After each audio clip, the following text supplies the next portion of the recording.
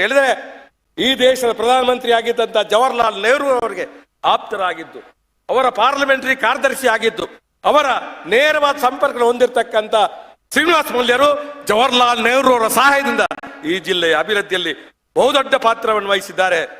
Airport ಇರ್ಬೋದು, harbour ಇರ್ಬೋದು, ವಿಮಾನ ನಿಲ್ದಾಣ ಇರ್ಬೋದು, ರೈಲ್ವೆ ಲೈನ್ಗಳಿರ್ಬೋದು, ರಾಷ್ಟ್ರೀಯ ಹೆದ್ದಾರಿಗಳಿರ್ಬೋದು, ಅನೇಕ ಪ್ರಮುಖ ಸೇತುವೆಗಳಿರ್ಬೋದು, NIT ಇಂಜಿನಿಯರಿಂಗ್ ಕಾಲೇಜ್, ಈಗ KRIC ಇಂಜಿನಿಯರಿಂಗ್ ಕಾಲೇಜ್ ಇದ್ದಿತ್ತು. ಇದೆಲ್ಲವೂ ಆಗ್ಬೇಕಾಗಿದ್ರೆ ಶ್ರೀನಿವಾಸ ಮಲ್ಯರ ದೂರದೃಷ್ಟಿಯ ಕಾರ್ಯಕ್ರಮ, ಅದು ಕಾಂಗ್ರೆಸ್ ಪಕ್ಷ ಜವಾಹರ್ಲಾಲ್ ನೆಹರು ಅವರ ಕಾರ್ಯಕ್ರಮ ಅಂತ ಹೇಳಲಿಕ್ಕೆ ನಾವು ಈ ಸಂದರ್ಭದಲ್ಲಿ ಹೇಳಲಿಕ್ಕೆ ನಾವು ಬಹುಶಃ ಕಾಂಗ್ರೆಸ್ ಪಕ್ಷ ಯಾವುದೇ ಸಂದರ್ಭದ ಅಧಿಕಾರಕ್ಕೆ ಬಂದಾಗ ಕಾಂಗ್ರೆಸ್ ಪಕ್ಷ ಬಡವರ ಕರವಾಗಿ ಕೆಲಸ ಮಾಡಿರ್ತಕ್ಕಂಥ ಪಕ್ಷ. ಬಹುಶಃ ಇವತ್ತು ಕ್ಷೀರಭಾಗ್ಯ ಇರ್ಬೋದು, ಅನ್ನಭಾಗ್ಯ ಇರ್ಬೋದು, ಹೈನುಗಾರಿಕೆಗೆ ದುಡ್ಡು ಕೊಡ್ತಕ್ಕಂಥ ಕಾರ್ಯಕ್ರಮ ಇರ್ಬೋದು, ಅನೇಕ ಭಾಗ್ಯಗಳನ್ನ ಕೊಟ್ಟಿರ್ತಕ್ಕಂಥ ಕೃಷಿ ಭಾಗ್ಯ ಇರ್ಬೋದು, ಎಲ್ಲವನ್ನ ಕೊಟ್ಟಿರ್ತಕ್ಕಂಥ ನಾನು ಒಂದೊಂದನ್ನು ಹೇಳಲಿಕ್ಕೆ ಹೋಗುವುದಿಲ್ಲ.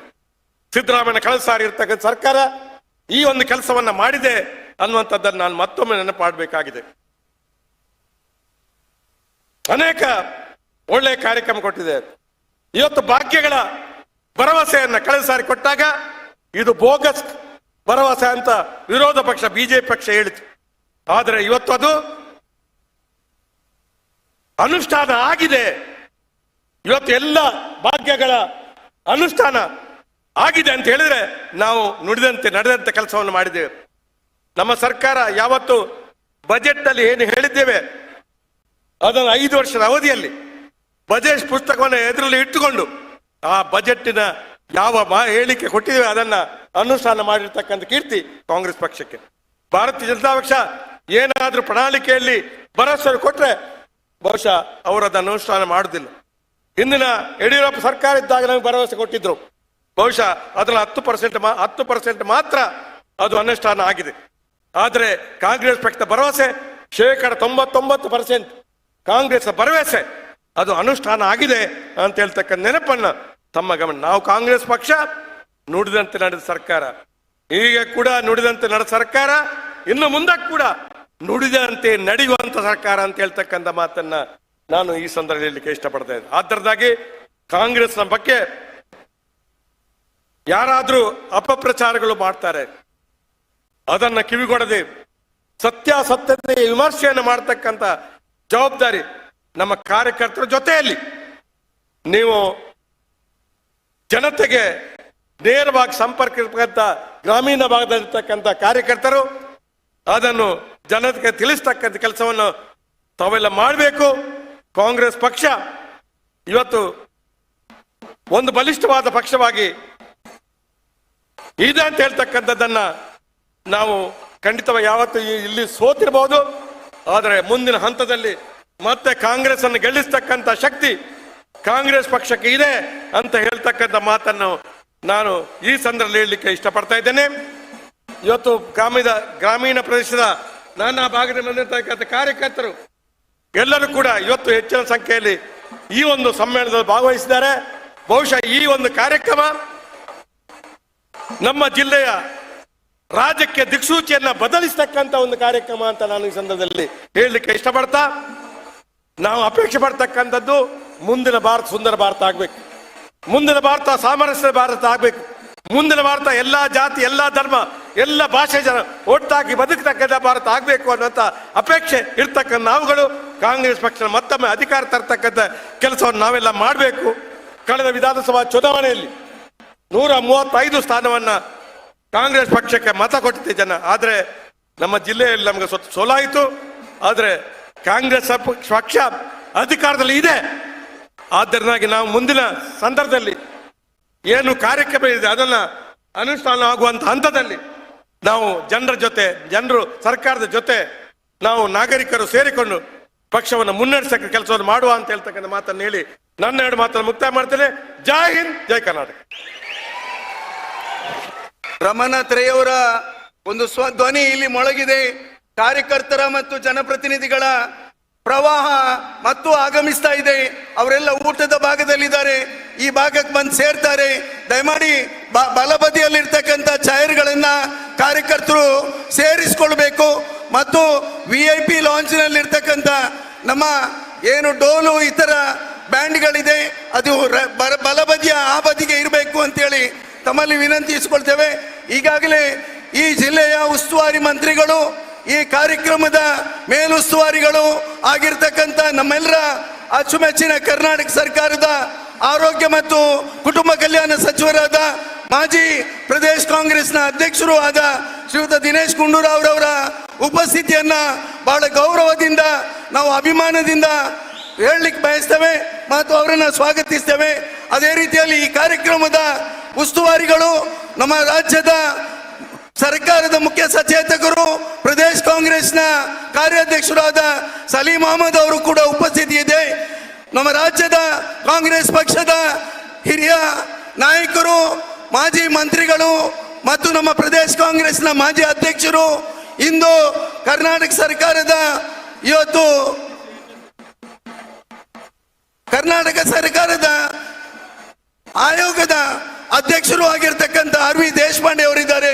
ಅವರನ್ನು ಕೂಡ ಸ್ವಾಗತಿಸಿ ನಮ್ಮೆಲ್ಲರ ನೆಚ್ಚಿನ ನಾವೆಲ್ಲರೂ ಯಾವತ್ತೂ ಕಾರ್ಯಕರ್ತರಿಗೆ ಸ್ಫೂರ್ತಿ ಕೊಡ್ತಕ್ಕಂಥ ಉಗ್ರಪ್ಪನವರ ಭಾಷಣ, ಉಗ್ರಪ್ಪನವರಿದ್ದಾರೆ. ನಮ್ಮ ಒಬ್ಬ ಹಿರಿಯ ನ್ಯಾಯವಾದಿಗಳು, ಸಂಸದರಾದ ಶ್ರೀಯುತ VS ಉಗ್ರಪ್ಪನವರನ್ನು ಕೂಡ ಈ ಸಂದರ್ಭದಲ್ಲಿ ಸ್ವಾಗತಿಸ್ತಾ, ರಾಜ್ಯ ಕಂಡ ಒಬ್ಬ ಹಿಂದುಳಿದ ಸಮಾಜದ ಮುಖ್ಯಮಂತ್ರಿ, CET ಪ್ರಾಮಾಣಿಕ ಒಂದು ಸಾಮಾನ್ಯ ಪರೀಕ್ಷೆಯನ್ನು ನಡೆಸುವುದರ ಮೂಲಕ ರಾಜ್ಯದ ಮತ್ತು ಈ ಜಿಲ್ಲೆಯ ಎಲ್ಲ ಮನೆಗಳಲ್ಲಿ ಕೂಡ ಒಬ್ಬ ಇಂಜಿನಿಯರಿಂಗ್, ಒಬ್ಬ ವೈದ್ಯಕೀಯ ವಿದ್ಯಾರ್ಥಿ ಆಗ್ತಕ್ಕಂಥ ಅವಕಾಶವನ್ನು ಕಲ್ಪಿಸಿಕೊಟ್ಟಂತ ಮಾಜಿ ಮುಖ್ಯಮಂತ್ರಿಗಳಾದ ಶ್ರೀಯುತ ವೀರಪ್ಪ ಮೊಯ್ಲಿ ಅವರು ಕೂಡ ಆಗಮಿಸಿದ್ದಾರೆ. ಅವರನ್ನು ಕೂಡ ತಮ್ಮೆಲ್ಲರ ಪರವಾಗಿ ಸ್ವಾಗತಿಸ್ತಾ ಇದ್ದೇನೆ. ಒಂದು ಸಾಂಗ್, ಒಂದು ರಾಷ್ಟ್ರಪತಿ ಗೀತೆ ಮೇಡಮ್.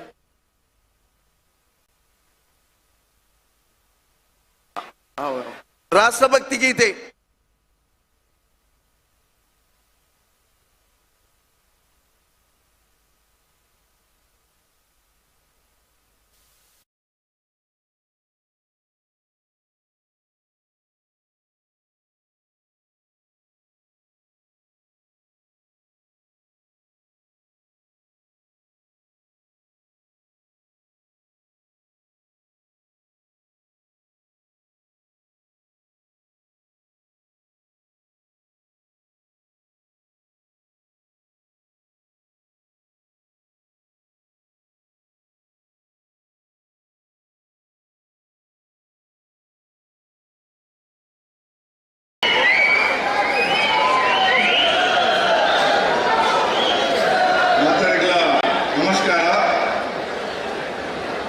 बोलो भारत माता की, बोलो भारत माता की, बोलो कांग्रेस पार्टी की, बोलो कांग्रेस पार्टी की, बोलो गृहलक्ष्मी की, बोलो गृहज्योति की, बोलो अन्नभाग्य की, बोलो शक्ति योजना की, बोलो युवती की. ವೇದಿಕೆ ಮೇಲಿರುವಂತ ಈ ಭಾಗದ ಕಾಂಗ್ರೆಸ್ನ ಎಲ್ಲ ಹಿರಿಯ ನಾಯಕರೇ,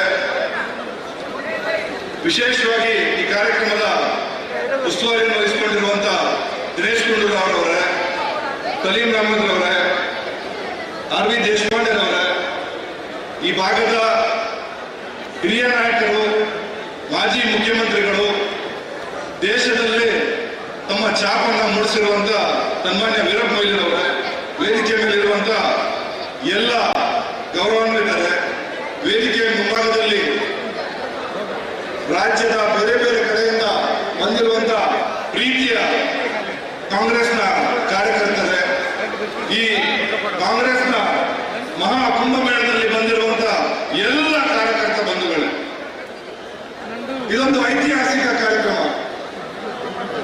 ದಕ್ಷಿಣ ಕನ್ನಡ ಜಿಲ್ಲೆಯ ಇತಿಹಾಸದಲ್ಲಿ ಅಜರಾಮರವಾಗಿ ಉಳಿಯುವಂತ ಒಂದು ವಿಶೇಷ ಕಾರ್ಯಕ್ರಮ ಅಂತ ಹೇಳಿದ್ರೆ ಅದು ತಪ್ಪಾಗಲಾರದು. ಇಡೀ ದೇಶದಲ್ಲಿ ಇವತ್ತು ಒಂದು ಹೊಸ ದಾಖಲೆಯನ್ನ ನಮ್ಮ ಗ್ಯಾರಂಟಿಗಳು ನಿರ್ಮಾಣ ಮಾಡಿದೆ.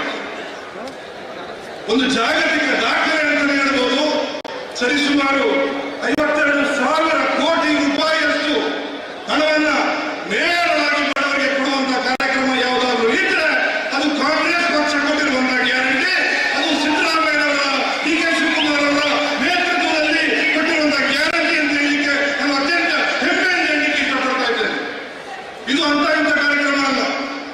ಒಂದು ಜಾಗತಿಕ ದಾಖಲೆ ಅಂತ ನಾನು ಹೇಳಿ ಯಾಕೆ ಹೇಳ್ತೀನಿ ಅಂತ ಹೇಳಿದ್ರೆ ಯಾವುದೇ TDS ಕಡಿತ ಇಲ್ಲ, ಯಾವುದೇ ಕಮಿಷನ್ ಇಲ್ಲ, ಯಾವುದೇ ಮಧ್ಯವರ್ತಿ ಇಲ್ಲ, ಯಾವ ಹಂಗಿಲ್ಲದೆ ನೇರವಾಗಿ ಜನರಿಗೆ ತಲುಪುವಂತ ಕಾರ್ಯಕ್ರಮ ಇದ್ರೆ ಅದು ಕಾಂಗ್ರೆಸ್ ಹೇಳಲಿಕ್ಕೆ ನಾನು ಇಷ್ಟಪಡ್ತಾ ಇದ್ದೇನೆ. ಒಂದು ಗ್ರಾಮದಲ್ಲಿ ನಾವು ಹೋದಾಗ 1,000 ಮನೆ ಇರ್ತದೆ. 100 ಜನ ಶ್ರೀಮಂತರು ಆ ಗ್ರಾಮದಲ್ಲಿದ್ರೆ 900 ಮನೆಗಳಿಗೆ ಈ ಗ್ಯಾರಂಟಿ ತಲುಪ್ತಾ ಇದೆ. ಅದರಲ್ಲಿ ಒಂದೊಂದು ಮನೆಗೆ 2,000 ರೂಪಾಯಿ ಕರೆಂಟು, ಅನ್ನಭಾಗ್ಯ, ಶಕ್ತಿ ಯೋಜನೆ, ಯುವ ನಿಧಿ ಅಂತ ಹೇಳಿದ್ರೆ ಸರಿಸುಮಾರು 5,000 ರೂಪಾಯಿ ಒಂದು ಮನೆಗೆ ಹೋಗ್ತಾ ಇದ್ರೆ 900 ಮನೆ ಇರುವಂತ ಒಂದು ಗ್ರಾಮಕ್ಕೆ ಪ್ರತಿ ತಿಂಗಳು 45 ಲಕ್ಷ ರೂಪಾಯಿ ನೇರವಾಗಿ ಹೋಗ್ತಾ ಇರುವಂತ ಕಾರ್ಯಕ್ರಮ ಇದು ಅಂತ ಹೇಳಲಿಕ್ಕೆ ನಾನು ಸಂತೋಷ ಪಡ್ತಾ ಇದ್ದೇನೆ. ಒಂದು ವರ್ಷಕ್ಕೆ ಸರಿಸುಮಾರು 5,40,00,000 ಕೊಡುವಂತ ಕಾರ್ಯಕ್ರಮ ಒಂದು ಗ್ರಾಮ ಪಂಚಾಯತಿಗೆ ಇದ್ರೆ ಅದು ಕಾಂಗ್ರೆಸ್ನ ಗ್ಯಾರಂಟಿ ಅಂತ ಹೇಳಲಿಕ್ಕೆ ನಾನು ಸಂತೋಷ ಪಡ್ತಾ ಇದ್ದೇನೆ. ನಾವು ಚುನಾವಣೆ ಸಂದರ್ಭದಲ್ಲಿ ಮತಯಾಚನೆ ಮಾಡಲಿಕ್ಕೆ ಹೋಗುವಾಗ ನಮ್ಮ ಪಕ್ಷ ಈ ಗ್ಯಾರಂಟಿಯನ್ನ ಘೋಷಣೆ ಮಾಡಿತು. ಮನೆ ಮನೆಗೆ ಗ್ಯಾರಂಟಿ ಕಾರ್ಡ್ನ ಕೊಡುವಾಗ, ಮನೆ ಮನೆಗೆ ಸ್ಟಿಕ್ಕರ್ನ ಭಿತ್ತಿಪತ್ರಗಳನ್ನ ಅಂಟಿಸುವಾಗ ಬಹಳಷ್ಟು ಟೀಕೆ ನಮ್ಮ ಮೇಲೆ ಮಾಡಿದ್ರು. ಈ ಗ್ಯಾರಂಟಿ ಸಾಧ್ಯವಿಲ್ಲ, ಈ ಗ್ಯಾರಂಟಿ ಆರ್ಥಿಕ ವ್ಯವಸ್ಥೆಯನ್ನ ಬುಡಮೇಲು ಮಾಡುತ್ತೆ, ಈ ಗ್ಯಾರಂಟಿ ಕೊಡಬಾರ್ದು ಅನ್ನೋ ಟೀಕೆಗಳನ್ನ ಮಾಡಿದ್ರು. ಆದ್ರೆ ಇವತ್ತು ಇದರ ಫಲಾನುಭವಿಗಳಲ್ಲಿ ಬಹುಪಾಲು ನಮ್ಮ ಎದುರಾಳಿ ಪಕ್ಷದವರಾಗಿದ್ದಾರೆ ಅನ್ನೋದನ್ನ ನಾವು ಇಲ್ಲಿ ಗಮನಿಸಬೇಕಾಗುತ್ತೆ. ಮೋದಿ ಅವರು ಕೂಡ ಈ ಗ್ಯಾರಂಟಿಯನ್ನ ಟೀಕೆ ಮಾಡಿದ್ರು, ಬಿಜೆಪಿಯ ಎಲ್ಲ ನಾಯಕರು ಈ ಗ್ಯಾರಂಟಿಯನ್ನ ಟೀಕೆ ಮಾಡಿದ್ರು. ಆದ್ರೆ ಕಾಂಗ್ರೆಸ್ ಕಾರ್ಯಕರ್ತರ ಶಕ್ತಿಯನ್ನ ನೀವು ಒಂದೇ ಗಮನಿಸಿ. ಈ ಕಾರ್ಯಕ್ರಮ ಎಷ್ಟು ಪರಿಣಾಮಕಾರಿ ಆಯ್ತು ಅಂತ ಹೇಳಿದ್ರೆ ಇವತ್ತು ಮೋದಿ ಅವರ ಬಾಯಲ್ಲಿ ಕೂಡ ಗ್ಯಾರಂಟಿ ಅನ್ನೋ ವಿಚಾರವನ್ನು ಬರ್ತಾ ಇದೆ ಅಂತ ಹೇಳಿದ್ರೆ ಅದಕ್ಕೆ ಕಾಂಗ್ರೆಸ್ ಕಾರ್ಯಕರ್ತರ ಕಾರಣ ಅಂತ ಹೇಳಲಿಕ್ಕೆ ನಾನು ಇಷ್ಟಪಡ್ತಾ ಇದ್ದೇನೆ. ಇಲ್ಲಿ ಬೇರೆ ಬೇರೆ ಭಾಗಗಳಿಂದ ನಮ್ಮ ನಾಯಕರು ಕಾರ್ಯಕರ್ತರು ಬಂದಿದ್ದೀರಿ. ಇದು ತುಳುನಾಡು, ಒಂದು ವಿಶೇಷವಾದ ಭೂಪ್ರದೇಶ. ಕರ್ನಾಟಕದಲ್ಲಿ ಎಲ್ಲಾದ್ರೂ ದೇವರ ನಾಡು ಅಂತಿದ್ರೆ ಅದು ನಮ್ಮ ಹೆಮ್ಮೆಯ ತುಳುನಾಡು ಅಂತ ಹೇಳಲಿಕ್ಕೆ ನಾನು ಇಷ್ಟಪಡ್ತಾ ಇದ್ದೇನೆ. ಕೃಷ್ಣ ಕನಕರಿಗೆ ತಿರುಗಿದಂತ ನಾಡು, ಬಪ್ಪ ಬೇರಿಗೆ ತಾಯಿ ದುರ್ಗಾ ಪರಮೇಶ್ವರಿ ಪ್ರತ್ಯಕ್ಷ ಆದಂತ ನಾಡು. ಈ ಒಂದು ಅದ್ಭುತ ಭೂಪ್ರದೇಶದಲ್ಲಿ ವಿಶ್ವದ ಸಂದೇಶವನ್ನು, ಶಾಂತಿಯ ಸಂದೇಶವನ್ನು ಕೊಟ್ಟಂತ 4 ಗೊಮ್ಮಟ ಮೂರ್ತಿಗಳಿದೆ.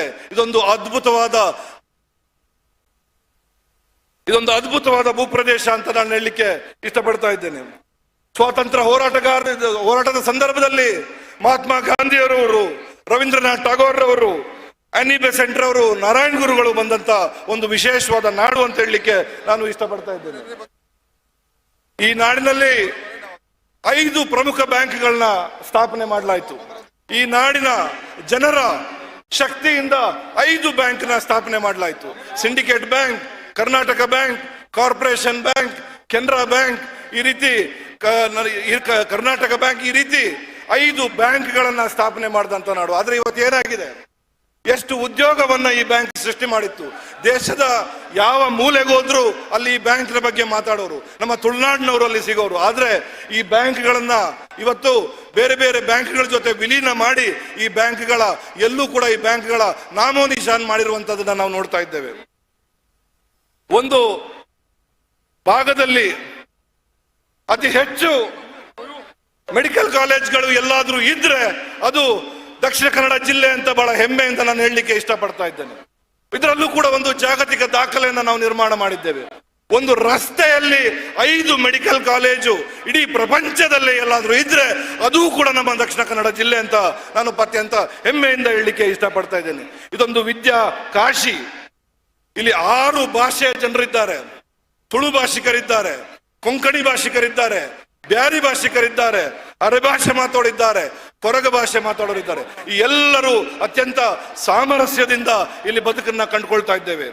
ಈ ನಾಡಿನ ಪ್ರಗತಿಯಲ್ಲಿ ನಾನು ನನ್ನ ಹಣದಿಂದ ಈ ನಾಡಿನ ಪ್ರಗತಿ ಮಾಡಿದ್ದೇನೆ, ನನ್ನ ಜಾತಿಯ ಹಣದಿಂದ ಪ್ರಗತಿ ಮಾಡಿದ್ದೇನೆ, ನನ್ನ ಧರ್ಮದ ಹಣದಿಂದ ಪ್ರಗತಿ ಮಾಡಿದ್ದೇನೆ ಅಂತ ಹೇಳಲಿಕ್ಕೆ ಯಾರಿಗೂ ಕೂಡ ಸಾಧ್ಯ ಇಲ್ಲ. ಇಲ್ಲಿ ಎಲ್ಲರ ಕೊಡುಗೆ ಇದೆ.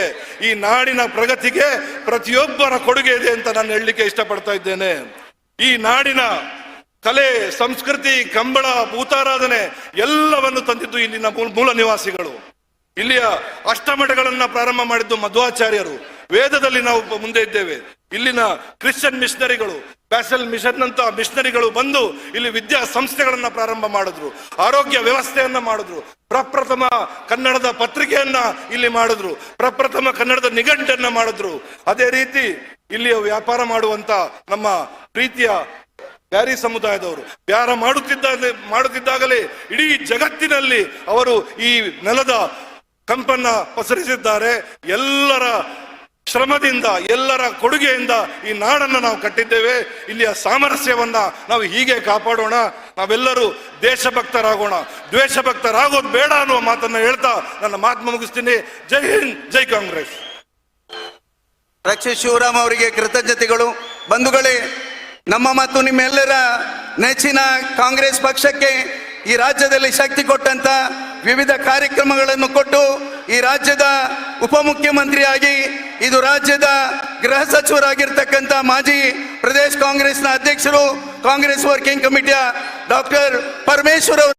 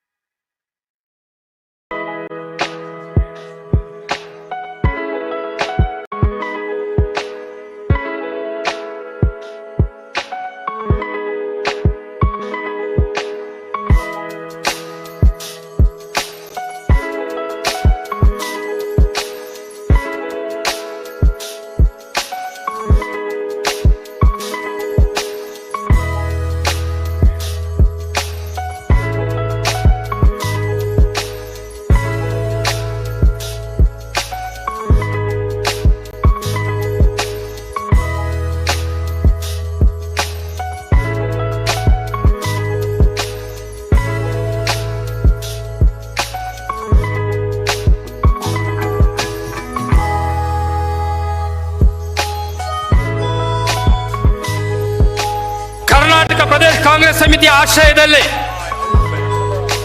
ಚುನಾವಣೆಯ ನಂತರ ಕರ್ನಾಟಕ ರಾಜ್ಯದ ಕಾರ್ಯಕರ್ತರ ಸಮಾವೇಶವನ್ನ ದಕ್ಷಿಣ ಕನ್ನಡ ಜಿಲ್ಲೆಯಲ್ಲಿ ಇಂದು ಆಯೋಜನೆ ಮಾಡಲಾಗಿದೆ. ಈ ಒಂದು ಕಾರ್ಯಕ್ರಮಕ್ಕೆ ದಕ್ಷಿಣ ಕನ್ನಡ, ಉಡುಪಿ ಆದಿಯಾಗಿ ಅಕ್ಕಪಕ್ಕದ ಜಿಲ್ಲೆಗಳ ಒಳಗೊಂಡಂತೆ ಕರ್ನಾಟಕ ರಾಜ್ಯದ ಮೂಲೆ ಮೂಲೆಗಳಿಂದ ಈ ಒಂದು ಕಾರ್ಯಕ್ರಮದಲ್ಲಿ ಭಾಗವಹಿಸಲು ಕಾಂಗ್ರೆಸ್ಸಿನ ಕಟ್ಟಾಳುಗಳು ಆಗಮಿಸಿದ್ದಾರೆ. ನಿಮ್ಮೆಲ್ಲರಿಗೂ ಕೂಡ ಕೋಟಿ ಕೋಟಿ ನಮಸ್ಕಾರಗಳನ್ನು ಮಾಡ್ತಾ ಈ ಕಾರ್ಯಕ್ರಮಕ್ಕೆ ಬರಮಾಡಿಕೊಳ್ತಾ ಇದ್ದೇವೆ. ಇಂದು ಈ ನಡೀತಾ ಇರ್ತಕ್ಕಂಥ ಐತಿಹಾಸಿಕ ಸಮಾವೇಶದಲ್ಲಿ ಈ ರಾಜ್ಯದ ಜನತೆಗೆ ಸಂದೇಶವನ್ನು ಕೊಡ್ತಕ್ಕಂಥ ಕೆಲಸವನ್ನ ಈ ವೇದಿಕೆಯಿಂದ ಮಾಡಲಾಗುತ್ತೆ. ತಾವೆಲ್ಲರೂ ಕೂಡ ಬಹಳ ದೂರದಿಂದ ಆಗಮಿಸಿದ್ದೀರಾ. ಸಮಯ ಜಾಸ್ತಿ ಆಗಿದೆ. ದಯಮಾಡಿ ಯಾರು ಊಟ ಮಾಡಿಲ್ಲ, ಊಟದ ವ್ಯವಸ್ಥೆ ಕೂಡ ಆಯೋಜನೆ ಮಾಡಿರೋದ್ರೆ ಊಟ ಮಾಡಿ ಬರಬೇಕು ಅಂತೇಳಿ ಮನವಿ ಮಾಡಿಕೊಳ್ತೀವಿ. ಈಗ ಕಾರ್ಯಕ್ರಮವನ್ನು ಪ್ರಾರಂಭ ಮಾಡ್ತಾ ಇದ್ದೇವೆ.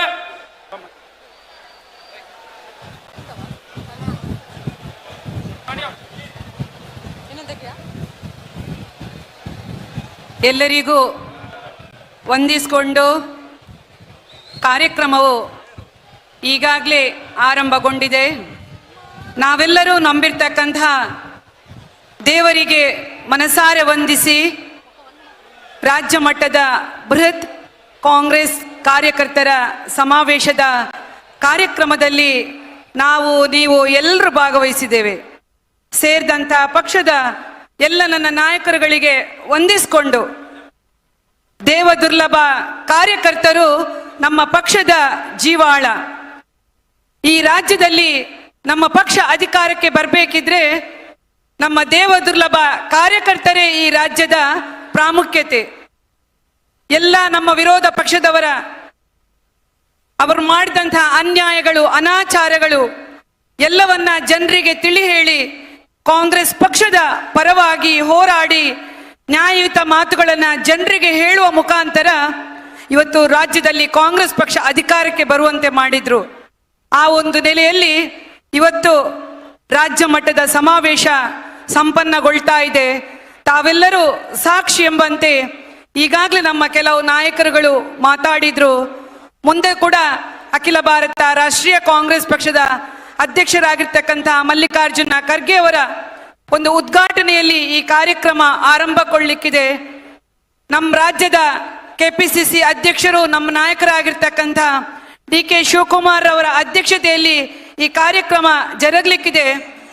ನಮ್ಮ ರಾಜ್ಯದ ಮುಖ್ಯಮಂತ್ರಿಗಳು ಆಗಿರ್ತಕ್ಕಂಥ ಸನ್ಮಾನ್ಯ ಸಿದ್ದರಾಮಯ್ಯನವರ ನೇತೃತ್ವದಲ್ಲಿ ಅವರ ಆಶೀರ್ವಾದದೊಂದಿಗೆ ಈ ಕಾರ್ಯಕ್ರಮ ಮುಂದಕ್ಕೆ ಜರುಗಲಿಕ್ಕಿದೆ. ಇವೆಲ್ಲದಕ್ಕೂ ಕೂಡ ತಾವೆಲ್ಲರೂ ಸಾಕ್ಷಿ ಎಂಬಂತೆ ತಾವೆಲ್ಲರೂ ಈ ಕಾರ್ಯಕ್ರಮಕ್ಕೆ ಆಗಮಿಸಿದ್ದೀರಿ.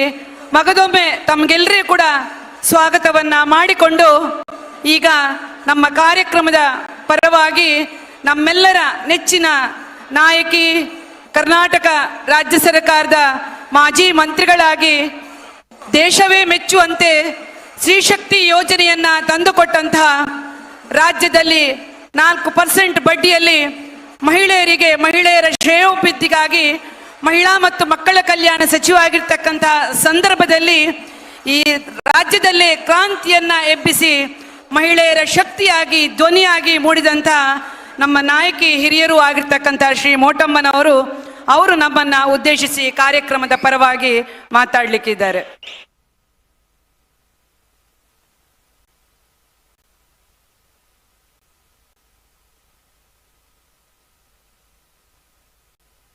ಇವತ್ತಿನ ರಾಜ್ಯ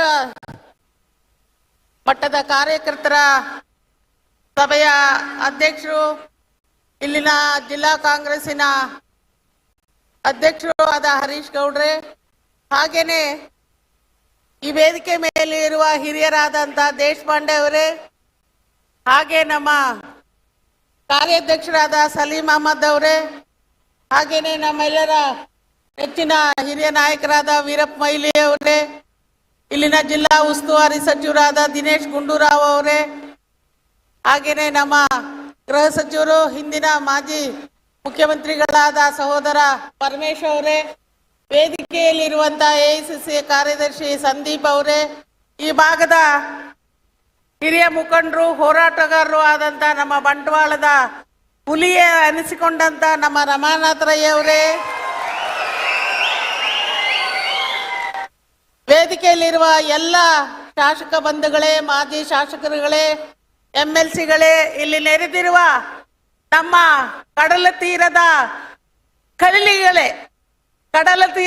ಕಲಿಗಳೇ, ಹೋರಾಟದ ಕಲಿಗಳೇ, ಎಲ್ಲರಿಗೂ ನನ್ನ ನಮಸ್ಕಾರಗಳು. ಇವತ್ತು ಮನಸ್ಸಿಗೆ ತುಂಬಾ ಸಂತೋಷ ಆಗ್ತದೆ. ಇಷ್ಟು ಜನ ಕಾರ್ಯಕರ್ತರನ್ನ ಒಟ್ಟಾಗಿ ನೋಡುವಂತ ಭಾಗ್ಯ ನಮಗೆ ಈಗ ಸಿಕ್ಕಿದೆ. ಈಗ ನಾವೆಲ್ಲ ಇಲ್ಲಿ ಸೇರಿದ್ದೇವೆ, ಆದರೆ ಸೇರಿದ ಉದ್ದೇಶ ಸಾರ್ಥಕ ಆಗಬೇಕಾದ್ರೆ ನಾವೆಲ್ಲ ಪಣ ತೊಡಬೇಕು. ಈ ಜಾತಿವಾದಿಗಳು ಏನಿದ್ದಾರೆ, ಧರ್ಮದ ಮಧ್ಯ ಕಂದಕವನ್ನು ಉಂಟು ಮಾಡುತ್ತಿರುವ ಈ ಒಂದು ದೇಶದ್ರೋಹಿಗಳು ಯಾರಿದ್ದಾರೆ ಮತ್ತು ಮತಾಂಧರೆ ಯಾರಿದ್ದಾರೆ, ಇವರ ವಿರುದ್ಧ ನಾವು ಹೋರಾಟ ಮಾಡೇ ಮಾಡ್ತೇವೆ. ನಮ್ಮ ಕಾಂಗ್ರೆಸ್ಸಿನ ಅಹಿಂಸಾ ತತ್ವ ಜನಸಾಮಾನ್ಯರನ್ನೆಲ್ಲ ಒಟ್ಟು ಹಾಕಿ ಈ ದೇಶದಲ್ಲಿ ಒಗ್ಗಟ್ಟನ್ನ ಸಾಧಿಸಬೇಕು ಅಂತ ಹೇಳಿ ನೆಹರು ಗಾಂಧಿ ಕಾಲದಿಂದ ರಾಹುಲ್ ಗಾಂಧಿ, ಸೋನಿಯಾ ಗಾಂಧಿ, ಖರ್ಗೆ ಸಾಹೇಬ್ರವರ ಈ ನಾಯಕತ್ವದಲ್ಲಿ ಏನು ಕಾಂಗ್ರೆಸ್ ನಡೀತಿದೆ ಅದನ್ನ ಗಟ್ಟಿಗೊಳಿಸುವಂತ ಕೆಲಸ ನಮ್ಮೆಲ್ಲರ ಆಗಿದೆ. ಹಾಗಾಗಿ ಈ ಸಮಾವೇಶಕ್ಕೆ ಬಂದು ಹೋಗೋದು ದೊಡ್ಡದಲ್ಲ. ಈಗ ಬಂದಾಗ ನಾವೊಂದು ಆತ್ಮಸಾಕ್ಷಿಯನ್ನ ಮನಸ್ಸಲ್ಲಿ ಇಟ್ಕೊಂಡು ನಮ್ಮ ಕರ್ತವ್ಯ ಇದು, ನಮ್ಮ ಕ್ಷೇತ್ರದಲ್ಲಿ ಕಾಂಗ್ರೆಸ್ ಅನ್ನ ಕಟ್ಟಬೇಕು. ಗಾಂಧಿ, ನೆಹರು, ಇಂದಿರಾ ಗಾಂಧಿ, ರಾಜೀವ್ ಗಾಂಧಿ ದೇಶಕ್ಕೋಸ್ಕರ ಪ್ರಾಣ ಕೊಟ್ಟಿದ್ದಾರೆ, ಸ್ವತಂತ್ರಕ್ಕೋಸ್ಕರ ಹೋರಾಟ ಮಾಡಿದ್ದಾರೆ. ಇವತ್ತಿನ ವಿರೋಧ ಪಕ್ಷ ಅಥವಾ ಏನು ಕೇಂದ್ರದಲ್ಲಿರುವ ಸರ್ಕಾರಕ್ಕೆ ಈ ದೇಶದ ಚರಿತ್ರೆಯೇ ಗೊತ್ತಿಲ್ಲ, ಕಾಂಗ್ರೆಸ್ಸಿನ ಹೋರಾಟದ ಹಿನ್ನೆಲೆ ಗೊತ್ತಿಲ್ಲ. ಡಾಕ್ಟರ್ ಅಂಬೇಡ್ಕರ್ ಹೇಳ್ತಾರೆ, ಇತಿಹಾಸವನ್ನ ಅರಿಯದವನು ಇತಿಹಾಸವನ್ನ ಸೃಷ್ಟಿಸಲಾರ ಅಂತ ಹೇಳಿ. ಇಂದಿನ ಇತಿಹಾಸವನ್ನೇ ಮರೆತು ನಾವೇ ಶ್ರೇಷ್ಠ, ನಮ್ಮದೇ ಇತಿಹಾಸ ಈ ದೇಶದಲ್ಲಿ ಉಳಿಬೇಕು ಅಂತ ಏನು ಮೌಢ್ಯತನದಿಂದ ನಡೆಯುತ್ತಿದ್ದಾರೆ ಈ ಕೇಂದ್ರ ಸರ್ಕಾರದ ಮುಖಂಡರಾಗ್ಲಿ, ಮೋದಿಯವರಾಗ್ಲಿ, ಅವರಿಗೆ ಬುದ್ಧಿ ಕಲಿಸುವ ಕೆಲಸವನ್ನ ಮುಂದಿನ ಚುನಾವಣೆಯಲ್ಲಿ ನಾವು ಮಾಡಬೇಕಾಗುತ್ತೆ. ನಮ್ಮ ರಾಜ್ಯದಲ್ಲಿ ಕಾಂಗ್ರೆಸ್ ಅಧಿಕಾರಕ್ಕೆ ತಂದಂತ ನಮ್ಮೆಲ್ಲ ಕಾರ್ಯಕರ್ತ ಬಂಧುಗಳಿಗೆ, ಕಾಂಗ್ರೆಸ್ಗೆ ಮತ ಹಾಕಿದ ಎಲ್ಲ ಬಡವ ಬಂಧುಗಳಿಗೆ ನಾವು ಕೃತಜ್ಞತೆಯನ್ನ ಸಲ್ಲಿಸೋಣ. ಆ ದೆಸೆಯಲ್ಲೇ ಬಡವರಿಗೆ ನಾವು 10 kg ಅಕ್ಕಿಯನ್ನ ಡಿಕ್ಲೇರ್ ಮಾಡಿದ್ವಿ. ಹಾಗೇನೆ ಹೆಣ್ಣು ಮಕ್ಕಳಿಗೆ ನಾವು ಶಕ್ತಿ ಯೋಜನೆ, ಗೃಹಲಕ್ಷ್ಮಿ ಯೋಜನೆಯನ್ನ ಜಾರಿಗೆ ತಂದಿದ್ದೇವೆ. ಈ ಗ್ಯಾರಂಟಿ ಯೋಜನೆಗಳನ್ನ ಅನೌನ್ಸ್ ಮಾಡಿದಾಗ ಬಿಜೆಪಿಯವರು ಆಡ್ಕೊಂಡ್ರು ಅಶೋಕ್ ಆದಿಯಾಗಿ. ಕಾಂಗ್ರೆಸ್ಸೇ ಗ್ಯಾರಂಟಿ ಇಲ್ಲ. ಈ ಎಲಿಬಿಲ್ಲಿದ ನಾಲಿಗೆ ರವಿ, CT ರವಿ, ಕಾಂಗ್ರೆಸ್ಗೆ ಗ್ಯಾರಂಟಿ ಇಲ್ಲ, ಯಾವ ಗ್ಯಾರಂಟಿ ಕೊಡ್ತಿದ್ದಾರೆ ಬಡವರಿಗೆ ಅಂತ ಹೇಳಿ. ಈಗ ನಾವು ಅವರನ್ನ ಪ್ರಶ್ನೆ ಮಾಡಬೇಕಾಗತ್ತೆ, ಈಗ ಮೋದಿ ಗ್ಯಾರಂಟಿ ಅಂತ ಯಾಕೆ ಇವತ್ತು ಕಾರ್ಯಕ್ರಮಗಳನ್ನ ದಿನಾ ಚಾನೆಲ್ಗಳಲ್ಲಿ, ಟಿವಿಯಲ್ಲಿ ಅನೌನ್ಸ್ ಮಾಡ್ತಿದ್ದಾರೆ? ಅಷ್ಟು ಲಕ್ಷ ಜನಕ್ಕೆ ನಾವು ಆಹಾರ ಸೇವೆಯನ್ನು ಒದಗಿಸ್ತಿದ್ದೇವೆ, ಅಷ್ಟು ಜನರಿಗೆ, ಕೋಟಿ ಜನರಿಗೆ ಮನೆ ಕಟ್ಟಿಸ್ತಿದ್ದೀವಿ ಅಂತ. ನಮ್ಗೆ ನಿಮ್ಗೆ ಗೊತ್ತು, ಕರ್ನಾಟಕದಲ್ಲಿ 10 ವರ್ಷದಿಂದ ಒಂದೇ ಒಂದು ಸೈಟ್ ಅನ್ನ ಬಡವರಿಗೆ ಒಂದು ಪಂಚಾಯಿತಿ ಮಟ್ಟದಲ್ಲಿ ಕೊಡ್ಲಿಲ್ಲ, ಒಂದು ಮನೆಯನ್ನು ಕಟ್ಸಿಕೊಟ್ಟಿಲ್ಲ. ಇವ್ರಿಗೆ ನಾಚಿಕೆ ಆಗಲ್ಲ ಈಗ ಹೇಳಲಿಕ್ಕೆ? ಈಗ ಯಾವ ಗ್ಯಾರಂಟಿ ಇವ್ರದ್ದು? ಯಾಕೆ ನಾವು 10 kg ಅಕ್ಕಿ ಅನೌನ್ಸ್ ಮಾಡಿದಾಗ ನಮಗೆ ಅಕ್ಕಿ ಸಾಕಾಗಲ್ಲ ಅಂತ ಕೇಂದ್ರ ಸರ್ಕಾರದವರು ಅಕ್ಕಿಯನ್ನು ಒದಗಿಸ್ಲಿಕ್ಕೆ ಮುಂದೆ ಬರಲಿಲ್ಲ, ಅಕ್ಕಿ ಇಲ್ಲ ಅಂದ್ರು. ಇವಾಗ ನಾಚಿಕೆ ಇಲ್ದಲೆ ಬೀದಿಯಲ್ಲಿ ಅಕ್ಕಿ ಇಟ್ಟು ಕೆಜಿಗೆ 29 ರೂಪಾಯಿ ಅಂತ ಮಾರ್ತಿದಾರಲ್ಲ, 30 ರೂಪಾಯಿ ಇರೋದನ್ನ ಇವ್ರಿಗೆ ಏನ್ ಹೇಳ್ಬೇಕಾಗತ್ತೆ? ಇದು ಯಾವ ಗ್ಯಾರಂಟಿ? ಜನರನ್ನ ಮಂಕು ಮಾಡುವ ಕೆಲಸ, ಜನರಿಗೆ ಮೋಸ ಮಾಡುವ ಕೆಲಸ ಅಲ್ವಾ? ಯಾವ ಗ್ಯಾರಂಟಿ? ಯಾವ ಹಳ್ಳಿಲಿ ಕೆಲಸ ಆಗಿದೆ? ಏನಾಯ್ತು? ಈಗ ನಮ್ಮ ಲೋಕಸಭಾ ಕ್ಷೇತ್ರದಲ್ಲಿ ಶೋಭಾ ಕರಂದ್ಲಾಜೆ ಏನ್ ಮಾಡಿದ್ದಾರೆ? ಏನ್ ಮಾಡಿದಾರೆ ಅಂತ ಹೇಳ್ಬೇಕಲ್ಲ. ಕಾಫಿ ಬೆಳೆಗಾರರು ಸಂಕಟದಲ್ಲಿ ಸತ್ರೆ ಒಬ್ಬನ್ನ ಒಂದು ಸಾರಿ ಡೆಲಿಗೇಷನ್ ಡೆಲ್ಲಿ ಕರ್ಕೊಂಡೋಗಿ ಪ್ರಧಾನಮಂತ್ರಿಯನ್ನ ಭೇಟಿ ಮಾಡಿ ಈ ಬೆಳೆಗಾರರ ಸಂಕಟವನ್ನ ತೀರಿಸಲಿಕ್ಕೆ ಮುಂದಾಗ್ಲಿಲ್ಲ. ಮತ್ತೆಷ್ಟೋ ಜನರಿಗೆ ಇವತ್ತು ಕುಡಿಯಕ್ ನೀರಿಲ್ಲ. ಆ ಯೋಜನೆಗೆ ಅವರು ಹಣ ಕೊಡ್ಬೋದಾಯ್ತು. ಅವರ ಅನುದಾನವನ್ನ ಎಲ್ಲೆಲ್ಲಿ ಕೊಟ್ಟಿದ್ದಾರೆ ಹೇಳಿ ನೋಡೋಣ. ಈ ಜಿಲ್ಲೆಯ ಸುತ್ತಮುತ್ತದಲ್ಲಿ ಎಲ್ಲಿ ಕೊಟ್ಟಿದ್ದಾರೆ ಹೇಳಿ ನೋಡೋಣ. ಏನು ಇಲ್ದಲೆ ಜನರನ್ನ ಒಂದು ರೀತಿ emotional black mailing, Hindutva Hindutva Hindutva Hindutva ಈ ಧರ್ಮ ಮತ್ತು ದೇವರು ಇವ್ರೇನು ಗುತ್ತಿಗೆ ತಗೊಂಡಿದ್ದಾರ, ಏಜೆನ್ಸಿ ತಗೊಂಡಿದ್ದಾರ? ಇವ್ರು ಮಾತ್ರ ಯಾಕೆ ಎಲ್ಲ ಕಡೆ ಕೇಸರಿ ಬಾವುಟ ಹಾಕೊಂಡು ಜನರನ್ನ ಮಿಸ್ಲೀಡ್ ಮಾಡ್ತಿದ್ದಾರೆ ಅನ್ನೋದು ಬೇಕಲ್ಲ. ಯಾರು ಇವ್ರಿಗೆ ಏಜೆನ್ಸಿ ಕೊಟ್ಟಿದ್ದಾರೆ? ಯಾವ ಬಡವನಿಗೆ ದೇವರು ಬೇಕಾಗಿಲ್ಲ. ನಾವೆಲ್ಲ ಗಾಂಧಿ ರಾಮನ ಕಾಲದಿಂದನೂ ರಾಮ ಭಕ್ತರೇ ಆಗಿದ್ದವರು. ಮೋದಿ ರಾಮ ಭಕ್ತರಲ್ಲ ನಾವು. ಆ ಕಾಲದಿಂದಲೂ ಕಾಂಗ್ರೆಸ್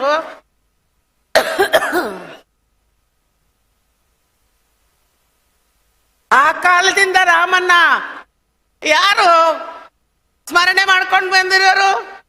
ನಮ್ಮ ಪ್ರತಿಯೊಂದು ಗಾಂಧಿಯವರ ಧರಣಿಯಲ್ಲಿ ಸತ್ಯಾಗ್ರಹದಲ್ಲಿ ರಾಮನ ಭಜನೆಯನ್ನು ಮಾಡ್ಕೊಂಡು ಬಂದ್ರು. ಇವತ್ತು ಇವರು ಹೊಸದಾಗಿ ಎಲ್ಲಿ ಜಾತ್ರೆ ಆಗ್ಲಿ, ಎಲ್ಲಿ ಪೂಜೆ ಆಗ್ಲಿ, ಇಲ್ಲಿ ಲಿಂಗೇಶ್ವರ ಜಾತ್ರೆ, ನಾನು ಇದೇನ್ ನೋಡ್ತಾ ಬಂದಪ್ಪ, ಎಲ್ಲಿ ನೋಡಿದ್ರು ಕೇಸರಿಮಯ. ಎಲ್ಲಿ ಒಂದು ಮಾವಿನ ತೋರಣ ಇಲ್ಲ, ಹಲಸಿನ ತೋರಣ ಇಲ್ಲ, ಒಂದು ಬಾಳೆ ಕಂಬ ಇಲ್ಲ. ಇದು ದೇವ್ರು ಒಪ್ತಾನ?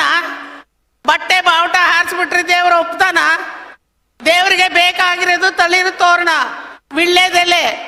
ಎಲ್ಲಿದೆ ಇವರಿಗೆ? ಅದನ್ನ ಮಾಡ್ಲಿಕ್ಕೆ ಸಾಧ್ಯ ಆಗಿಲ್ಲ. ಇದು ಪುಕ್ಸಟ್ಟೆ ಸಿಗುತ್ತೆ ಅಂತ ಹೇಳಿ ಬಟ್ಟೆ ಹರಿದು ಹೊಲಿಸಿ ಎಲ್ಲ ಜಾತ್ರೆಯಲ್ಲಿ ಇವ್ರದೇ ಕಾಂಟ್ರಾಕ್ಟ್. ನನಗೆ ಹೆಮ್ಮೆ ಅನಿಸ್ತೆ. ನಿನ್ನೆ ನಮ್ಮಲ್ಲಿ ಆದಿಸುಬ್ರಹ್ಮಣ್ಯ ಜಾತ್ರೆ ಆಯ್ತು ಗೋಣಿಬೀಡ್ನಲ್ಲಿ. ಒಂದೇ ಒಂದು ಬಂಟಿಂಗ್ಸ್ ಎಲ್ಲೂ ಕಾಣಲಿಲ್ಲ. ಆ ಒಂದು ಕಮಿಟಿಯಲ್ಲಿ ಎಲ್ಲಾ ಪಕ್ಷದ ಮುಖಂಡರು ಇದ್ದಾರೆ. ನನಗೆ ಬಹಳ ಹೆಮ್ಮೆ ಅನ್ನಿಸ್ತು. ಆದ್ರೆ ಇಲ್ಲಿ ಎಲ್ಲ ನೋಡ್ಬಿಟ್ರೆ ನಮಗೆ ಆಶ್ಚರ್ಯ ಆಗ್ತದೆ. ಈ ಹಿಂದುತ್ವದ ಈ ಒಂದು ನಾಲಿಗೆಯನ್ನ ಎಲ್ಲಾ ಕಡೆ ಚಾಚಿ ಜನರನ್ನ ಎಮೋಷನಲಿ ಒಂದು ರೀತಿ ಅವರನ್ನ ಎಮೋಷನಲಿ ಬ್ಲ್ಯಾಕ್ ಮೇಲ್ ಮಾಡ್ತಿದ್ದಾರೆ. ನಮ್ ಜನ ಅರ್ಥ ಮಾಡ್ಕೊಳ್ಬೇಕು. ಯಾರು ಜನರಿಗೆ ನೀರು, ಸೂರು, ಗಾಳಿ, ಬೆಳಕು ತಂದು ಕೊಟ್ಟವರು, ಆದಿಯಿಂದ ಭಾಗ್ಯ ಜ್ಯೋತಿಯಿಂದ ಹಿಡಿದು ಇವತ್ತು ಆಶ್ರಯ ಮನೆ ಇರ್ಬಹುದು, ಅಂಬೇಡ್ಕರ್ ಮನೆ ಇರ್ಬಹುದು, ಇದೆಲ್ಲ ಯಾರು ಮಾಡಿದ್ದು?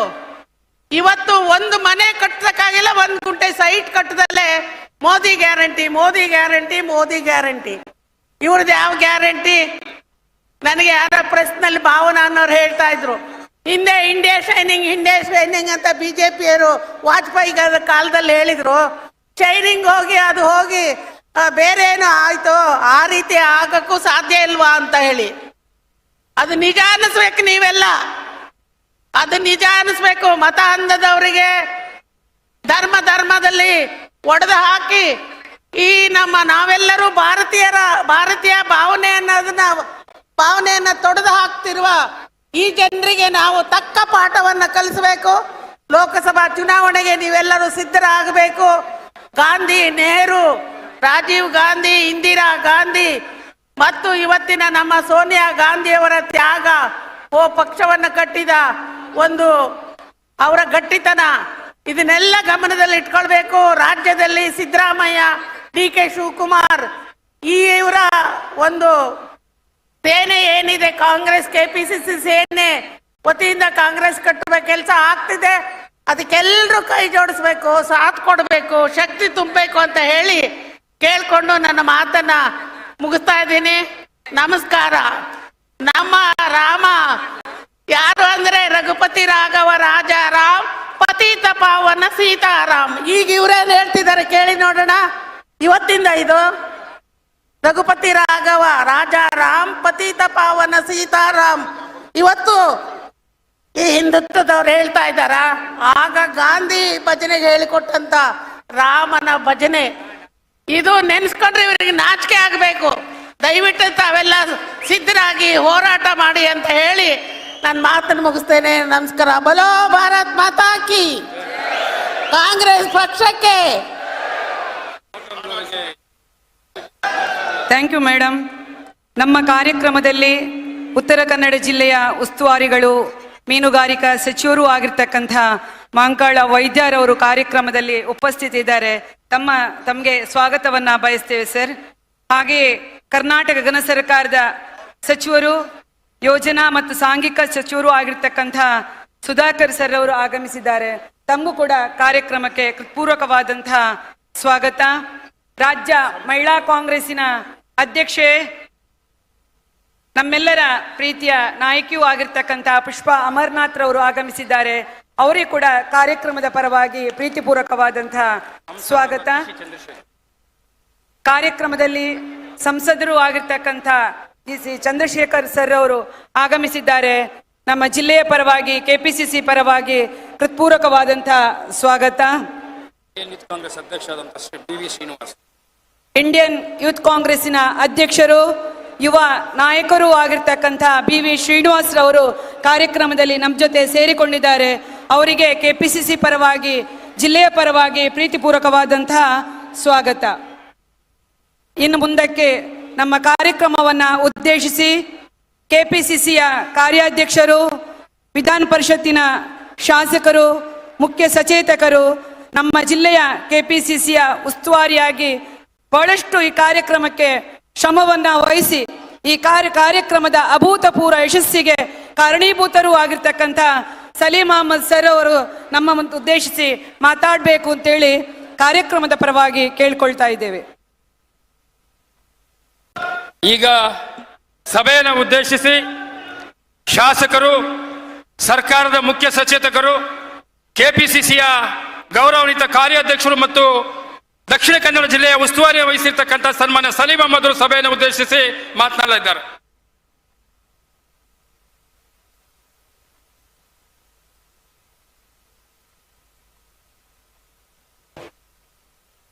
बोलो भारत माता की, बोलो ಕಾಂಗ್ರೆಸ್ ಪಾರ್ಟಿ ಕಿ. ಪಕ್ಷದ ಹಿರಿಯ ಮುಖಂಡರು, ಮಾಜಿ ಮುಖ್ಯಮಂತ್ರಿಗಳು, ಮಾಜಿ ಕೇಂದ್ರ ಮಂತ್ರಿಗಳಾದ ಸನ್ಮಾನ್ಯ ವೀರಪ್ಪ ಮೊಯ್ಲಿ ಅವರೇ, ಮಾಜಿ ಕೆಪಿಸಿಸಿ ಅಧ್ಯಕ್ಷರು,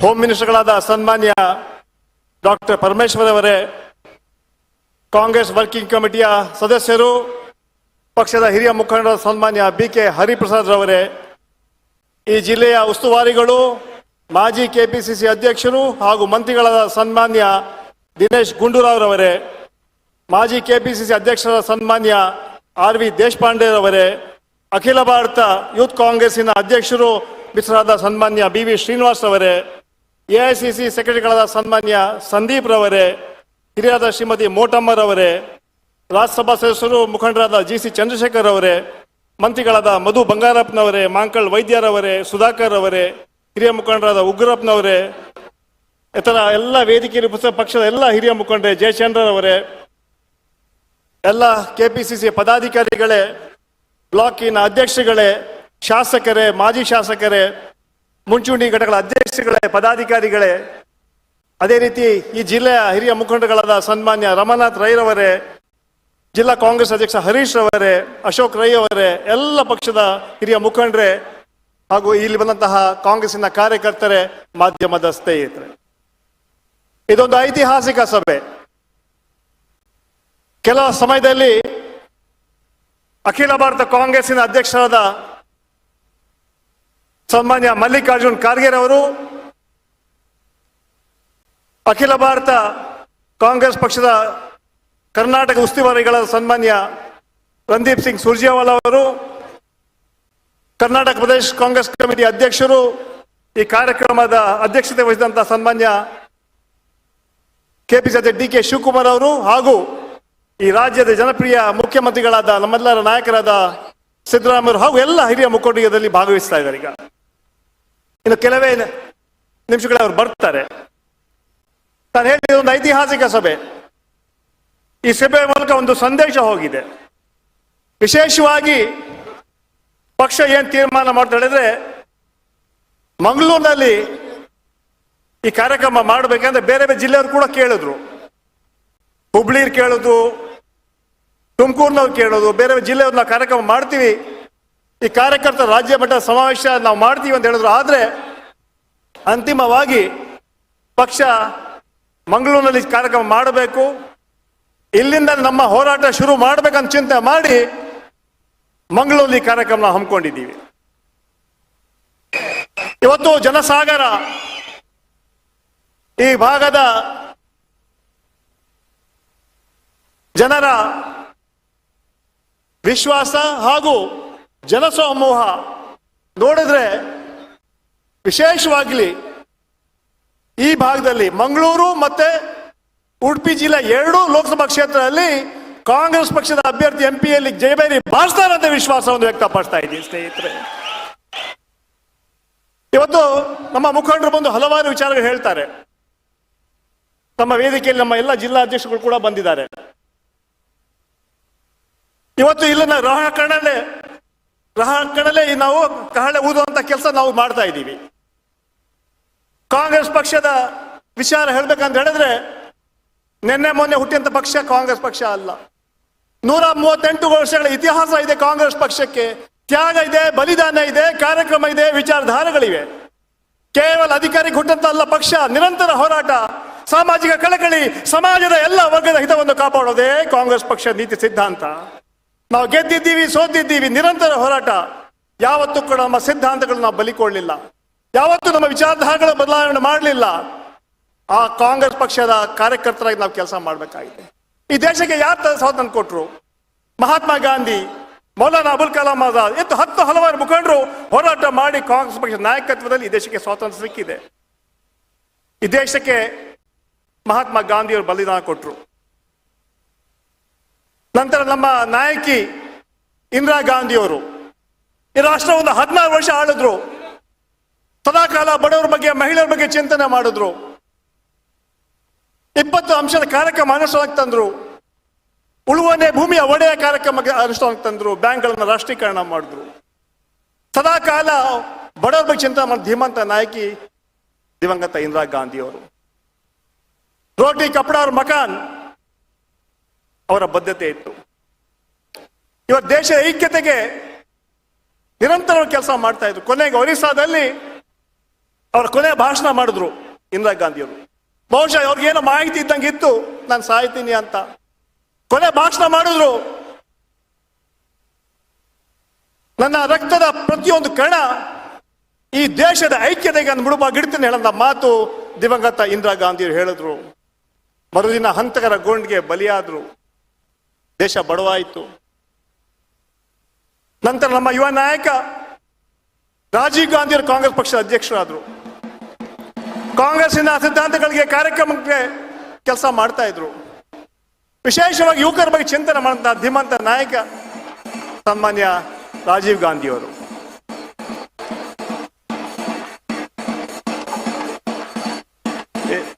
ಆಫ್ ಮಾಡಕ್ಕೆ, ಸ್ಲೋ ಮಾಡಕ್ಕೆ ಇವರೇ ಬಂದ್ ಮಾಡಕ್ಕೆ ಬಾಯ್.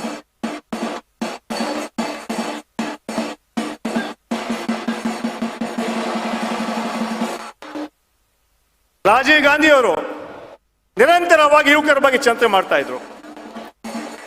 ವಿಶೇಷವಾಗಿ 18 ವರ್ಷದ ಯುವಕರಿಗೆ ಮತದಾನ ಹಕ್ಕು ಕೊಡ್ಬೇಕ ಚಿಂತನೆ ಮಾಡಿದ್ರು. ಯಾಕಂದ್ರೆ ಅವಾಗ 21 ವರ್ಷ ಇತ್ತು.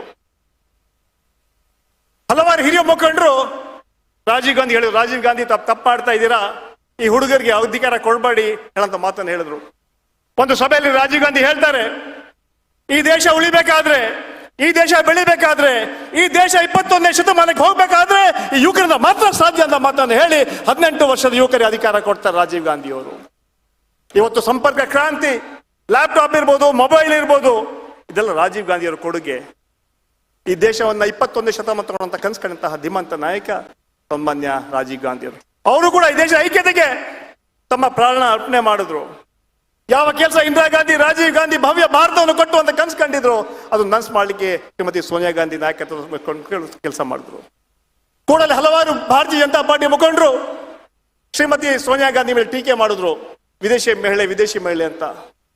ಒಂದು ಸಭೆಯಲ್ಲಿ ಶ್ರೀಮತಿ ಸೋನಿಯಾ ಗಾಂಧಿ ಹೇಳ್ತಾರೆ, ಯಾಕಂದ್ರೆ ಈ ಸಾಕಷ್ಟು ಮಹಿಳೆಯರು ಬಂತ ಅರ್ಥ ಮಾಡ್ಕೋಬೇಕು, ಯಾವುದೇ ಅಧಿಕಾರದ ಆಸೆ ಇಲ್ಲ ಶ್ರೀಮತಿ ಸೋನಿಯಾ ಗಾಂಧಿ. ಒಂದು ಸಭೆಯಲ್ಲಿ ಶ್ರೀಮತಿ ಸೋನಿಯಾ ಗಾಂಧಿ ಹೇಳ್ತಾರೆ, ಈ ದೇಶಕ್ಕೆ ಸೊಸೆಯಾಗಿ ಬಂದೆ, ಈ ದೇಶಕ್ಕೆ ಸೊಸೆಯಾಗಿ ಬಂದೆ, ಈ ದೇಶದಲ್ಲಿ ತಾಯಾದೆ, ಈ ದೇಶದಲ್ಲಿ ವಿಧವೆ ಕೂಡ ಆಗಿ ಅಂತ ಮಾತು ಶ್ರೀಮತಿ ಸೋನಿಯಾ ಗಾಂಧಿ ಹೇಳ್ತಾರೆ. ಯಾವ ಕೆಲಸ ಇಂದಿರಾ ಗಾಂಧಿ, ರಾಜೀವ್ ಗಾಂಧಿ ಭವ್ಯ ಭಾರತ ಕಟ್ಟ ಅಂತ ಕನ್ಸು ಕಂಡಿದ್ರು, ಅದು ನನ್ಸ್ ಮಾಡ್ಲಿಕ್ಕೆ ಶ್ರೀಮತಿ ಸೋನಿಯಾ ಗಾಂಧಿ ನಾಯಕತ್ವ ವಹಿಸ್ಕೊಂಡ್ರು. ಅವ್ರು ದೇಶದ ಪ್ರಧಾನಮಂತ್ರಿ ಆಗ್ಬೇಕಾಯ್ತು, ಆದ್ರೆ ಅವರು ಸನ್ಮಾನ್ಯ ಮನಮೋಹನ್ ಸಿಂಗ್ ರವರು ದೇಶದ ಪ್ರಧಾನಮಂತ್ರಿ ಮಾಡಿದ್ರು. ನಾನು ಯಾಕೆ ವಿಚಾರ ಹೇಳ್ತೀನಿ ಹೇಳಿದ್ರೆ, ನಮ್ಮ ನಾಯಕರುಗಳು, ನಮ್ಮ ಶ್ರೀಮತಿ ಸೋನಿಯಾ ಗಾಂಧಿ ಇರ್ಬೋದು, ರಾಹುಲ್ ಗಾಂಧಿ ಅವರು ಯಾವತ್ತೂ ಅಧಿಕಾರದ ಆಸೆ ಇಲ್ಲ ಅವ್ರಿಗೆ. ದೇಶದಲ್ಲಿ ಶಾಂತಿ, ನೆಮ್ಮದಿ, ಸಹಬಾಳ್ವೆ, ಬದ್ಧತೆ ಇರಬೇಕು, ಅದೇ ಅವರ ಹೋರಾಟ ಅಂತ ಕಾಂಗ್ರೆಸ್ ಪಕ್ಷ ಇವತ್ತು ಸನ್ಮಾನ್ಯ ಮಲ್ಲಿಕಾರ್ಜುನ್ ಖರ್ಗೆ ನಾಯಕತ್ವದಲ್ಲಿ ನಡೀತಾ ಇದೆ. ಇಡೀ ದೇಶದಲ್ಲಿ ಬದಲಾವಣೆ ಆಗ್ತಾ ಇದೆ.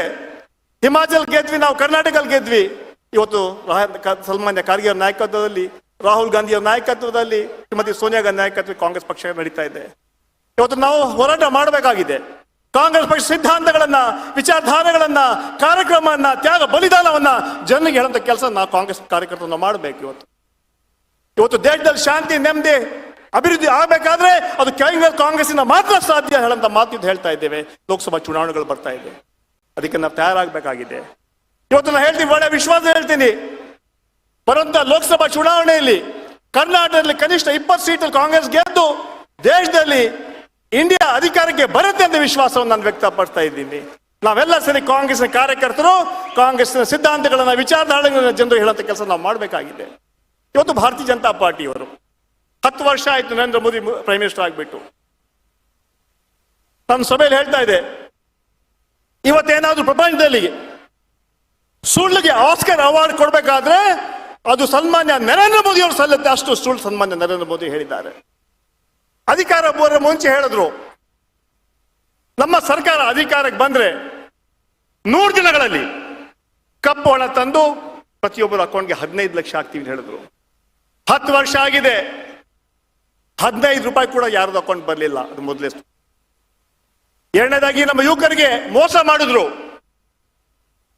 ನಮ್ಮ ಸರ್ಕಾರ ಅಧಿಕಾರಕ್ಕೆ ಬಂದ್ರೆ ಪ್ರತಿ ವರ್ಷ 2 ಕೋಟಿ ಉದ್ಯೋಗ ಕೊಡ್ತೀನಿ ಅಂತ ಯುವಕರಿಗೆ ಆಶ್ವಾಸನೆ ಸುಳ್ಳು ಹೇಳಿದ್ರು. 10 ವರ್ಷ ಆಯ್ತು, 20 ಕೋಟಿ ಉದ್ಯೋಗ ಕೊಡ್ಬೇಕಾಯ್ತು, 20 ಲಕ್ಷ ಉದ್ಯೋಗ ಕೊಡಲಿಲ್ಲ. ನಮ್ಮ ಸರ್ಕಾರ ಅಧಿಕಾರಕ್ಕೆ ಬಂದ್ರೆ ರೈತರಿಗೆ ಡಬಲ್ ಇನ್ಕಮ್ ಮಾಡ್ತೀವಿ ಹೇಳಿದ್ರು, ಯಾವ ಡಬಲ್ ಇನ್ಕಮ್ ಮಾಡಲಿಲ್ಲ. ಯಾವ ಘನ ಕಾರ್ಯಕ್ಕೆ, ಯಾವ ಪುರುಷತ್ವಕ್ಕೆ ಜನ ಭಾರತೀಯ ಜನತಾ ಪಾರ್ಟಿಗೆ ಓಟ್ ಹಾಕಬೇಕು? ನಾನು ಕೇಳ್ತೀನಿ, ನಮ್ಮ ಸರ್ಕಾರ ಕೇಂದ್ರ ಅಧಿಕಾರ ಇರುವಾಗ, ಮನಮೋಹನ್ ಸಿಂಗ್ ಪ್ರೈಮ್ ಮಿನಿಸ್ಟರ್ ಇರುವಾಗ ಪೆಟ್ರೋಲ್ ಬೆಲೆ 55 ರೂಪಾಯಿ ಇತ್ತು, ಇವತ್ತು 105ಕ್ಕೆ ದಾಟಿದೆ. ಗ್ಯಾಸ್ ಬೆಲೆ 400 ರೂಪಾಯಿ ಇತ್ತು, ಇವತ್ತು 1200ಕ್ಕೆ ತಲುಪಿದೆ. ಎಲ್ಲ ಬೆಲೆ ಏರಿಕೆ ಆಗಿದೆ. ಆದ್ರೆ ಭಾಷಣ ಮಾತ್ರ ರಾಮರಾಜ ಮಾಡ್ತೀವಿ ಹೇಳಿದ್ರು. ನಾನು ಹೇಳಿದೆ ಒಂದು ಸಭೆಯಲ್ಲಿ, ನರೇಂದ್ರ ಮೋದಿ ಹೇಳಿದ್ರು ಒಂದು ಸರ್ಕಾರ ಅಧಿಕಾರಕ್ಕೆ ಬಂದ್ರೆ ಸ್ವರ್ಗ ತೋರಿಸ್ತೀವಿ ಅಂತ ಹೇಳಿದ್ರು. ಸನ್ಮಾನ್ಯ ನರೇಂದ್ರ ಮೋದಿ ಅವರೇ ಸ್ವರ್ಗ ಅಂತ ತೋರಿಸಲಿಲ್ಲ, ಜನರಿಗೆ ನರಕ ಅಂತ ತೋರಿಸಿದ್ರಿ. ನರಕ 10 ವರ್ಷ ಕೇವಲ ಸುಳ್ಳು ಹೇಳ್ಕೊಂಡು ಇವತ್ತು ಕಾಲ ಕಳೆದಿದ್ದೀರಾ. ಒಂದು ಪತ್ರಿಕಾಗೋಷ್ಠಿ ಮಾಡುವಂತ ಯೋಗ್ಯತೆ ಸನ್ಮಾನ್ ನರೇಂದ್ರ ಮೋದಿ ಅವ್ರಿಗೆ ಇರಲಿಲ್ಲ. ಕೇವಲ ಮನ್ ಕಿ ಬಾತ್ ಹೇಳ್ಬಿಟ್ಟು ಜನರಿಗೆ. ಸನ್ಮಾನ್ ನರೇಂದ್ರ ಮೋದಿ ಅವರೇ, ಜನ ಇವತ್ತು ಮನ್ ಕಿ ಬಾತ್ ಒಪ್ಪಲ್ಲ, ಇವತ್ತು ಕಾಮ್ ಕಿ ಬಾತ್ ಇವತ್ತು ಕೆಲಸ ಮಾಡಬೇಕು. ಇವತ್ತು ಹೇಳ್ತಾರೆ ಸಬ್ಕಾ ಸಾಥ್, ಸಬ್ಕಾ ವಿಕಾಸ್, ಸಬ್ಕಾ ವಿಶ್ವಾಸ್ ಅಂತ. ಎಲ್ಲಿದೆ ವಿಶ್ವಾಸ? ನಾವು ಹೇಳ್ತೀವಿ ಎಲ್ಲ ಸರ್ವನಾಶ ಮಾಡಿದೀರ, ವಿಕಾಸ್ ಮಾಡಿ ಸರ್ವನಾಶ್. ಏನು ನೀವು ಸಬ್ಕಾ ವಿಕಾಸ್? ಅಲ್ಪಸಂಖ್ಯಾತರಿಗೆ ಏನ್ ಕಾರ್ಯಕ್ರಮ ಕೊಟ್ರಿ? ಬಡವರಿಗೆ ಏನ್ ಕಾರ್ಯಕ್ರಮ ಕೊಟ್ರಿ? ಮಹಿಳೆಯರ ಕಾರ್ಯಕ್ರಮ ಕೊಟ್ರಿ? ಆ ಹಿನ್ನೆಲೆಯಲ್ಲಿ ಇವತ್ತು ಜನರಿಗೆ ಹೇಳುವಂತ ಕೆಲಸ ನಾವು ಮಾಡಬೇಕು. ಮುಂದಿನ 2 ತಿಂಗಳು ಭಾರತೀಯ ಜನತಾ ಪಾರ್ಟಿಯ ಕರ್ಮಕಾಂಡ, ಭಾರತೀಯ ಜನತಾ ಪಾರ್ಟಿಯ ವೈಫಲ್ಯಗಳನ್ನು ಜನರಿಗೆ ಹೇಳುವಂತ ಕೆಲಸ ನಾವು ಮಾಡಬೇಕಾಗಿದೆ. ಇವತ್ತು ಬಹಳ ಸಂತೋಷ. ಇವತ್ತು ನಾನು ಹೇಳ್ತೀನಿ, ನಮ್ಮ ಸರ್ಕಾರ ನುಡಿದಂತೆ ನಡೆದಿದೆ. ಈ ರಾಜ್ಯವನ್ನ ಸರ್ವ ಜನಾಂಗದ ಶಾಂತಿಯ ತೋಟ ಮಾಡಕ್ಕೆ ನಾವು ಹೊರಟಿದ್ದೀವಿ. ಸರ್ವರಿಗೂ ಸಮಪಾಲು, ಸರ್ವರಿಗೂ ಸಮಬಾಳು, ಇದು ನಮ್ಮ ಸಂಕಲ್ಪ. 8 ತಿಂಗಳಲ್ಲಿ ನಮ್ಮ ಸರ್ಕಾರ ನುಡಿದಂತೆ ನಡೆದಿದೆ. 5 ಗ್ಯಾರಂಟಿಗಳು, ಇವತ್ತು 5 ಗ್ಯಾರಂಟಿ ಅನುಷ್ಠಾನಕ್ಕೆ ತಂದಿದ್ದೀವಿ.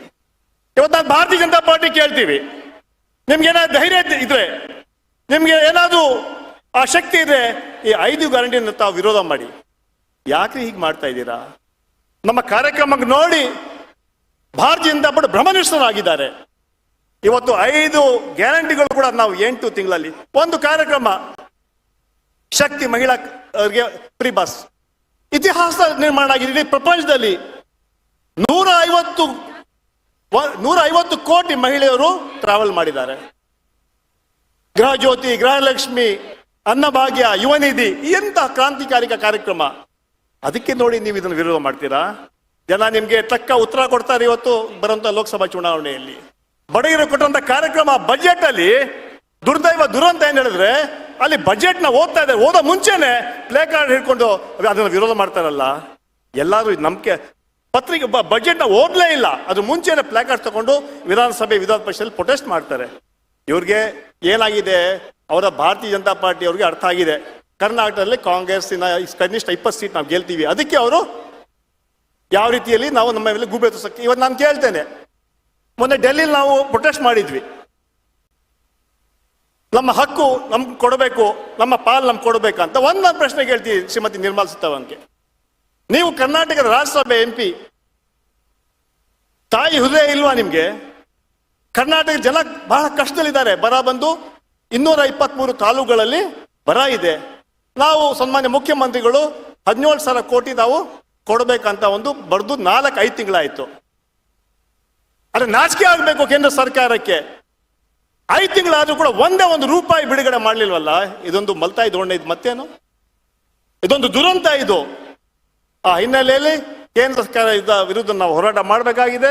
ಇವತ್ತು ಜನ ಕಾಂಗ್ರೆಸ್ ಪಕ್ಷದ ಪರವಾಗಿದ್ದಾರೆ.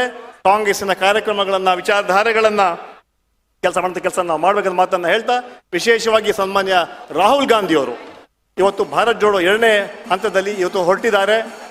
ಕೊನೆಗೆ ಮಹಾರಾಷ್ಟ್ರದಲ್ಲಿ ಕಾರ್ಯಕ್ರಮ ಇದೆ. ಭಾರತೀಯ ಜನತಾ ಪಾರ್ಟಿಯವರು ಕೋಮುವಾದಿ ಶಕ್ತಿಗಳು ಸಮಾಜವನ್ನು ಹೊಡೆಯೋ ಕೆಲಸ ಮಾಡ್ತಾ ಇದ್ದಾರೆ. ಆದರೆ ಕಾಂಗ್ರೆಸ್ ಪಕ್ಷ ರಾಹುಲ್ ಗಾಂಧಿ ನಾಯಕತ್ವದಲ್ಲಿ ಸಮಾಜವನ್ನು ಒಗ್ಗೂಡುವಂತ ಕೆಲಸ ತಾವು ಮಾಡ್ತೀವಿ ಅನ್ನೋ ಮಾತನ್ನ ಹೇಳ್ತಾ, ವಿಶೇಷವಾಗಿ ನಾನು ಕಾರ್ಯಕರ್ತರಿಗೆ ಕಾಂಗ್ರೆಸ್ ಪಕ್ಷದ ಸಿದ್ಧಾಂತ, ಇತಿಹಾಸ, ಕಾರ್ಯಕ್ರಮ, ವಿಚಾರಧಾರೆಗಳನ್ನ ಜನರಿಗೆ ಮುಟ್ಟಿಸುವಂತ ಕೆಲಸ ತಾವು ಮಾಡಬೇಕು. ಆ ಐತಿಹಾಸಿಕ ಇದೊಂದು ಕಾರ್ಯಕ್ರಮ, ಇದ್ರ ಮೂಲಕ ಸಂದೇಶ ಹೋಗ್ಲಿ. ನಾವು ಲೋಕಸಭೆಗೆ ಚುನಾವಣೆಗೆ ನಾವು ಸಜ್ಜಾಗಿದ್ದೀವಿ. ನಿಮ್ಮ ಏನು ರಾಜಕೀಯ ಕುತಂತ್ರಗಳಿಗೆ ಉತ್ತರ ಕೊಡ್ತೀವಿ. ಈ ಕೇಂದ್ರದಲ್ಲಿ 10 ವರ್ಷ ನಿಮ್ಮ ಸರ್ಕಾರ ಸಂಪೂರ್ಣ ವಿಫಲವಾಗಿದೆ. ಕರ್ನಾಟಕದಲ್ಲಿ ಕನಿಷ್ಠ 20 ಸೀಟ್ ನಾವು ಗೆದ್ದು ಇಡೀ ದೇಶಕ್ಕೆ ಒಂದು ಸಂದೇಶ ಕೊಡ್ತೀವಿ ಅಂತ ಮಾತನ್ನ ಹೇಳ್ತಾ, ವಿಶೇಷವಾಗಿ ಈ ಭಾಗದ ಎಲ್ಲ ಮುಖಂಡರುಗಳು ಪ್ರಾಮಾಣಿಕವಾಗಿ ಒಳ್ಳೆ ಕೆಲಸ ಮಾಡಿದ್ದಾರೆ. ವೇದಿಕೆಯಂತ ಎಲ್ಲ ನಮ್ಮ ಬ್ಲಾಕಿನ ಅಧ್ಯಕ್ಷಗಳು, ಪದಾಧಿಕಾರಿಗಳು, ಜಿಲ್ಲಾ ಎಲ್ಲ ಮುಖಂಡರುಗಳು ಇವತ್ತು ಶ್ರಮಿಸಬೇಕು. ಎಲ್ಲ ಹೆಸರು ತಗೊಳ್ಳಕ್ಕೆ ಸಾಧ್ಯ ಆಗಲ್ಲ. ತಾವೆಲ್ಲ ಇವತ್ತು ಒಳ್ಳೆ ಕೆಲಸ ಮಾಡಿದ್ದೀರಾ, ಒಂದು ಸಂದೇಶ ಕೊಟ್ಟಿದ್ದೀರಾ. ನಾವು ಹೆಚ್ಚು ಸೀಟ್ ಗೆಲ್ಲಿಲ್ಲ ಇಲ್ಲಿ, ಆದ್ರೂ ಕೂಡ ಕಾಂಗ್ರೆಸ್ಗೆ ದೊಡ್ಡ ಶಕ್ತಿ ಇದೆ, ಹೋರಾಟ ಮಾಡಂತ ಛಲ ಇದೆ, ಹೋರಾಟಕ್ಕೆ ನಾವು ಸಿದ್ಧವಾಗಿದ್ದೀವಿ ಅಂತ ಇವತ್ತು ತಾವು ಬಂದಿದ್ದೀರಾ. ತಮ್ಗೆಲ್ಲ ಶುಭವನ್ನು ಕೋರಿ ನನ್ನ 2 ಮಾತುಗಳನ್ನು ಮುಗಿಸ್ತಾ ಇದ್ದೇನೆ. ಜೈ ಹಿಂದ್, ಜೈ ಕಾಂಗ್ರೆಸ್. ವಂದನೆಗಳು ಸರ್. ನಮ್ಮ ಈ ಒಂದು ಕಾರ್ಯಕ್ರಮದಲ್ಲಿ AICCಯ ಕಾರ್ಯದರ್ಶಿಗಳು, ಮೈಸೂರು ವಿಭಾಗದ ಉಸ್ತುವಾರಿಯನ್ನ ವಹಿಸಿಕೊಂಡಿರ್ತಕ್ಕಂಥ, ಈ ಒಂದು ಕಾರ್ಯಕ್ರಮದ ಯಶಸ್ಸಿಗೆ ಕಾರಣೀಭೂತರೂ ಆಗಿರ್ತಕ್ಕಂಥ ರೋಜಿ ಜಾನ್ ಸರ್ ಅವರು ನಮ್ಮ ಕಾರ್ಯಕ್ರಮದಲ್ಲಿ ಉಪಸ್ಥಿತರಿದ್ದಾರೆ. ಅವರ ಗೌರವವನ್ನು ನಿಮ್ಮೆಲ್ಲರ ಪರವಾಗಿ ಪ್ರೀತಿಪೂರ್ವಕವಾಗಿ ಕಾರ್ಯಕ್ರಮಕ್ಕೆ ಸ್ವಾಗತವನ್ನು ಬಯಸ್ತಾ ಇದ್ದೇವೆ. ಕರ್ನಾಟಕ ಘನ ಸರ್ಕಾರದ ಶಿಕ್ಷಣ ಸಚಿವರು, ಶಿವಮೊಗ್ಗದ ಉಸ್ತುವಾರಿ ಸಚಿವರು, ಯುವ ನಾಯಕರೂ ಆಗಿರ್ತಕ್ಕಂಥ ಮಧು ಬಂಗಾರಪ್ಪನವರು ಕಾರ್ಯಕ್ರಮದಲ್ಲಿ ಜೊತೆಗಿದ್ದಾರೆ. ಅವರಿಗೂ ಕೂಡ ಕಾರ್ಯಕ್ರಮದ ಪರವಾಗಿ ನಿಮ್ಮೆಲ್ಲರ ಪರವಾಗಿ ಪ್ರೀತಿಪೂರ್ವಕವಾದಂಥ ಸ್ವಾಗತವನ್ನು ಬಯಸ್ತಾ ಇದ್ದೇವೆ. ಪಶುಸಂಗೋಪನಾ ಸಚಿವರು, ಕರ್ನಾಟಕ ಘನ ಸರ್ಕಾರದ ಮಂತ್ರಿಗಳೂ ಆಗಿರ್ತಕ್ಕಂಥ ಮಾನ್ಯ ಕೆ ವೆಂಕಟೇಶ್ ಸರ್ ಅವರು ಕಾರ್ಯಕ್ರಮದಲ್ಲಿ ಆಗಮಿಸಿದ್ದಾರೆ. ಅವರಿಗೂ ಕೂಡ ಪ್ರೀತಿಪೂರ್ವಕವಾದಂಥ ಸ್ವಾಗತವನ್ನು ಬಯಸ್ತಾ ಇದ್ದೇವೆ. KPCCಯ ಕಾರ್ಯಾಧ್ಯಕ್ಷರು, ಮಾಜಿ ಸಂಸದರೂ ಆಗಿರ್ತಕ್ಕಂಥ ಚಂದ್ರಪ್ಪ ಅವರು ಕಾರ್ಯಕ್ರಮದಲ್ಲಿ ಉಪಸ್ಥಿತರಿದ್ದಾರೆ. ಅವರನ್ನು ಕೂಡ ಕಾರ್ಯಕ್ರಮದ ಪರವಾಗಿ ಪ್ರೀತಿಪೂರ್ವಕವಾದಂಥ ಸ್ವಾಗತವನ್ನು ಬಯಸ್ತಾ ಇದ್ದೇವೆ.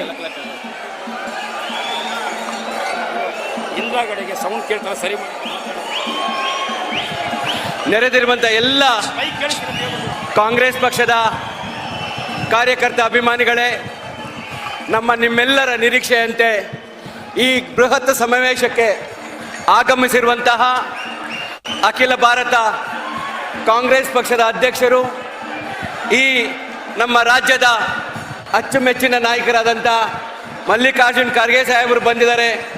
ತಾವೆಲ್ಲರೂ ಜೋರಾಗಿ ಅವರನ್ನು ಸ್ವಾಗತಿಸಬೇಕಾಗಿ ನಿಮ್ಮಲ್ಲಿ ನಾನು ವಿನಂತಿಸಿಕೊಳ್ತಾ ಇದ್ದೇನೆ.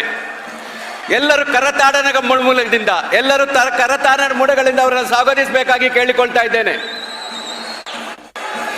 ಇನ್ನು ಕೆಲವೇ ಕ್ಷಣಗಳಲ್ಲಿ ಈಗಾಗಲೇ ನಮ್ಮ ರಾಜ್ಯದ ನಾಯಕರು, ಮುಖ್ಯಮಂತ್ರಿಗಳಾದಂಥ ಸಿದ್ದರಾಮಯ್ಯ ಸಾಹೇಬರು ಸಹ ಬರ್ತಾ ಇದ್ದಾರೆ.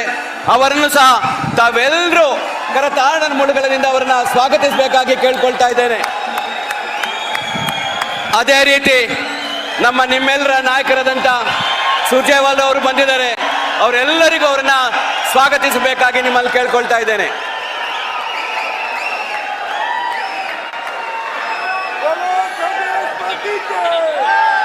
बोलो कांग्रेस पार्टी की, बोलो कांग्रेस पार्टी की, बोलो कांग्रेस पार्टी की. ಎಲ್ಲ ವೇದಿಕೆ ಮೇಲಿರುವಂತ ಎಲ್ಲ ನಮ್ಮ ಪಕ್ಷದ ನಾಯಕರುಗಳು ಸಾಧ್ಯವಾದಷ್ಟು ಬೇಗ ಸ್ಥಳವನ್ನ ಕಾಣಿಸಬೇಕಾಗಿ ನಿಮ್ಮಲ್ಲಿ ಕೇಳಿಕೊಳ್ತಾ ಇದ್ದೇವೆ.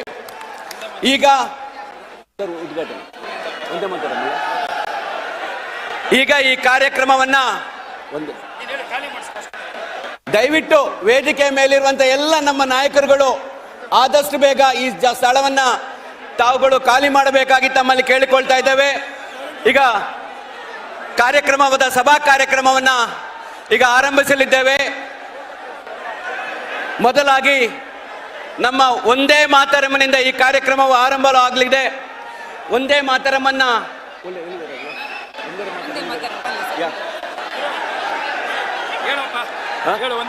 ಒಂದೇ ಮಾತರಮ್ಮನಿಂದ ಶುರು ಮಾಡಬೇಕು. ಶುರು ಮಾಡಿ ಎಲ್ಲರೂ ಎದ್ದು ನಿಂತುಕೊಳ್ಬೇಕಾಗಿ ತಮ್ಮಲ್ಲಿ ಮನವಿ ಮಾಡಿಕೊಳ್ತಾ ಇದ್ದೇವೆ.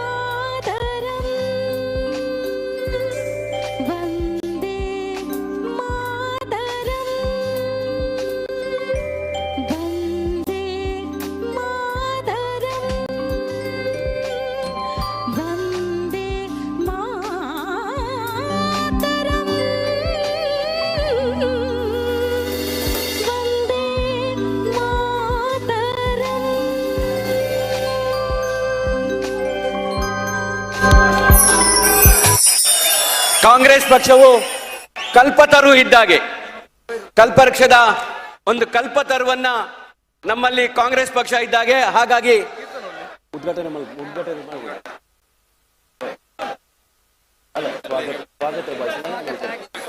ಸ್ವಾಗತ ಈಗ ಸ್ವಾಗತ ಭಾಷಣವನ್ನ ನಮ್ಮ ಜಿಲ್ಲಾ ನಾಯಕರಾದಂತ ನಾಯಕರಾದ ಹರೀಶ್ ಕುಮಾರ್ ಅವರು ಮಾಡಬೇಕಾಗಿ ಕೇಳ್ಕೊಳ್ತಾ ಇದ್ದೇನೆ. ಬಲೆ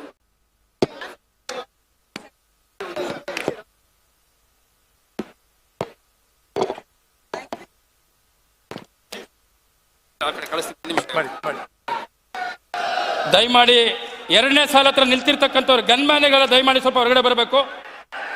ಪಿಎಗಳು ಗನ್ಮ್ಯಾನ್ಗಳ ಸ್ವಲ್ಪ ಈ ಕಡೆ ಬರಬೇಕು. ಸ್ಟೇಜ್ ಸ್ವಲ್ಪ ಖಾಲಿ ಮಾಡ್ಕೊಡಿ ದಯಮಾಡಿ.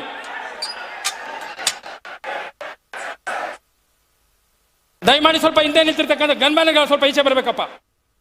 ಪ್ಲೀಸ್ ಸ್ವಲ್ಪ ಈ ಕಡೆ ಬನ್ನಿ.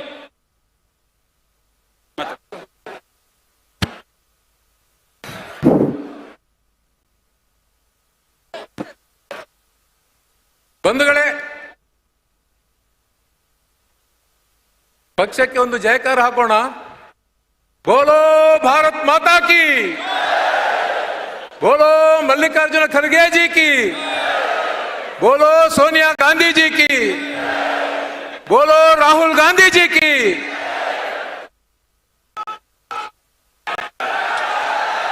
बोलो श्री सिद्धरामैया जी की, बोलो श्री डी.के. शिवकुमार जी की.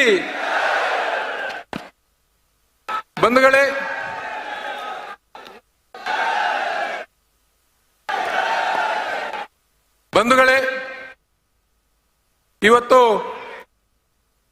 ದಕ್ಷಿಣ ಕನ್ನಡ ಜಿಲ್ಲೆಯ ಮಂಗಳೂರಿನಲ್ಲಿ ದಕ್ಷಿಣ ಕನ್ನಡ ಜಿಲ್ಲೆ ಮತ್ತು ಉಡುಪಿ ಜಿಲ್ಲೆಯ ಜಂಟಿ ಆಶ್ರಯದಲ್ಲಿ ನಡೀತಾ ಇರುವಂತಹ ರಾಜ್ಯ ಮಟ್ಟದ ಕಾಂಗ್ರೆಸ್ ಸಮಾವೇಶ, ಅಖಿಲ ಭಾರತ ಕಾಂಗ್ರೆಸ್ ಪಕ್ಷದ ಅಧ್ಯಕ್ಷರು ನಮ್ಮೆಲ್ಲರ ಹಿರಿಯ ನೇತಾರರಾದ ಸನ್ಮಾನ್ಯ ಶ್ರೀ ಮಲ್ಲಿಕಾರ್ಜುನ ಖರ್ಗೆಜಿ ಅವರ ಒಂದು ಆದೇಶದಂತೆ ಕೆಪಿಸಿಸಿ ಅಧ್ಯಕ್ಷ ಡಿ.ಕೆ. ಶಿವಕುಮಾರ್ ಹಾಗೂ ಮಾನ್ಯ ಮುಖ್ಯಮಂತ್ರಿ ಸಿದ್ದರಾಮಯ್ಯಜಿ ಅವರ ನಿರ್ದೇಶನದಂತೆ ಇವತ್ತು ಮಂಗಳೂರಿನಲ್ಲಿ ಈ ಒಂದು ಬೃಹತ್ ಸಮಾವೇಶವನ್ನ ಆಯೋಜಿಸಬೇಕು ಅಂತೇಳಿ ಸೂಚನೆಯ ಮೇರೆಗೆ ಇವತ್ತು ನಾವು ಮತ್ತು ಉಡುಪಿ ಜಿಲ್ಲೆಯ ಜಂಟಿಯಾಗಿ ಒಂದು ಸಮಾವೇಶವನ್ನು ಹಮ್ಮಿಕೊಂಡಿದ್ದೇವೆ. ಈ ಬೃಹತ್ ಕಾರ್ಯಕ್ರಮದಲ್ಲಿ ಬಹಳಷ್ಟು ಅತ್ಯಧಿಕ ಸಂಖ್ಯೆಯಲ್ಲಿ ತಾವೆಲ್ಲ ಬಂದು ರಾಜ್ಯದಾದ್ಯಂತ ಬಂದು ಆಗಮಿಸಿದ್ದೀರಿ. ರಾಜ್ಯದ ಎಲ್ಲಾ ಜಿಲ್ಲೆಗಳಿಂದ ಕಾರ್ಯಕರ್ತರು ಆಗಮಿಸಿದ್ದೀರಿ.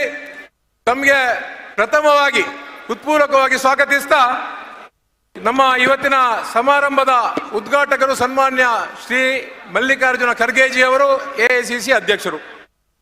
ಸುಮಾರು 9 ಬಾರಿ ಶಾಸಕರಾಗಿ, 2 ಬಾರಿ ಸಂಸದರಾಗಿ, ಪ್ರಸ್ತುತ ರಾಜ್ಯಸಭಾ ಸದಸ್ಯರಾಗಿ ಮತ್ತು ರಾಜ್ಯಸಭೆಯಲ್ಲಿ ವಿರೋಧ ಪಕ್ಷದ ನಾಯಕರಾಗಿ, ರಾಜ್ಯದಲ್ಲಿ ಮತ್ತು ಕೇಂದ್ರದಲ್ಲಿ ಸಚಿವರಾಗಿ, ಕರ್ನಾಟಕ ಪ್ರದೇಶ ಕಾಂಗ್ರೆಸ್ ಸಮಿತಿಯ ಅಧ್ಯಕ್ಷರಾಗಿ, ಅಖಿಲ ಭಾರತ ಕಾಂಗ್ರೆಸ್ ಪಕ್ಷದ ಪ್ರಧಾನ ಕಾರ್ಯದರ್ಶಿಯಾಗಿ, ಇವತ್ತು ಕಾಂಗ್ರೆಸ್ ಪಕ್ಷದ ಅತ್ಯುನ್ನತ ಹುದ್ದೆ ಅಖಿಲ ಭಾರತ ಕಾಂಗ್ರೆಸ್ ಪಕ್ಷದ ಅಧ್ಯಕ್ಷತೆಯನ್ನ ವಹಿಸಿಕೊಂಡಿರುವ, ಕಾರ್ಯನಿರ್ವಹಿಸ್ತಾ ಇರುವ ರಾಜ್ಯದ ಹಿರಿಯ ಮುಖಂಡರು ಆದಂತ ಗೌರವಾನ್ವಿತ ಸನ್ಮಾನ್ಯ ಶ್ರೀ ಮಲ್ಲಿಕಾರ್ಜುನ ಎಂ ಖರ್ಗೆಜಿ ಅವರನ್ನ ನಾನು ತಮ್ಮೆಲ್ಲರ ಪರವಾಗಿ ಹಾರ್ದಿಕವಾಗಿ ಸ್ವಾಗತಿಸ್ತೇನೆ.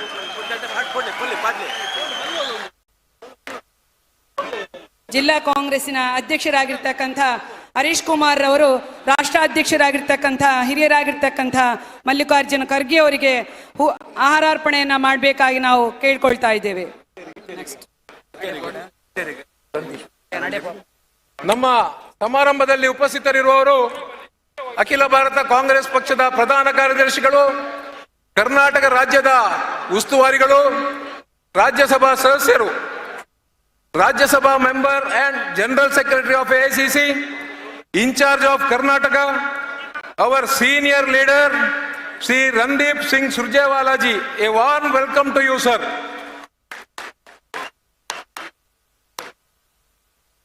ಇಂದಿನ ಸಮಾರಂಭದಲ್ಲಿ ನಮಗೆ ಈ ಒಂದು ಕಾರ್ಯಕ್ರಮ ಹಮ್ಮಿಕೊಳ್ಳಲು ನಿರ್ದೇಶನ ನೀಡಿದಂತಹ ಕರ್ನಾಟಕ ಪ್ರದೇಶ ಕಾಂಗ್ರೆಸ್ ಸಮಿತಿ ಅಧ್ಯಕ್ಷರು,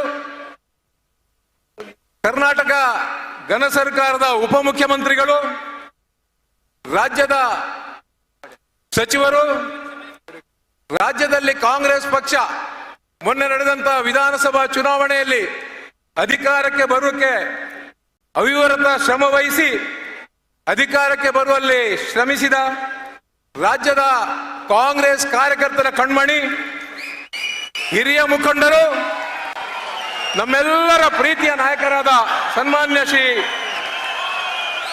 ಡಿ.ಕೆ. ಶಿವಕುಮಾರ್ ಅವರಿಗೆ ತಮ್ಮೆಲ್ಲ ಪರವಾಗಿ ಆದರದ ಸ್ವಾಗತವನ್ನು ಕೋರ್ತೇನೆ.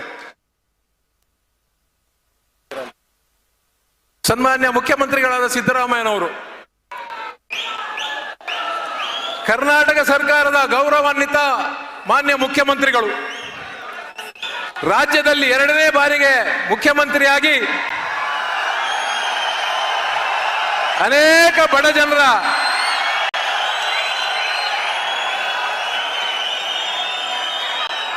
ಜನಪರ ಕಾರ್ಯಕ್ರಮಗಳೊಂದಿಗೆ ರಾಜ್ಯದ ಬಡ ಜನರ ಕಣ್ಣೀರನ್ನು ಒರೆಸಿದವರು. ನಿನ್ನೆ ತಾನೇ ದಾಖಲೆಯ 15ನೇ ಬಜೆಟ್ ಮಂಡಿಸಿ ನಮ್ಮ ದಕ್ಷಿಣ ಕನ್ನಡ ಹಾಗೂ ಉಡುಪಿ ಜಿಲ್ಲೆಗೆ ಭರಪೂರ ಅನುದಾನ ಒದಗಿಸಿ ಅಭಿವೃದ್ಧಿ ಕಾರ್ಯಕ್ರಮಕ್ಕೆ ಅನುದಾನವನ್ನು ಕೊಟ್ಟು ದೇಶದಲ್ಲಿಯೇ 15 ಬಜೆಟ್ ಮಂಡಿಸಿದ ಏಕೈಕ ಆರ್ಥಿಕ ತಜ್ಞ.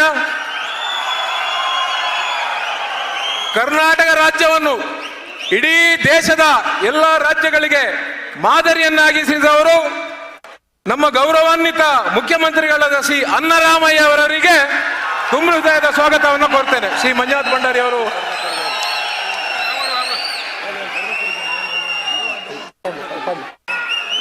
ಸನ್ಮಾನ್ಯ ಜಿ ಪರಮೇಶ್ವರ್ ಅವರು ನಮ್ಮ ರಾಜ್ಯದ ಗೃಹ ಸಚಿವರು, 3ನೇ ಬಾರಿಗೆ ರಾಜ್ಯದ ಗೃಹ ಸಚಿವರಾಗಿ ರಾಜ್ಯದಲ್ಲಿ ಹೆಚ್ಚು ಸಮಯಗಳ ಕಾಲ ಅಂದ್ರೆ ಸುಮಾರು 7 ವರ್ಷಕ್ಕೂ ಹೆಚ್ಚು ಕಾಲ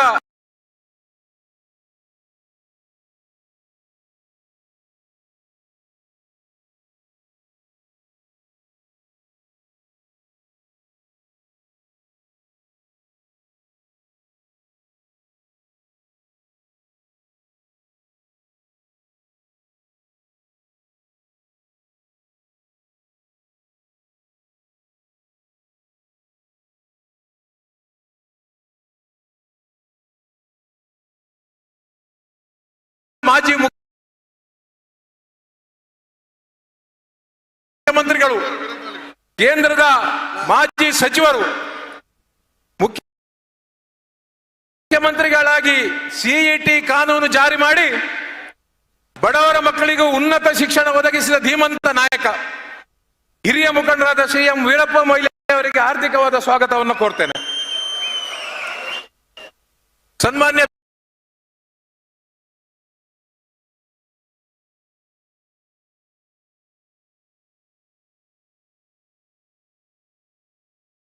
ಕೆ ಹರಿಪ್ರಸಾದ್ ರವರು, ಪಕ್ಷದವರ ಹಿರಿಯ ಮುಖಂಡರು,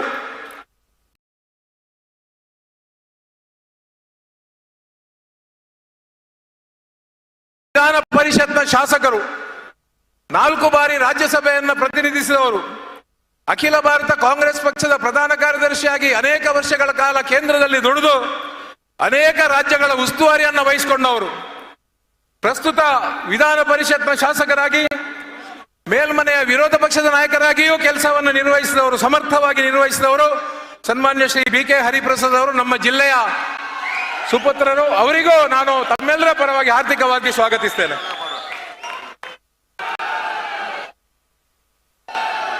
ಸನ್ಮಾನ್ಯ ದಿನೇಶ್ ಗುಂಡೂರಾವ್ ಅವರು ರಾಜ್ಯದ ಹಿರಿಯ ಶಾಸಕರಲ್ಲಿ ಓರ್ವರು, ಮಾಜಿ ಮುಖ್ಯಮಂತ್ರಿಗಳಾದ ಸನ್ಮಾನ್ಯ ಶ್ರೀ ಆರ್ ಗುಂಡೂರಾವ್ ಅವರ ಸುಪುತ್ರ, ರಾಜ್ಯದಲ್ಲಿ ಆರೋಗ್ಯ ಸಚಿವರಾಗಿ ದಕ್ಷಿಣ ಕನ್ನಡ ಜಿಲ್ಲೆಯ ಉಸ್ತುವಾರಿಯನ್ನು ಕೂಡ ವಹಿಸಿಕೊಂಡವರು, ನಿರಂತರ ಸಂಪರ್ಕದಲ್ಲಿ ದಕ್ಷಿಣ ಕನ್ನಡ ಜಿಲ್ಲೆಯ ಜನರೊಂದಿಗೆ ಮತ್ತು ಕಾರ್ಯಕರ್ತರೊಂದಿಗೆ ಇದ್ದುಕೊಂಡು ಜಿಲ್ಲೆಯಲ್ಲಿ ಯಶಸ್ವಿ ಜನತಾ ದರ್ಶನವನ್ನು ನಡೆಸಿ ಎಲ್ಲರಿಗೆ ಪ್ರೀತಿ ಪಾತ್ರರಾದ ಸನ್ಮಾನ್ಯ ಶ್ರೀ ದಿನೇಶ್ ಗುಂಡೂರಾವ್ ಅವರನ್ನ ನಾನು ತಮ್ಮೆಲ್ಲರ ಪರವಾಗಿ ಆತ್ಮೀಯವಾಗಿ ಸ್ವಾಗತಿಸ್ತೇನೆ.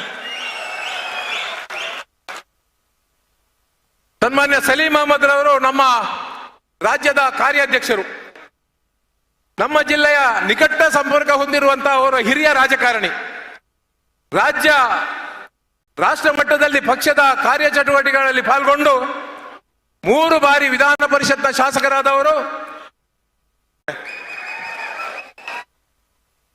ಸನ್ಮಾನ್ಯ Shri Roji M John, member of Kerala legislative assembly, Secretary of All India Congress Committee and in charge of Mysore Division including Dakshina Kannada, a young dynamic leader, Shri Roji Janji, a warm welcome to you, sir. ಸನ್ಮಾನ್ಯ Shri BN ಚಂದ್ರಪ್ಪನವರು, ನಮ್ಮ ಕಾಂಗ್ರೆಸ್ ಪಕ್ಷದ ಹಿರಿಯ ಮುಖಂಡರು, ಮಾಜಿ ಸಂಸದರು, ಪ್ರಸ್ತುತ ಕಾಂಗ್ರೆಸ್ ಪಕ್ಷದ ಕಾರ್ಯಾಧ್ಯಕ್ಷರಾಗಿ ಕಾರ್ಯನಿರ್ವಹಿಸ್ತಾ ಇರುವಂತಹ ಒಬ್ಬ ಉತ್ಸಾಹಿ ಕಾಂಗ್ರೆಸ್ನ ಮುಂದಾಳು, ಅವರನ್ನು ಕೂಡ ನಾನು ತಮ್ಮೆಲ್ಲರ ಪರವಾಗಿ ಆತ್ಮೀಯವಾಗಿ ಸ್ವಾಗತಿಸ್ತೇನೆ.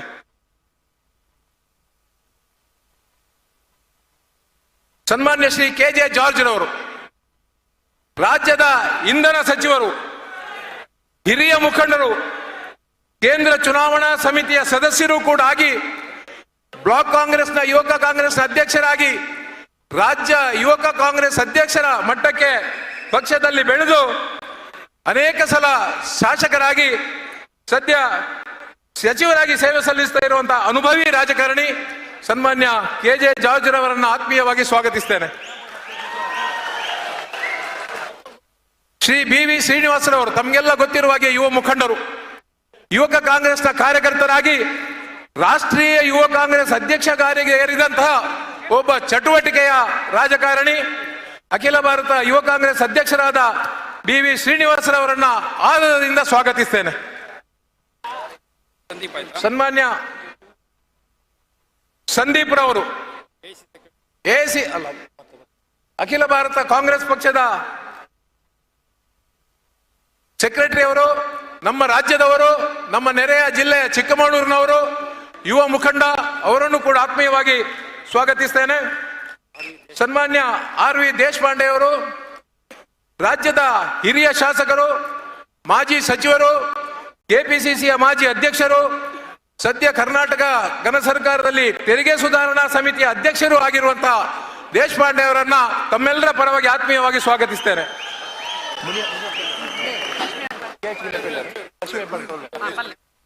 ಶ್ರೀಮತಿ ಕನ್ಫ್ಯೂಸ್ ಮಾಡ್ಕೊಡಿ ಜನರು ಪೂರ ಶ್ರೀಮತಿ ಲಕ್ಷ್ಮೀ ಹೆಬ್ಬಾಳ್ಕರ್ ಅವರು, ನಮ್ಮ ನೆರೆಯ ಜಿಲ್ಲೆದ ಉಡುಪಿಯ ಉಸ್ತುವಾರಿ ಸಚಿವರು, 2ನೇ ಬಾರಿ ಶಾಸಕರಾಗಿ, ಬೆಳಗಾವಿಯ ಹಿರಿಯ ಕಾಂಗ್ರೆಸ್ ಮುಖಂಡರಾಗಿ, ಓರ್ವ ಪ್ರಮುಖ ರಾಜಕಾರಣಿಯಾಗಿ ಗುರುತಿಸಿಕೊಂಡವರು, ಜಿಲ್ಲೆಯ ನೆರೆಯವರೇ ಉಸ್ತುವಾರಿ ವಹಿಸಿಕೊಂಡಂತ ಶ್ರೀಮತಿ ಲಕ್ಷ್ಮೀ ಹೆಬ್ಬಾಳ್ಕರ್ ಅವರನ್ನ ಆತ್ಮೀಯವಾಗಿ ಸ್ವಾಗತಿಸ್ತೇನೆ. ಸನ್ಮಾನ್ಯ ಶ್ರೀ KH ಮುನಿಯಪ್ಪನವರು, 7 ಬಾರಿ ಈ ರಾಜ್ಯದಿಂದ ಸಂಸದರಾಗಿ ಆಯ್ಕೆಗೊಂಡು ಕೇಂದ್ರದಲ್ಲಿ ಸಚಿವರಾಗಿ, ಕಾಂಗ್ರೆಸ್ ವರ್ಕಿಂಗ್ ಕಮಿಟಿಯ ಸದಸ್ಯರು ಆಗಿ, ಕರ್ನಾಟಕದಲ್ಲಿ ಈ ಬಾರಿಯ ಚುನಾವಣೆಯಲ್ಲಿ ಶಾಸಕರಾಗಿ ಆರಿಸಿ ಬಂದು ಆಹಾರ ಸಚಿವರಾಗಿರುವಂತಹ ಒಬ್ಬ ಹಿರಿಯ ಮುಖಂಡ ಸನ್ಮಾನ್ಯ KH ಮುನಿಯಪ್ಪರವರನ್ನ ಹಾರ್ದಿಕವಾಗಿ ಸ್ವಾಗತಿಸ್ತೇನೆ.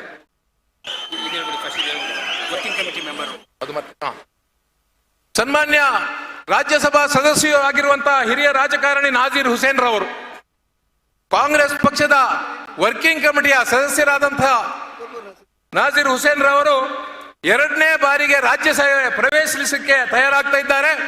2ನೇ ಬಾರಿ ಅವರನ್ನ ಅಭ್ಯರ್ಥಿಯನ್ನಾಗಿ ಅಖಿಲ ಭಾರತ ಕಾಂಗ್ರೆಸ್ ಪಕ್ಷ ಗುರುತಿಸಿದೆ. ಈಗ ತಾನೇ ನಡೆಯುವ ಚುನಾವಣೆಯಲ್ಲಿ ಗೆದ್ದು ಮತ್ತೊಮ್ಮೆ ರಾಜ್ಯಸಭೆಗೆ ಆರಿಸಿ ಬರಲಿ ಅಂತ ಹೇಳಿ ಪ್ರಾರ್ಥಿಸಿ ಅವರನ್ನು ಕೂಡ ನಾನು ಹೃತ್ಪೂರ್ವಕವಾಗಿ ಸ್ವಾಗತಿಸ್ತೇನೆ. GC ಚಂದ್ರಶೇಖರ್ ಅವರು ಕೂಡ ರಾಜ್ಯಸಭಾ ಸದಸ್ಯರಾಗಿ ಕರ್ನಾಟಕ ಪ್ರದೇಶ ಕಾಂಗ್ರೆಸ್ ಸಮಿತಿಯಲ್ಲಿ ಪಕ್ಷದ ಕಾರ್ಯವನ್ನು ನಿರ್ವಹಿಸಿ ರಾಜ್ಯಸಭಾ ಸದಸ್ಯತ್ವವನ್ನು ಮುಗಿಸಿಕೊಂಡು ಬರುವಂತಹ ಸಂದರ್ಭ 2ನೇ ಬಾರಿಗೆ ಅಖಿಲ ಭಾರತ ಕಾಂಗ್ರೆಸ್ ಪಕ್ಷದಿಂದ ಅವರನ್ನ ನೇಮಿಸಿದ್ದಾರೆ. ಅವರನ್ನು ಕೂಡ ನಾನು ಈ ಕಾರ್ಯಕ್ರಮಕ್ಕೆ ಹಾರ್ದಿಕವಾಗಿ ಸ್ವಾಗತಿಸ್ತೇನೆ. ಸನ್ಮಾನ್ಯ ಶ್ರೀ ಮಧು ಬಂಗಾರಪ್ಪನವರು, ನಮ್ಮ ಜಿಲ್ಲೆಯ ನೆರೆಯ ಶಿವಮೊಗ್ಗದವರು, ಕರ್ನಾಟಕ ರಾಜ್ಯದ ಕ್ರಿಯಾಶೀಲ ಶಿಕ್ಷಣ ಸಚಿವರು, ಮಾಜಿ ಮುಖ್ಯಮಂತ್ರಿ ಬಂಗಾರಪ್ಪನವರ ಸುಪುತ್ರ, ನಮ್ಮ ಜಿಲ್ಲೆಯ ನಿಕಟ ಸಂಪರ್ಕವನ್ನು ಇಟ್ಟುಕೊಂಡು ಇಲ್ಲಿಯ ಜನರನ್ನು ಹುರಿದುಂಬಿಸಿಕೊಂಡು ನಮ್ಮ ಜಿಲ್ಲೆಗೆ ಆವಾಗ ಭೇಟಿಯನ್ನು ಕೊಟ್ಟು ಪಕ್ಷದ ಚಟುವಟಿಕೆಗಳಲ್ಲಿ ತೊಡಗಿಸಿಕೊಂಡಿರುವ ಸನ್ಮಾನ್ಯ ಮಧು ಬಂಗಾರಪ್ಪನವರನ್ನ ಆತ್ಮೀಯವಾಗಿ ಸ್ವಾಗತಿಸ್ತೇನೆ. ಸನ್ಮಾನ್ಯ ನಮ್ಮ ನೆರೆಯ ಜಿಲ್ಲೆಯ ಸಚಿವರು, ಅಲ್ಲಿನ ಉಸ್ತುವಾರಿ ಸಚಿವರು ಆದಂತಹ ಮಾಂಕಾಳ್ ವೈದ್ಯರವರು, ಹಿರಿಯ ಮುಖಂಡರು, ಕಾರವಾರ ನಮ್ಮ ನೆರೆಯ ಜಿಲ್ಲೆಯವರು, ಶಾಸಕರಾಗಿ ಮಂತ್ರಿಯಾಗಿ ಕೆಲಸ ಮಾಡ್ತಾ ಇದ್ದಾರೆ. ಅವರನ್ನು ಕೂಡ ನಾನು ಆತ್ಮೀಯವಾಗಿ ಸ್ವಾಗತಿಸ್ತೇನೆ. ಸನ್ಮಾನ್ಯ ಶ್ರೀ ಡಿ ಸುಧಾಕರ್ ಅವರು, ಅವರು ಕೂಡ ನಮ್ಮ ರಾಜ್ಯದ ಸಚಿವರು, ಅವರು ಹಿರಿಯ ಮುಖಂಡ, ಪ್ರಭಾವಶಾಲಿ. ಸನ್ಮಾನ್ಯ ಶ್ರೀ ಡಿ ಸುಧಾಕರ್ ಅವರನ್ನು ನಾನು ಆತ್ಮೀಯವಾಗಿ ಸ್ವಾಗತಿಸ್ತೇನೆ. ಯುವಜನ ಸೇವಾ ಇಲಾಖೆಯ ಸಚಿವರು, ಯುವ ನೇತಾರರು, ಒಬ್ಬ ಪ್ರಭಾವಿ ಬಳ್ಳಾರಿಯ ಮುಖಂಡರು ಆದ ಸನ್ಮಾನ್ಯ ಶ್ರೀ ಎನ್ ನಾಗೇಂದ್ರರವರು ನಮ್ಮ ಜೊತೆ ಇವತ್ತು ಈ ಕಾರ್ಯಕ್ರಮಕ್ಕೆ ಆಗಮಿಸಿದ್ದಾರೆ. ಅವರನ್ನು ಕೂಡ ನಾನು ಆತ್ಮೀಯವಾಗಿ ಸ್ವಾಗತಿಸ್ತೇನೆ. ಸನ್ಮಾನ್ಯ ಪಶುಸಂಗೋಪನಾ ಸಚಿವರಾದ ಸನ್ಮಾನ್ಯ ವೆಂಕಟೇಶ್ರವರು ನಮ್ಮ ಜೊತೆ ಬಂದು ಈ ಕಾರ್ಯಕ್ರಮದಲ್ಲಿ ಪಾಲ್ಗೊಂಡು ನಮ್ಮನ್ನ ಸಂತುಷ್ಟಗೊಳಿಸಿದ್ದಾರೆ. ಸನ್ಮಾನ್ಯ ಶ್ರೀ ವೆಂಕಟೇಶ್ರವರನ್ನು ಕೂಡ ನಾನು ತಮ್ಮೆಲ್ಲರ ಪರವಾಗಿ ಆತ್ಮೀಯವಾಗಿ ಸ್ವಾಗತಿಸ್ತೇನೆ. ಸನ್ಮಾನ್ಯ ಇನ್ನೋರ್ವ ಪ್ರಭಾವಿ ಮುಖಂಡರು, ಬೆಂಗಳೂರು ಹೆಬ್ಬಾಳದ ಶಾಸಕರು, ರಾಜ್ಯ ಸರ್ಕಾರದ ನಗರಾಭಿವೃದ್ಧಿ ಸಚಿವರು ಆದಂತಹ ಸನ್ಮಾನ್ಯ ಶ್ರೀ ಭೈರತಿ ಸುರೇಶ್ ಅವರು ನಮ್ಮ ಜೊತೆ ಇದ್ದಾರೆ. ಅವರನ್ನು ಕೂಡ ನಾನು ತಮ್ಮೆಲ್ಲರ ಪರವಾಗಿ ಆತ್ಮೀಯವಾಗಿ ಸ್ವಾಗತಿಸ್ತೇನೆ. ಜಯಚಂದ್ರರವರು ದೆಹಲಿಯ ಪ್ರತಿನಿಧಿ, ಟಿ.ಬಿ. ಜಯಚಂದ್ರ ದೆಹಲಿ ಪ್ರತಿನಿಧಿ. ನಮ್ಮ ರಾಜ್ಯ ಸರ್ಕಾರದ ದೆಹಲಿ ಪ್ರತಿನಿಧಿ ಸನ್ಮಾನ್ಯ ಸಿ ಬಿ ಜಯಚಂದ್ರರವರು 1978ನೇ ಇಸ್ವಿ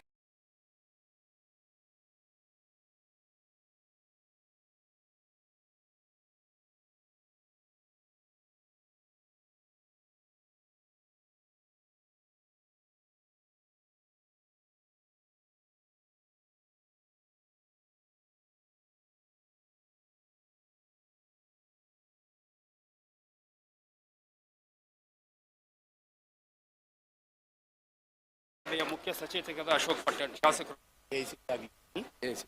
ಶ್ರೀ ಅಭಿಷೇಕ್ ಜತ್ರ ಅವರು, ಸಂದೀಪ್ ಆಗಿದೆ. ಸನ್ಮಾನ್ಯ ಅಶೋಕ್ ಪಟ್ಟಣರವರು ಬೆಳಗಾವಿ ಜಿಲ್ಲೆಯ ಶಾಸಕರು, ಕರ್ನಾಟಕ ವಿಧಾನಸಭೆಯ ಮುಖ್ಯ ಸಚೇತಕರು 2ನೇ ಬಾರಿ, ನಮ್ಮ ಕರ್ನಾಟಕ ವಿಧಾನಸಭೆಯಲ್ಲಿ ಮತ್ತು CLPಯಲ್ಲಿ ಚಟುವಟಿಕೆಯಿಂದ ಓಡಾಡ್ತಾ ಇರುವಂತಹ ಒಬ್ಬ ಯುವ ಮುಖಂಡ ಮನ್ಯ ಶ್ರೀ ಅಶೋಕ್ ಪಟ್ಟಣರವರನ್ನ ನಾನು ಆತ್ಮೀಯವಾಗಿ ಸ್ವಾಗತಿಸ್ತೇನೆ. ಮಹಿಳಾ ಕಾಂಗ್ರೆಸ್ ರಾಜ್ಯದ ಅಧ್ಯಕ್ಷೆ ಶ್ರೀಮತಿ ಪುಷ್ಪಾ ಅಮರ ಸ್ವಾಗತಿಸ್ತೇನೆ. ಯುವ ಕಾಂಗ್ರೆಸ್ನ ರಾಜ್ಯ ಅಧ್ಯಕ್ಷರಾದ ಮೊಹಮ್ಮದ್ ನಳಪಾಡ್ರವರಿದ್ದಾರೆ, ಅವರನ್ನು ಆತ್ಮೀಯವಾಗಿ ಸ್ವಾಗತಿಸ್ತೇನೆ. ನಮ್ಮ ಜಿಲ್ಲೆಯ ಹಿರಿಯ ಮುಖಂಡರು, ಮಾಜಿ ಉಸ್ತುವಾರಿ ಸಚಿವರು, ಮಾಜಿ ಜಿಲ್ಲಾ ಕಾಂಗ್ರೆಸ್ ಅಧ್ಯಕ್ಷರು ಹಿರಿಯರಾದ ಸನ್ಮಾನ್ಯ ಶ್ರೀ ರಮನಾಥ್ ರೈ ಅವರು ನಮ್ಮ ಜೊತೆ ಇದ್ದಾರೆ, ಅವರನ್ನು ಹೃತ್ಪೂರ್ವಕವಾಗಿ ಸ್ವಾಗತಿಸ್ತೇನೆ. ನೆರೆಯ ಜಿಲ್ಲೆಯ ಉಸ್ತುವಾರಿ ಸಚಿವರಾಗಿದ್ದಂತಹ ಮಾಜಿ ಸಂಸದರಾದ ವಿನಯ್ ಕುಮಾರ್ ಸೊರಕೆ ಅವರು ನಮ್ಮ ಜೊತೆ ಇದ್ದಾರೆ, ಅವರನ್ನು ಆತ್ಮೀಯವಾಗಿ ಸ್ವಾಗತಿಸ್ತೇನೆ. ಮಾಜಿ ಸಚಿವರಾಗಿರುವಂತಹ ನಮ್ಮ ಜಿಲ್ಲೆಯ ಹಿರಿಯ ಮುಖಂಡರು, 5 ಸಲ ಶಾಸಕರಾದಂತಹ ಮಾಜಿ ಮಂತ್ರಿಗಳು ಆದಂತಹ ನಮ್ಮ ಜನರ ಸ್ಫೂರ್ತಿ ಅಭಯಚಂದ್ರ ಜೈನ್ರವರು ನಮ್ಮ ಜೊತೆ ಇದ್ದಾರೆ, ಅವರನ್ನು ಕೂಡ ನಾನು ಆತ್ಮೀಯವಾಗಿ ಸ್ವಾಗತಿಸ್ತೇನೆ. ವೇದಿಕೆಯ ಮೇಲೆ ಅನೇಕ ಜನ ನಮ್ಮ ಗೌರವಾನ್ವಿತ ರಾಜ್ಯದ ಶಾಸಕರುಗಳಿದ್ದಾರೆ, ಅವರನ್ನು ಕೂಡ ನಾನು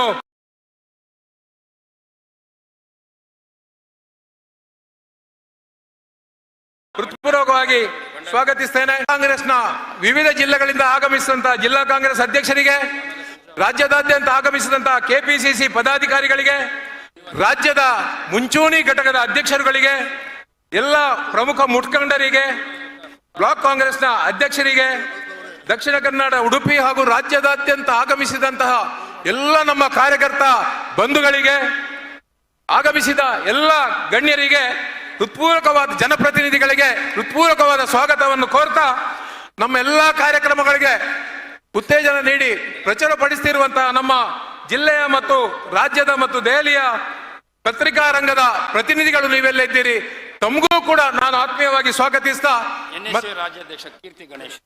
NSU ರಾಜ್ಯಾಧ್ಯಕ್ಷರಾದ ಕೀರ್ತಿ ಗಣೇಶ್ ಅವರಿಗೂ ತಮ್ಮೆಲ್ಲರ ಪರವಾಗಿ ಸ್ವಾಗತವನ್ನು ಕೋರ್ತಾ, ವೇದಿಕೆಯಲ್ಲಿರುವ ಎಲ್ಲ ಮುಖಂಡರಿಗೆ, ಗೌರವಾನ್ವಿತ ಎಲ್ಲ ಕಾರ್ಯಕರ್ತರಿಗೆ ಮತ್ತು ಹೆಸರು ಬಿಟ್ಟು ಹೋಗಿದ್ರೆ ಎಲ್ಲ ನಾಯಕರಿಗೆ ನಾನು ದಕ್ಷಿಣ ಕನ್ನಡ ಜಿಲ್ಲಾ ಕಾಂಗ್ರೆಸ್ ಪರವಾಗಿ ಎಲ್ಲರಿಗೂ ಹೃತ್ಪೂರ್ವಕವಾದ ಸ್ವಾಗತವನ್ನು ಕೋರಿ ನನ್ನ ಸ್ವಾಗತ ಭಾಷಣವನ್ನು ಕೊನೆಗೊಳಿಸ್ತೇನೆ. ಎಲ್ಲರಿಗೂ ನಮಸ್ಕಾರ, ವಂದನೆಗಳು. ಎಲ್ಲರನ್ನೂ ಸ್ವಾಗತಿಸಿದ ಜಿಲ್ಲಾಧ್ಯಕ್ಷರಾಗಿರ್ತಕ್ಕಂಥ ಹರೀಶ್ ಕುಮಾರ್ ಅವರಿಗೆ ಪ್ರೀತಿಪೂರ್ವಕ ಕಾರ್ಯಕ್ರಮಕ್ಕೆ ಸ್ವಾಗತ. ಈಗ ಕಾರ್ಯಕ್ರಮದ ಉದ್ಘಾಟನೆ ಸಂಪನ್ನಗೊಳ್ಳಿಕ್ಕಿದೆ. ನಮ್ಮ ಜಿಲ್ಲೆಯ ಸಂಸ್ಕೃತಿ ಭತ್ತ ತುಂಬಿದ ಕಳಸೆಗೆ ಕಲ್ಪವೃಕ್ಷ ತೆಂಗಿನ ಹಿಂಗಾರವನ್ನ ಅರಳಿಸುವ ಮುಖಾಂತರ ಕಾರ್ಯಕ್ರಮಕ್ಕೆ ಮಾನ್ಯ AICC ಅಧ್ಯಕ್ಷರಾಗಿರ್ತಕ್ಕಂಥ ಮಲ್ಲಿಕಾರ್ಜುನ ಖರ್ಗೆ ಅವರ ದಿವ್ಯ ಹಸ್ತದಲ್ಲಿ, AICC ಪ್ರಧಾನ ಕಾರ್ಯದರ್ಶಿಗಳಾಗಿರ್ತಕ್ಕಂಥ ರಣದೀಪ್ ಸಿಂಗ್ ಸುರ್ಜೇವಾಲಾರವರ ಅಧ್ಯಕ್ಷತೆಯಲ್ಲಿ, ಮಾನ್ಯ ರಾಜ್ಯದ ಮುಖ್ಯಮಂತ್ರಿಗಳಾಗಿರ್ತಕ್ಕಂಥ ಸಿದ್ದರಾಮಯ್ಯರವರ ದಿವ್ಯ ಹಸ್ತದಲ್ಲಿ ಕೆಪಿಸಿಸಿಯ ರಾಜ್ಯಾಧ್ಯಕ್ಷರಾಗಿರ್ತಕ್ಕಂಥ ಡಿ.ಕೆ. ಶಿವಕುಮಾರ್ ರವರ ನೇತೃತ್ವದಲ್ಲಿ ವೇದಿಕೆಯಲ್ಲಿರ್ತಕ್ಕಂಥ ಎಲ್ಲ ಮಂತ್ರಿಗಳ ಶಾಸಕರ ಸಮ್ಮುಖದಲ್ಲಿ ಮುಂಭಾಗದಲ್ಲಿರ್ತಕ್ಕಂಥ ಈ ಕಾರ್ಯಕ್ರಮದ ಯಶಸ್ಸಿಗೆ ಕಾರಣೀಭೂತರಾಗಿರ್ತಕ್ಕಂಥ ಎಲ್ಲ ದೇವ ದುರ್ಲಭ ಕಾರ್ಯಕರ್ತರ ಸಮ್ಮುಖದಲ್ಲಿ ಕಾರ್ಯಕ್ರಮ ದಕ್ಷಿಣ ಕನ್ನಡ ಜಿಲ್ಲೆಯ ಸಂಸ್ಕೃತಿಯ ಸೊಬಗಿನಲ್ಲಿ ಉದ್ಘಾಟನೆಗೊಳ್ತಾ ಇದೆ. ಕಾಂಗ್ರೆಸ್ ಪಕ್ಷದ ಹಸ್ತ ದೇಶದಲ್ಲಿ ಮೊಳಗಿ ಬರಲಿ, ನಮ್ಮ ಪಕ್ಷದ ಹಸ್ತ ದೇಶದ ಎಲ್ಲೆಲ್ಲೂ ಮೂಲೆ ಮೂಲೆಯಲ್ಲೂ ಹರಳಿ ಜನರಿಗೆ ಸುಭೀಕ್ಷೆಯನ್ನ ನೀಡಲಿ. ಜನರ ಬದುಕನ್ನ ನೀಡುವುದಿದ್ರೆ ಕಾಂಗ್ರೆಸ್ ಪಕ್ಷ ಅಧಿಕಾರದಲ್ಲಿರಬೇಕು, ಆವಾಗ ಮಾತ್ರ ಜನರು ಸುಭೀಕ್ಷೆಯಿಂದ ಬದುಕಲಿಕ್ಕೆ ಈ ದೇಶದಲ್ಲಿ ಸಾಧ್ಯ ಎನ್ನುವಂತಹ ನೆಲೆಯಲ್ಲಿ ಹಸ್ತದ ಗುರುತು ಎಲ್ಲೆಲ್ಲೂ ಮೂಡಲಿ. ನಮ್ಮೆಲ್ಲರ ಉದ್ಘಾಟನೆ ಶುಭವಾಗಿ ಪ್ರತಿಯೊಬ್ಬರ ಮನೆ ಮಾತಾಗಲಿ. ಕಾಂಗ್ರೆಸ್ ಪಕ್ಷದಿಂದ ಪಡೆಯುವಂತಹ ಎಲ್ಲ ಗ್ಯಾರಂಟಿ ಯೋಜನೆಗಳ ಫಲಾನುಭವಿಗಳಿಗೆ ಕೂಡ ಆ ದೇವರು ಒಳ್ಳೆ ಶಕ್ತಿಯನ್ನ ಕೊಡ್ಲಿ ಅಂತೇಳಿ ಕಾರ್ಯಕ್ರಮದ ಉದ್ಘಾಟನೆಗೆ ತಮ್ಗೆಲ್ಲರಿಗೂ ಕೂಡ ಶುಭ ಕೋರಿ ಈ ಕಾರ್ಯಕ್ರಮವನ್ನ ಉದ್ಘಾಟನೆಗೊಂಡಿದೆ. ನಮ್ಮ ಭಾರತೀಯ ರಾಷ್ಟ್ರೀಯ ಕಾಂಗ್ರೆಸ್ ಪಕ್ಷದ ಅಧ್ಯಕ್ಷರು ಹಾಗೆಯೇ ನಮ್ಮ ರಾಜ್ಯಾಧ್ಯಕ್ಷರು, ಈ ರಾಜ್ಯ ಕಂಡ ಅಪ್ರತಿಮ ರಾಜಕಾರಣಿ, ರಾಜ್ಯಕ್ಕೆ 5 ಗ್ಯಾರಂಟಿ ಯೋಜನೆಗಳನ್ನು ಕೊಟ್ಟು ಇಡೀ ಕಾಂಗ್ರೆಸ್ ಪಕ್ಷವನ್ನ ರಾಜ್ಯದಲ್ಲಿ ಕಟ್ಟಿದಂಥ ನಮ್ಮೆಲ್ಲರ ಜನ ಮೆಚ್ಚಿದ ನಾಯಕರಾಗಿರ್ತಕ್ಕಂಥ ಈ ರಾಜ್ಯದ ಉಪಮುಖ್ಯಮಂತ್ರಿಗಳೂ ಆಗಿರ್ತಕ್ಕಂಥ ಮಹಿಳೆಯರ ಶಕ್ತಿಯಾಗಿ ಈ ರಾಜ್ಯದಲ್ಲಿ ಎಲ್ಲ ಕಾರ್ಯಕ್ರಮಗಳಿಗೆ ಜನರಿಗೆ ಮನ ಮುಟ್ಟುವಂತೆ ಮಾಡಿದಂಥ ನಮ್ಮ ರಾಜ್ಯದ ಮುಖ್ಯಮಂತ್ರಿಗಳಾಗಿರ್ತಕ್ಕಂಥ ಸಿದ್ದರಾಮಯ್ಯ ಸರ್ ಅವರ ಜೊತೆಗೂಡಿ ಎಲ್ಲ ಕಾರ್ಯಕ್ರಮಗಳು ಕೂಡ ಜೊತೆಗೂಡಿ ಜನರ ಜೊತೆ ಬೆರೆಸುವಂತಹ ಈ ಪಕ್ಷವನ್ನ ಸಂಘಟಿಸಿ ಯಾವುದೇ ವ್ಯವಸ್ಥೆಗಳು ಬಂದರೂ ಕೂಡ ಇವತ್ತು ನಮ್ಮ ಪಕ್ಷ ರಾಜ್ಯದಲ್ಲಿ ಬಲಗೊಂಡಿದೆ. ದೇಶಕ್ಕೆ ಶಕ್ತಿಯನ್ನ ಕೊಟ್ಟಂಥ ನಮ್ಮೆಲ್ಲರ ರಾಜ್ಯ ನಾಯಕರು, ಕೆಪಿಸಿಸಿಯ ರಾಜ್ಯಾಧ್ಯಕ್ಷರು ಆಗಿರ್ತಕ್ಕಂಥ ಡಿ.ಕೆ. ಶಿವಕುಮಾರ್ ಅವರು ಕಾರ್ಯಕ್ರಮಕ್ಕೆ ಪ್ರಾಸ್ತಾವಿಕ ಮಾತುಗಳನ್ನು ಆಗಬೇಕು ಅಂತೇಳಿ ಕಾರ್ಯಕ್ರಮದ ಪರವಾಗಿ ಕೇಳ್ಕೊಳ್ತೇವೆ. बोलो भारत माता की, कांग्रेस पार्टी की, मल्लिकार्जुन खड़गे की, सोनिया गांधी की, राहुल गांधी की, मुख्यमंत्री सिद्धरामಯ್ಯನವರಿಗೆ ಬಂಧುಗಳೇ, ವೇದಿಕೆಯಲ್ಲಿ ಮರ್ತು ಬಿಟ್ಟಿದೆ, ಮಾನ್ಯ ಶ್ರೀ ಸುರ್ಜಿವಾಲಾ ಸಾಹೇಬರು ಇದ್ದಾರೆ. ಸುರ್ಜಿವಾಲಾ ಸಾಹೇಬಕ್ಕೆ ಬಂಧುಗಳೇ, ವೇದಿಕೆ ಮೇಲೆ ನಮ್ಮ ಎಐಸಿಸಿಯ ಅಧ್ಯಕ್ಷ ಅಂತ ಖರ್ಗೆ ಸಾಹೇಬರಿದ್ದಾರೆ. ನಮ್ಮ ಎಐಸಿಸಿಯ ಪ್ರಧಾನ ಕಾರ್ಯದರ್ಶಿಗಳಂತ ನಮ್ಮ ಉಸ್ತುವಾರಿಗಳಂತ ಸುರ್ಜಿವಾಲಾ ಸಾಹೇಬರಿದ್ದಾರೆ. ನಮ್ಮ ರಾಜ್ಯದ ನಾಡಿನ ಮುಖ್ಯಮಂತ್ರಿಗಳಂತ ಮಾನ್ಯ ಶ್ರೀ ಸಿದ್ದರಾಮಯ್ಯ ಸಾಹೇಬರಿದ್ದಾರೆ. ಹಿರಿಯ ಕಾಂಗ್ರೆಸ್ನ ಮಾಜಿ ಅಧ್ಯಕ್ಷಗಳಂತ ಆರ್.ವಿ. ದೇಶಪಾಂಡೆ ಅವರಿದ್ದಾರೆ. ನಮ್ಮ ಹಿರಿಯ ನಾಯಕರಾದಂಥ ಮಾಜಿ ಮುಖ್ಯಮಂತ್ರಿಗಳಂತ ವೀರಪ್ಪ ಮೊಯ್ಲಿ ಅವರಿದ್ದಾರೆ. ಹಿರಿಯ ಕಾಂಗ್ರೆಸ್ ಪಕ್ಷದ ಮಾಜಿ ಅಧ್ಯಕ್ಷ ಅಂತ ಪರಮೇಶ್ವರ್ ಅವರಿದ್ದಾರೆ. ದಿನೇಶ್ ಗುಂಡೂರಾವ್ ಅವರಿದ್ದಾರೆ. ಮುನಿಯಪ್ಪನವರಿದ್ದಾರೆ. ಜಾರ್ಜ್ ಅವರಿದ್ದಾರೆ. ಬಿ.ಕೆ. ಹರಿಪ್ರಸಾದ್ ಅವರಿದ್ದಾರೆ. ವರ್ಕಿಂಗ್ ಕಮಿಟಿ ಸದಸ್ಯರಂತ ನಾಜೀರ್ ಹುಸೇನ್ ರವರಿದ್ದಾರೆ. ಹಿಂಗೆಲ್ಲ ಬಹಳ ಜನ ಎಲ್ಲ ನಾಯಕರಿದ್ದಾರೆ. ಅಧ್ಯಕ್ಷರ ಆದೇಶ ಕೊಟ್ಟಿದ್ದಾರೆ. ಕೆಲವರ ಹೆಸರು ಎಲ್ಲರ ಹೆಸರು ತೆಗೆದುಕೊಳ್ಳುವಂತ ಅವಶ್ಯಕತೆ ಇಲ್ಲ ಅಂತ ನಾನು ಮುಂದೆ ಭಾಷಣ ಮಾಡೋರಿಗೆ ನಾನು ಮನವಿ ಮಾಡ್ಕೊಳ್ತೇನೆ.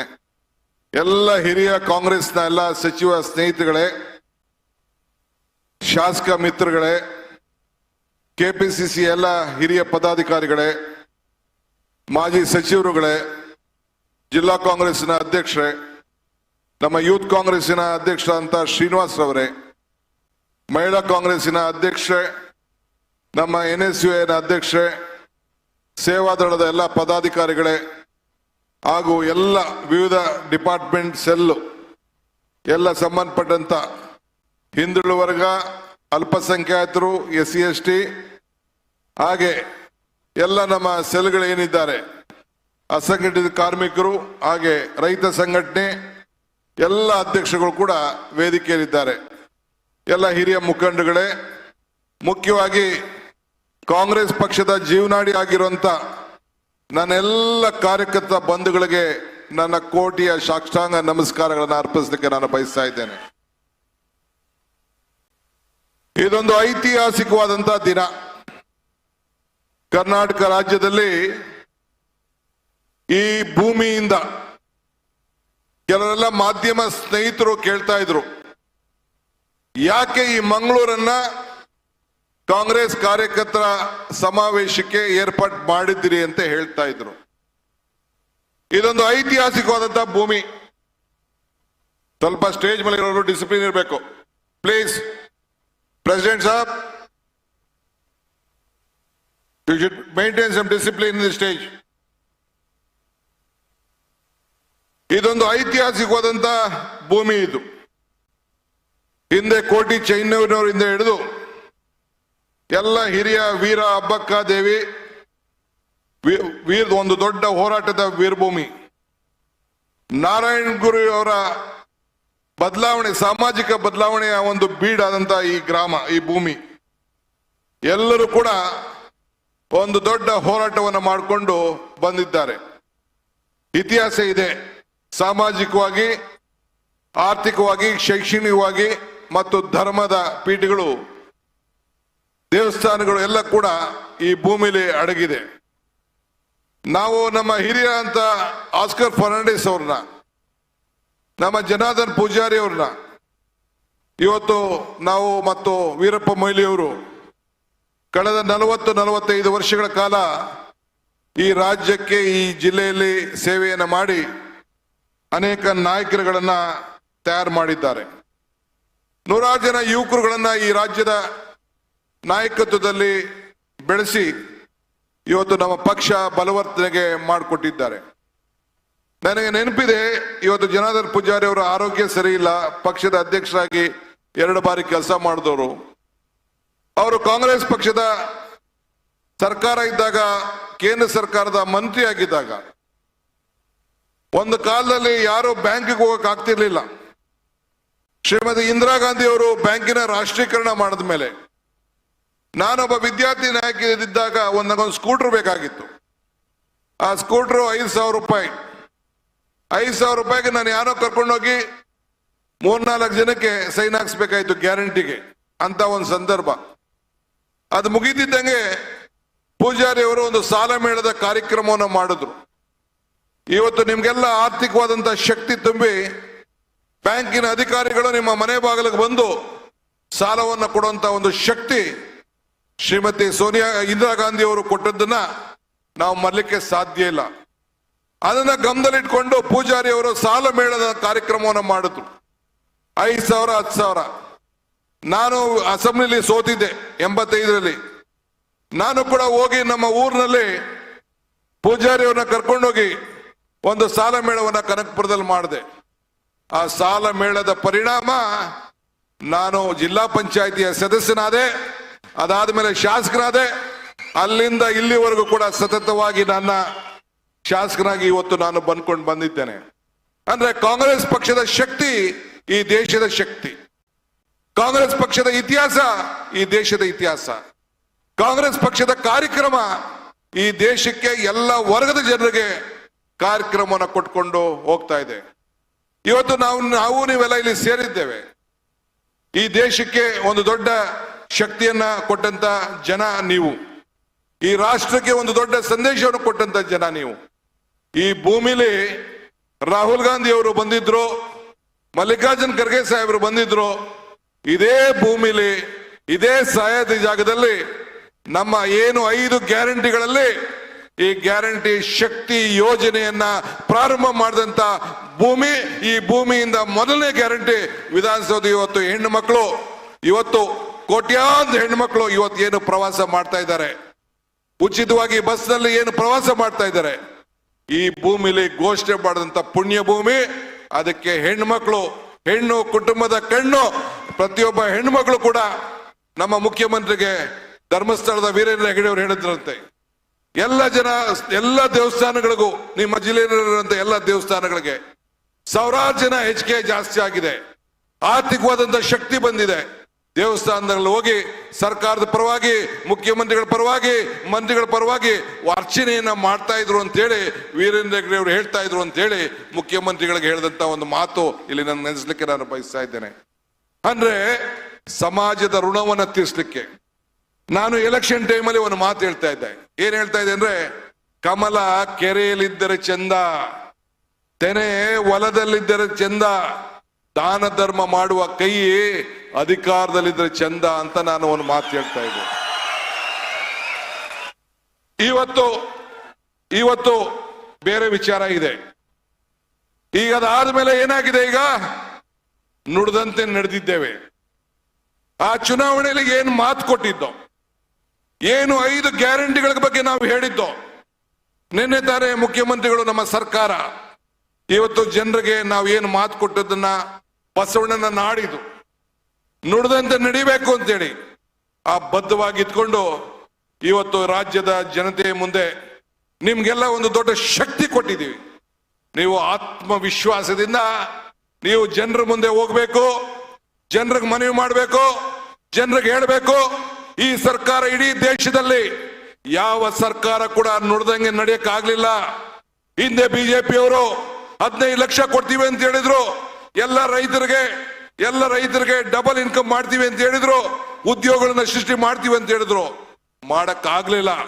ಆದ್ರೆ ಇವತ್ತು ನಾವು ಏನು ಮಾತು 5 ಗ್ಯಾರಂಟಿಗಳನ್ನು ಕೊಟ್ಟಿದ್ದೋ ಅದನ್ನ ಇವತ್ತು ಜಾರಿ ತಂದು ನಿಮಗೆ ಒಂದು ಆರ್ಥಿಕವಾದಂತ ಶಕ್ತಿ ಜನರಿಗೆ ಕೊಟ್ಟು ನಿಮ್ಗೆ ಧೈರ್ಯವನ್ನು ತುಂಬಿ ಇವತ್ತು ನಿಮ್ಮ ಮನೆ ಬಾಗಿಲಿಗೆ ಹೋಗುವಂತ ಒಂದು ಕೆಲಸವನ್ನ, ಮತದಾರರ ಮುಂದೆ ಹೋಗಿ ನಿಮ್ಮ ಸ್ವಾಭಿಮಾನದ ಬದುಕನ್ನ ಕಾಂಗ್ರೆಸ್ ಪಕ್ಷ ಎಲ್ಲ ವರ್ಗದ ಜನರನ್ನ ರಕ್ಷಣೆ ಮಾಡ್ತದೆ ಅಂತ ಹೇಳಂತ ಶಕ್ತಿಯನ್ನು ಕೊಟ್ಟು ಇವತ್ತು ಕಳಿಸ್ಲಿಕ್ಕೆ ಈ ಸಮಾವೇಶ ನಾವು ಹಮ್ಮಿಕೊಂಡಿದ್ದೇವೆ.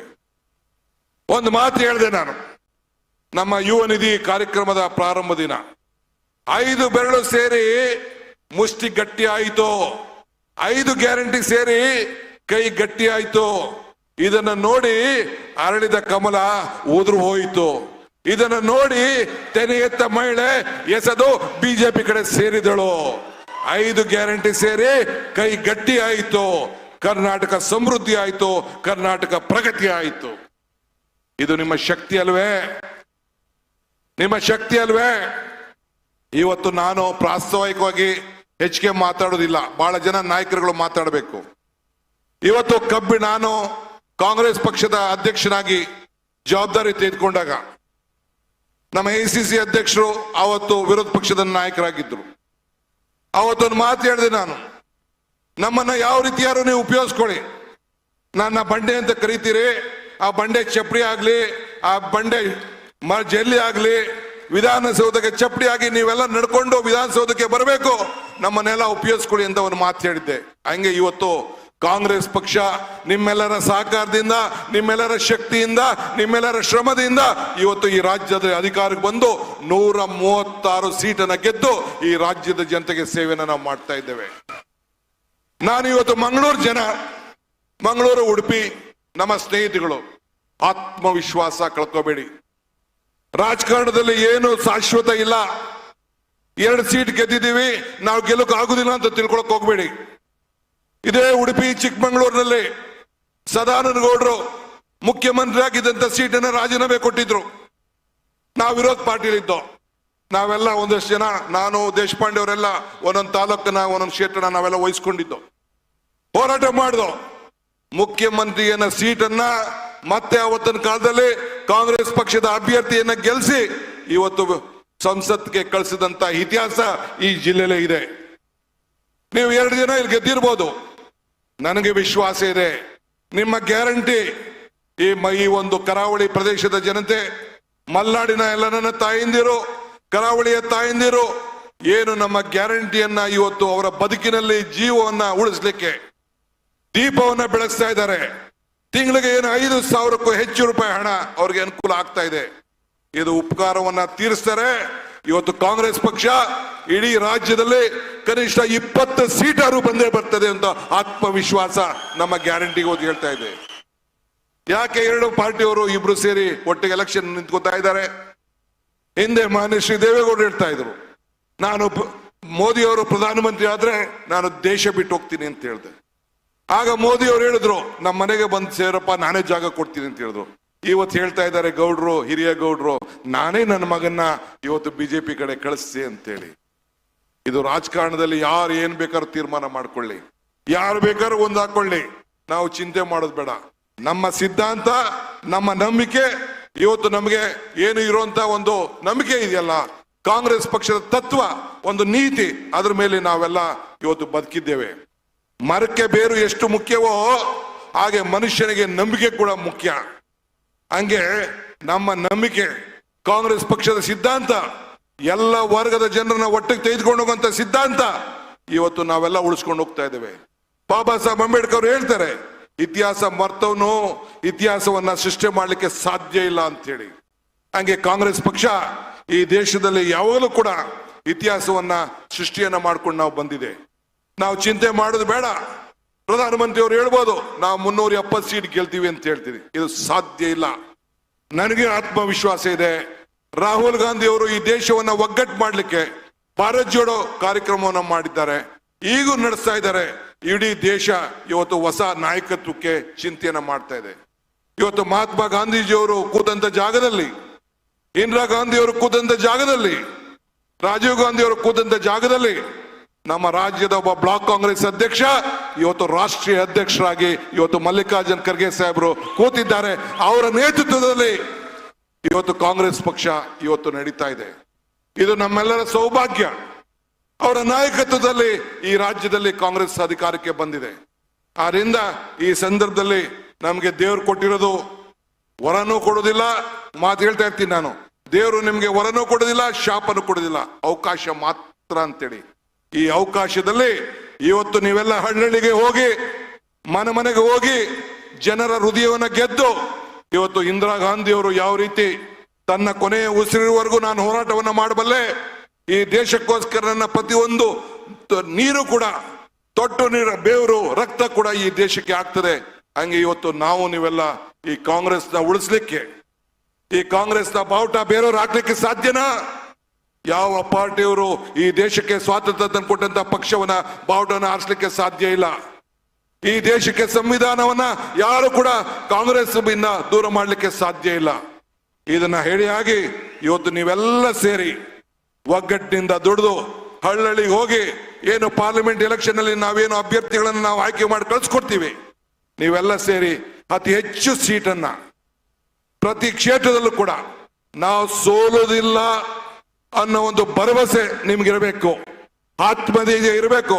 ನನಗೆ ವಿಶ್ವಾಸ ಇದೆ 20 ಸೀಟಾರು ಕಾಂಗ್ರೆಸ್ ಪಕ್ಷ ಈ ರಾಜ್ಯದಲ್ಲಿ ಕಾಂಗ್ರೆಸ್ ಬಂದೇ ಬರ್ತದೆ. ಈ ಕೇಂದ್ರದಲ್ಲಿ ಮತ್ತೆ ಒಂದು ನಮ್ಮ ಇಂಡಿಯಾ ಕೂಟ ರಚನೆಯನ್ನು ಮಾಡ್ತದೆ ಅಂತ ಆತ್ಮವಿಶ್ವಾಸ ಇವತ್ತು ಇದೆ. ನಮ್ಮ ಸಾಮರ್ಥ್ಯ, ನಾವು ಕೊಟ್ಟ ಮಾತು, ಸರ್ಕಾರದ ಕಾರ್ಯಕ್ರಮ, ನೆನೆ ಬಜೆಟ್, ಎಂತ ಐತಿಹಾಸಿಕವಾದಂತ ಬಜೆಟ್. ವಿರೋಧ ಪಾರ್ಟಿಯವರು, ನಾನು 35 ವರ್ಷದಿಂದ ಅಸೆಂಬ್ಲಿಲಿ ಇದ್ದೇನೆ, 8 ಬಾರಿ. ಯಾವಾಗಲೂ ಕೂಡ ವಿರೋಧ ಪಾರ್ಟಿಯವರು, ದಳ ಆಗಿರ್ಬೋದು, ಕಾಂಗ್ರೆಸ್ ಆಗಿರ್ಬೋದು, ಬಿಜೆಪಿ ಅವರದು ಬಜೆಟ್ ಅಲ್ಲಿ ಇದ್ದಾಗ ಹಿಂದೆ ಏನ್ ಬೇಕಾದ್ರೂ ಮಾತಾಡ್ಬೋದು, ಆದ್ರೆ ಯಾರು ಕೂಡ ಅವೇಳನ ಮಾಡ್ತಿರ್ಲಿಲ್ಲ. ಇದು ಬಜೆಟ್ಗೆಲ್ಲ ಅವೇಳನ.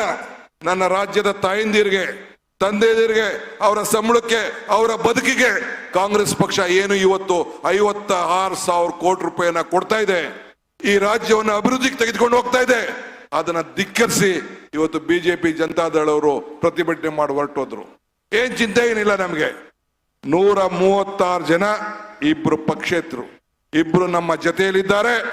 ಅವ್ರು ಏನೇನೋ ತಂತ್ರ ಮಾಡ್ಲಿ, ಏನ್ ಮಾಡಿದ್ರು ಕಾಂಗ್ರೆಸ್ ಸರ್ಕಾರ 5 ವರ್ಷ ಇರ್ತದೆ, ಅದಾದ್ಮೇಲೆ ಮತ್ತೆ 5 ವರ್ಷ ಕಾಂಗ್ರೆಸ್ ಸರ್ಕಾರ ಈ ರಾಜ್ಯದಲ್ಲಿ ಬಂದೇ ಬಿಡ್ತಾರೆ ಅನ್ನೋ ಆತ್ಮವಿಶ್ವಾಸ ನನಗಿದೆ. ಆದ್ರಿಂದ ನೀವು ನಮ್ಗೆ ಶಕ್ತಿ ಕೊಡಬೇಕು, ಧೈರ್ಯ ತುಂಬಬೇಕು. ಈ ದೇಶಕ್ಕೆ ಕಾಂಗ್ರೆಸ್ ಪಕ್ಷ ಮಾತ್ರ ಈ ದೇಶದ ಸೇವೆಯನ್ನು ಮಾಡಿ ಒಟ್ಟಿಗೆ ತೆಗೆದುಕೊಂಡು ಹೋಗ್ಲಿಕ್ಕೆ ಸಾಧ್ಯ. ಈ ಹಿನ್ನೆಲೆಯಲ್ಲಿ ನಾವೆಲ್ಲ ಕೆಲಸ ಮಾಡೋಣ. ಯುವಕರು, ಹಿರಿಯರು, ಮಹಿಳೆಯರು, ಎಲ್ಲ ನಾಯಕರುಗಳು, ಹಿಂದುಳಿದವರು ಎಲ್ಲ ಒಗ್ಗಟ್ಟಿನಿಂದ ಈ ದೇಶವನ್ನ ರಕ್ಷಣೆ ಮಾಡೋಣ ಅನ್ನೋ ಮಾತನ್ನ ಹೇಳಿ ಶುಭ ಹಾರೈಸಿ ಈ ಪ್ರಾಸ್ತಾವಿಕ ನುಡಿಯನ್ನ ಮುಗಿಸ್ತಾ ಇದ್ದೇನೆ. ಈಗ ತಮ್ಮನ್ನು ಉದ್ದೇಶಿಸಿ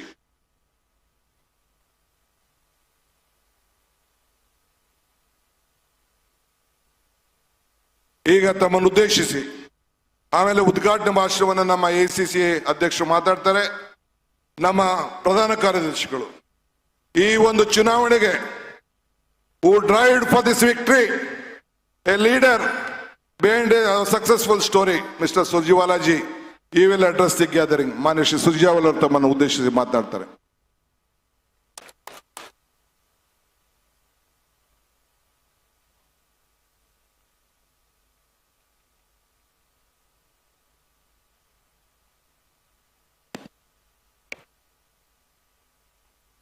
President of the Indian National Congress,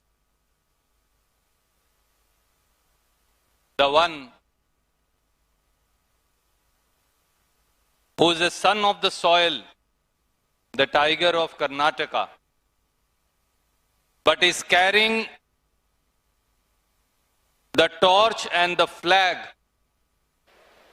of pain and suffering of India's youth, India's women, India's downtrodden, India's SC, ST, OBC, India's farmers across the country today. Our respected and revered leader, Shri Mallikarjun Kharge ji, PCC President, Deputy Chief Minister, Shri D.K. Shivkumar ji, our Honorable Chief Minister,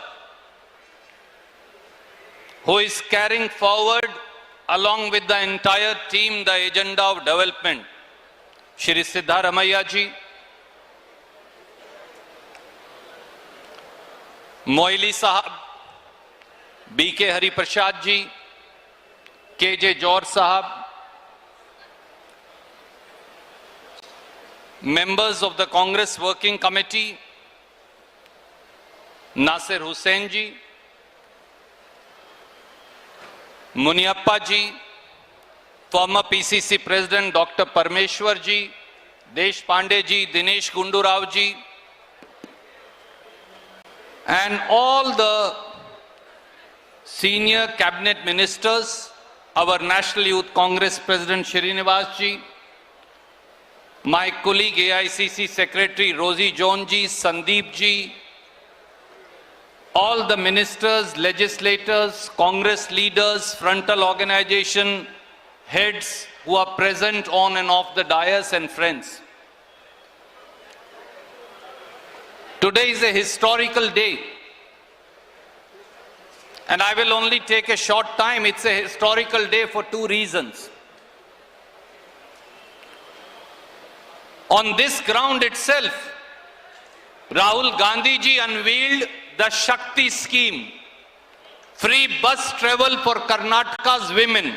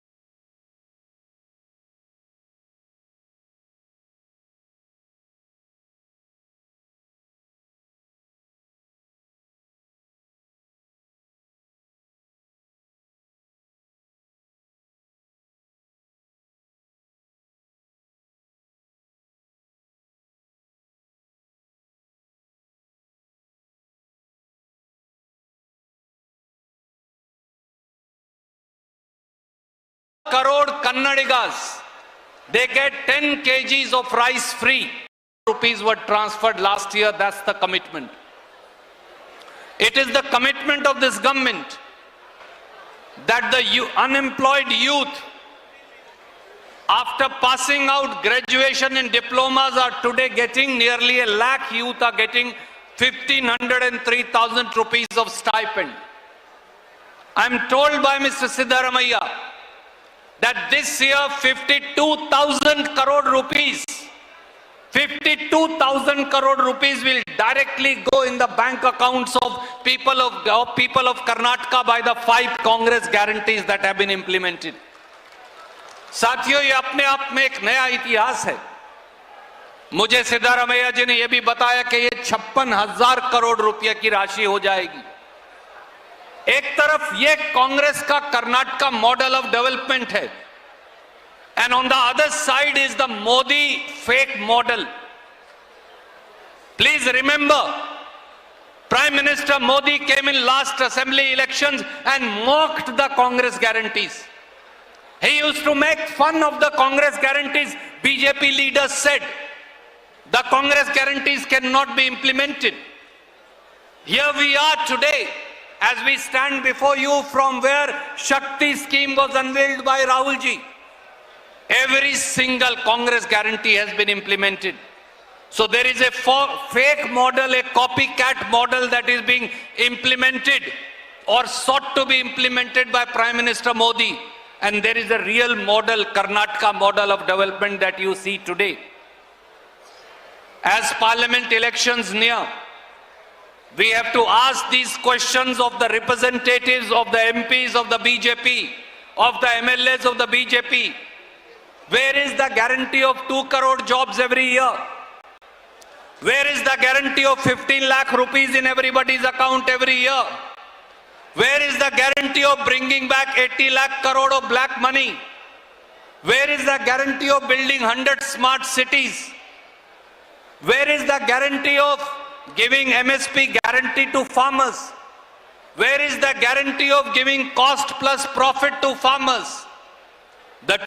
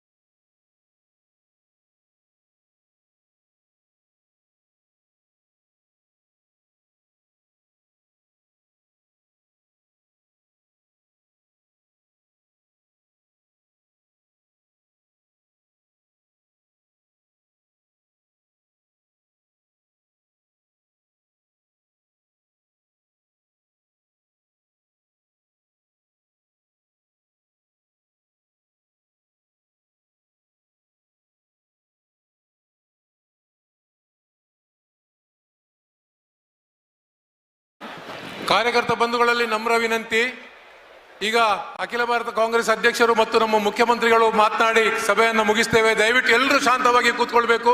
ಇದೊಂದು ಬೃಹತ್ ಕಾರ್ಯಕ್ರಮವಾಗಿ ಹೊರಹೊಮ್ಮುತ್ತಾ ಇದೆ. ದಯವಿಟ್ಟು ಕಾರ್ಯಕರ್ತರು ಕೂತಲ್ಲೇ ಕೂತ್ಕೊಳ್ಬೇಕು ಅಂತ ವಿನಂತಿಸ್ತೇನೆ. ಈಗ ನಮ್ಮನ್ನು ಉದ್ದೇಶಿಸಿ ದೇಶದ ಅಪರೂಪದ ರಾಜಕಾರಣಿ, ಅಖಿಲ ಭಾರತ ಕಾಂಗ್ರೆಸ್ ಕಮಿಟಿಯ ಅಧ್ಯಕ್ಷ ಸನ್ಮಾನ್ಯ ಮಲ್ಲಿಕಾರ್ಜುನ್ ಖರ್ಗೆ ಅವರು ನಮ್ಮನ್ನು ಉದ್ದೇಶಿಸಿ ಮಾತನಾಡಿದ್ದಾರೆ. ಸನ್ಮಾನ್ಯ ಮಲ್ಲಿಕಾರ್ಜುನ್ ಖರ್ಗೆ.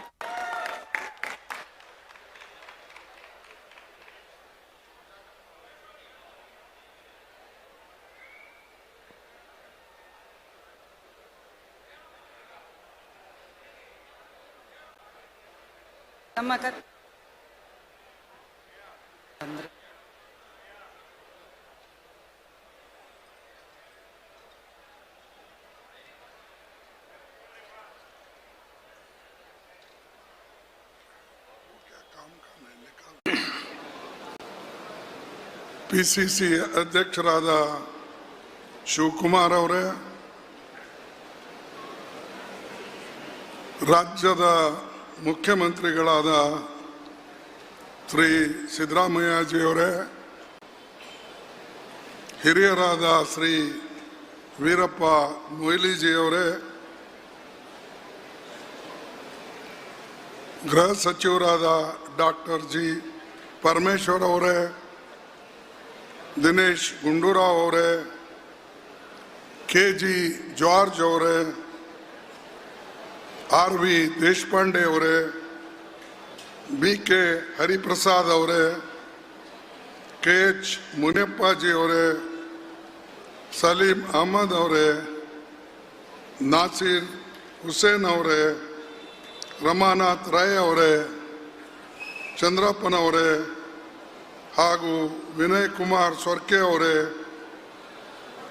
ಶ್ರೀಮಾನ್ GC ಚಂದ್ರಶೇಖರ್ ಅವರೇ, BC ಚಂದ್ರಪ್ಪನವರೇ, ಮಧು ಬಂಗಾರಪ್ಪನವರೇ, ಶ್ರೀಮತಿ ಲಕ್ಷ್ಮೀ ಹೆಬ್ಬಾಳ್ಕರ್ ಅವರೇ, BV ಶ್ರೀನಿವಾಸ್ ಅವರೇ ಹಾಗೂ ಕ್ಷಮಿಸಬೇಕು ಸಮಯದ ಅಭಾವದಿಂದ ಎಲ್ಲರ ಹೆಸರನ್ನು ತೆಗೆದುಕೊಳ್ತಕ್ಕಂಥದ್ದು ಕಷ್ಟ. ಅದಕ್ಕಾಗಿ ವೇದಿಕೆ ಮೇಲಿರ್ತಕ್ಕಂಥ ಎಲ್ಲ ಮಂತ್ರಿಗಳೇ ಮತ್ತು ಶಾಸಕ ಮಿತ್ರರೇ ಹಾಗೂ ಜಿಲ್ಲಾ ಕಾಂಗ್ರೆಸ್ ಕಮಿಟಿ ಅಧ್ಯಕ್ಷರುಗಳೇ, ಈ ಮಂಗಳೂರು ಜಿಲ್ಲೆಯ ಅಧ್ಯಕ್ಷರಾದ ಹರೀಶ್ ಕುಮಾರ್ ಅವರೇ, ಸಂದೀಪ್ AICC ಸೆಕ್ರೆಟರಿ ಅವರೇ, ರೋಜಿ ಜಾನ್ ಅವರೇ ಹಾಗೂ ಉಳಿದ ಎಲ್ಲ ನಮ್ಮ ಮಿತ್ರರೇ ಹಾಗೂ ಇಲ್ಲಿ ಬಂದಂಥ ಕಾಂಗ್ರೆಸ್ಸಿನ ಎಲ್ಲ ಮುಖಂಡರುಗಳೇ, ಈಗಾಗಲೇ ಶಿವಕುಮಾರ್ ಅವರು ಹಾಗೂ ನಮ್ಮ ಸುರ್ಜೇವಾಲಾ ಅವರು ಸಾಕಷ್ಟು ವಿಷಯಗಳನ್ನು ಪ್ರಸ್ತಾಪ ಮಾಡಿದ್ದಾರೆ. ಆದರೆ ನಾನು ಕೆಲವು ಹೊಸ ವಿಚಾರಗಳನ್ನು ಹೇಳ್ತಾ ಕೆಲವು ಸಂಗತಿಗಳನ್ನು ನಿಮ್ಮ ಮುಂದೆ ತರಕ್ಕೆ ಆಶಿಸ್ತೇನೆ. ಒಂದು ವಿಶೇಷ ಅಂದರೆ ಈ ಜಿಲ್ಲೆದು ನಾನು ನೆನೆಸ್ಕೊಳ್ಬೇಕಾಗಿದ್ದು ಮತ್ತು ಎಲ್ಲರ ನೆನಪಿಗಾಗಿ ನಾನು ಈ ಹೆಸರನ್ನು ಹೇಳಲೇಬೇಕಾಗ್ತದೆ. ಅಪ್ಪಟ್ಟ ಗಾಂಧಿವಾದಿ ಮತ್ತು ಬಡವರ ಬಗ್ಗೆ ಕನಿಕರಿ ಇರ್ತಕ್ಕಂಥ ಕುದುಮಲ್ ರಂಗರಾವ್ 1997ರಲ್ಲಿ ಮಂಗಳೂರಿನಲ್ಲಿ ಡಿಪ್ರೆಸ್ಡ್ ಕ್ಲಾಸ್ ಮಿಷನ್ ಅಂತ ಹೇಳಿ ಅವರು ಪ್ರಾರಂಭ ಮಾಡಿ ಸಮಾಜದಲ್ಲಿರ್ತಕ್ಕಂಥ ಬಡವರಿಗೆ, ಅತ್ಯಂತ ಹಿಂದುಳಿದ ವರ್ಗದವರಿಗೆ ಹಾಗೂ ಅಸ್ಪೃಶ್ಯರಿಗೆ ಅವರು ಶಿಕ್ಷಣ ಹಾಗೂ ಇಲ್ಲಿರ್ತಕ್ಕಂಥ ಜಾಗದಲ್ಲಿ ನಮ್ಮ ಉತ್ತಮವಾದಂಥ ವಸತಿ ಅನುಕೂಲ ಮಾಡಿಕೊಡ್ತಕ್ಕಂಥದ್ದು, ಕುಡಿಯೋ ನೀರಿನ ವ್ಯವಸ್ಥೆ ಮಾಡಿಕೊಡ್ತಕ್ಕಂಥದ್ದು, ಇದನ್ನು ಒಬ್ಬ ಮಹಾನ್ ವ್ಯಕ್ತಿ ಕುದುಮಲ್ ರಂಗರಾವ್ ಅಂತ ಹೇಳಿ ಮಾಡಿದರು. ಬಹುಶಃ ಭಾಳ ಜನರಿಗೆ ನೆನಪಿರ್ಲಕ್ಕಿಲ್ಲ. ಮಂಗಳೂರಿನಲ್ಲಿ ಇವತ್ತು ನಾವೇನೇನೋ ನೋಡ್ತಾ ಇದ್ದೇವೆ, ಆದರೆ ಈ ಡಿಪ್ರೆಸ್ ಕ್ಲಾಸಸ್ಗಳಿಗೆ, ಹಿಂದುಳಿದವರಿಗೆ ಅವರ ಧ್ವನಿಯನ್ನು ಎತ್ತಿಡತಕ್ಕಂಥವರು ರಂಗರಾವ್ ಅವರು. ನಾವು ಇವತ್ತು ಅವ್ರ ಬಗ್ಗೆ ನೆನಪಿಟ್ಕೊಂಡಿಲ್ಲ. ಅದೇ ರೀತಿಯಾಗಿ ಈ ಮಂಗಳೂರಿನಲ್ಲಿ ಎಲ್ಲಕ್ಕಿಂತಲೂ ಉಡುಪಿ ಮತ್ತು ಮಂಗಳೂರಿನಲ್ಲಿ ಹೆಚ್ಚಿನ ಕಾಂಗ್ರೆಸ್ ಪಕ್ಷದ ವತಿಯಿಂದ ಲಾಭವನ್ನು ಪಡೆದರು. ಭೂ ಸುಧಾರಣೆ ಕಾನೂನು ಅಡಿಯಲ್ಲಿ ಟೆನೆಂಟ್ಗಳಾದವರು ಅತ್ಯಂತ ಕಡುಬಡವರೇ, ಅವ್ರ ಮಾಲೀಕರಾದರು. ಅದರ ಬಗ್ಗೆನೂ ಕೂಡ ಇವತ್ತು ಯಾರು ನೆನಪು ಮಾಡ್ತಾ ಇಲ್ಲ, ಎಲ್ಲ ಮರ್ತೋಗಿದ್ದಾರೆ. ಲಕ್ಷಾಂತರ ಜನರಿಗೆ ಈ ಮಂಗಳೂರು ಉಡುಪಿಯಲ್ಲಿ ನಮ್ಮ ಪಕ್ಷದ ದೇವರಾಜ ಅರಸು ಅವರಿದ್ದಾಗ, ಇಂದಿರಾ ಗಾಂಧೀಜಿ ಅವರಿದ್ದಾಗ, ನಾವು ಕೂಡ ರೆವಿನ್ಯೂ ಮಿನಿಸ್ಟರ್ಗಳಾಗಿದ್ದಾಗ ಲಕ್ಷಾಂತರ ಜನರಿಗೆ ನಾವು ಮಾಲೀಕರು ಮಾಡಿದ್ದೇವೆ, ಟೆನೆಂಟ್ಗಳಿಗೆ. ಯಾರಾದರೂ ನೆನಪಿಟ್ಟಿದ್ದಾರ? ಈಗೆಲ್ಲ ಕಡೆ ಕೆಲವು ನೋಡ್ತೀನಿ, ಕೆಲವು ಜನರಿಗೆ ಭಗವಾ ಜೆಂಡಾ ಹಿಡ್ಕೊಂಡು ಅಡ್ಡಾಡ್ತಾರೆ. ನೀವು ಹಿಂದಿನ ಕಾಲ ನೆನಪು ಮಾಡಿ, ನಿಮ್ಮ ತಾಯಿ ತಂದೆಯವರು ಯಾವ ಸ್ಥಿತಿಯಲ್ಲಿದ್ದರು, ನಿಮಗೆ ಮಾಲೀಕರು ಮಾಡದಂಥವ್ರು ಯಾರು, ಇದನ್ನ ನೀವು ನೆನಪಿನಲ್ಲಿ ಇಡದೆ ಹೋಗಿದ್ರೆ ಈ ದೇಶಕ್ಕೆ ಭವಿಷ್ಯ ಇಲ್ಲ. ಯಾರು ಲಾಭ ಪಡ್ಕೊಂಡಿದ್ದಾರೋ ಅವರೇ ಇದನ್ನ ಮರ್ತು ಹೋದರೆ ನಾವು ಯಾರಿಗೆ ಹೇಳಬೇಕು? ನಾನು ಒಂದು ಟ್ರಿಬ್ಯುನಲ್ ಒಂದು ತಾಲೂಕಾ ಕಿತ್ತಿಲ್ಲಿ, ಒಂದೊಂದು ತಾಲೂಕಾದಲ್ಲಿ 4 ಟ್ರಿಬ್ಯುನಲ್ ಮಾಡಿ ಲಕ್ಷಾಂತರ ಕೇಸ್ಗಳನ್ನ ನಾವು ಅದರ ತೀರ್ಮಾನ ಕೊಡ್ಸಕ್ ಹಚ್ಚಿ ಅವರು ಮುಂದೆ ಕೋರ್ಟಿಗೂ ಕೂಡ ಹೋಗ್ಲಾರ್ದಂಗೆ ಮಾಡಿ ಅಷ್ಟೊಂದು ಲಕ್ಷಾಂತರ ಎಕರೆ ಜಮೀನು ನಾವು ಕೊಟ್ಟೇವೆ. ಏನ್ ರಮಾನಾಥ್ ರಾಯ್ ಸ್ವರ್ಕೆ, ನಿಮಗೆ ಕೇಳ್ತಾ ಇದ್ದೀನಿ, ನೀವೆಲ್ಲ ಟ್ರಿಬ್ಯುನಲ್ ಮೆಂಬರ್, ಅವಾಗ ನೀವು ಹಂಚಿದ್ದನ್ನ ಎಲ್ಲಿ ಹೋದ್ರು ಆ ಜನ ಅವರಿಗೆ ಭೂ ಮಾಲೀಕರು ಮಾಡಿದೆವು ನಾವು, ಭೂ ಒಡೆಯರು ಮಾಡಿದೆವು ನಾವು. ಆದ್ರೆ ಅವ್ರು ಎಲ್ಲಿ ಪತ್ತೆನೇ ಇಲ್ಲ ಈಗ. ಯಾಕಂದ್ರೆ ನಮ್ಮಿಂದ ಲಾಭ ಸಿಗೋವರಿಗೆ ಕೆಲವು ಜನ ಲಾಭ ತಗೊಂಡ್ರು. ಈಗ ನಮ್ಮನ್ನೇ ಮರ್ತು ಹೋದರೆ ಇದು ಯಾವ ನ್ಯಾಯ? ಯಾವ ಇಂದಿರಾ ಗಾಂಧಿ ಅವರು ನಿಮಗೆ ಜಮೀನು ಕೊಟ್ಟರು? ಯಾವ ದೇವರಾಜ ಅರಸು ಕಾಲದಲ್ಲಿ ಕಾಂಗ್ರೆಸ್ ಕೊಡ್ತು? ನಾವೆಲ್ಲ ಇಲ್ಲಿ ಬಂದು ಒಂದೊಂದು ತಾಲೂಕಾದಲ್ಲಿ 4 ಟ್ರಿಬ್ಯುನಲ್ ಮಾಡಿದೇವೆ. ಒಂದು ಟ್ರಿಬ್ಯುನಲ್ ಆದರೆ ಜನರಿಗೆ ಬೇಗನೆ ಅನುಕೂಲ ಆಗಲ್ಲ ಅಂತ ಹೇಳಿ ನಾವು ಮಾಡಿಕೊಟ್ಟೇವೆ. ಮೊಯ್ಲಿ ಅವರು ಇಲ್ಲೇ ಇದ್ದಾರೆ, ಎಲ್ಲರೂ ಇದ್ದಾರೆ. ಇಷ್ಟು ಜನರಿಗೆ ಲಾಭ ಸಿಕ್ಕ ಮೇಲೂ ಕೂಡ ನಮ್ಮ ದುರ್ದೈವ ಇವತ್ತು ಜಮೀನು ಕೊಟ್ಟವನಿಗೆ ನೆನೆಸೋದಿಲ್ಲ. ಆದರೆ ಯಾರು ಹೊಟ್ಟೆ ತುಂಬಿಸಕ್ಕೆ ಸೋನಿಯಾ ಗಾಂಧಿ ಅಂತವರು ಫುಡ್ ಸೆಕ್ಯೂರಿಟಿ ಆಕ್ಟ್ ತಂದು ಅವರು ಲಾಭ ಕೊಟ್ಟರು. ಮಕ್ಕಳಿಗೆ ಕಂಪಲ್ಸರಿ ಎಜುಕೇಶನ್ ಅಂತ ಹೇಳಿ ಸ್ಕೂಲ್ಗಳಿಗೆ ಅಂದರೆ ಪ್ರೈಮರಿಯಿಂದ 8ನೇವರೆಗೆ ಫ್ರೀ ಎಜುಕೇಶನ್ ಕೊಟ್ಟರು. ಅವರಿಗೂ ಕೂಡ ಮರ್ತಿದ್ದಾರೆ ಜನ. ನನಗೆ ಆಶ್ಚರ್ಯ ಅನ್ನಿಸ್ತದೆ, ನಮ್ಮಿಂದ ಕಾಂಗ್ರೆಸ್ ಪಾರ್ಟಿಯಿಂದ ಲಾಭ ಪಡೆದು ಊಟದಲ್ಲಿ, ನರೇಗಾ ಯೋಜನೆಯಲ್ಲಿ, ಭೂಮಿಯಲ್ಲಿ, ಶಿಕ್ಷಣದಲ್ಲಿ ಎಲ್ಲದಲ್ಲಿ ಕೂಡ ನಾವು ಜನರಿಗೆ ಲಾಭ ಮಾಡಿಕೊಟ್ಟಿದ್ದೇವೆ. ಆದರೆ ಇವತ್ತು ಕೆಲವು ಪಕ್ಷಗಳು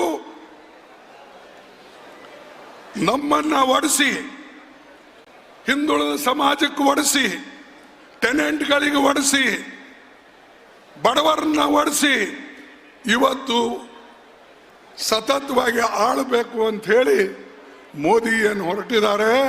ಆ ಮೋದಿ ಜೈ ಜೈಕಾರ ಇಲ್ಲಿ ಕೇಳ್ತಾ ಇದ್ದೀನಿ. ಮೋದಿ ನಿಮಗೆ ಜಮೀನು ಕೊಟ್ಟನ ಹೇಳಿ? ಮೋದಿ ಜಮೀನು ಕೊಟ್ಟನ? ಕೊಟ್ಟವ್ರು ಯಾರು?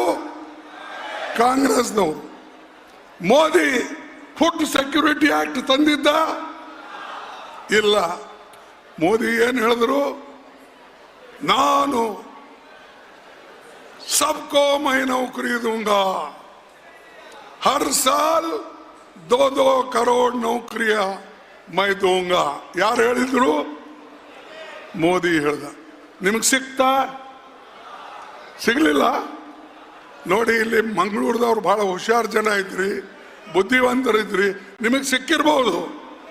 ಮೋದಿ ಅರೆ ಸಿಗ್ಲಿಲ್ಲ ಅಂತಂದ್ರೆ ಇಷ್ಟೊಂದು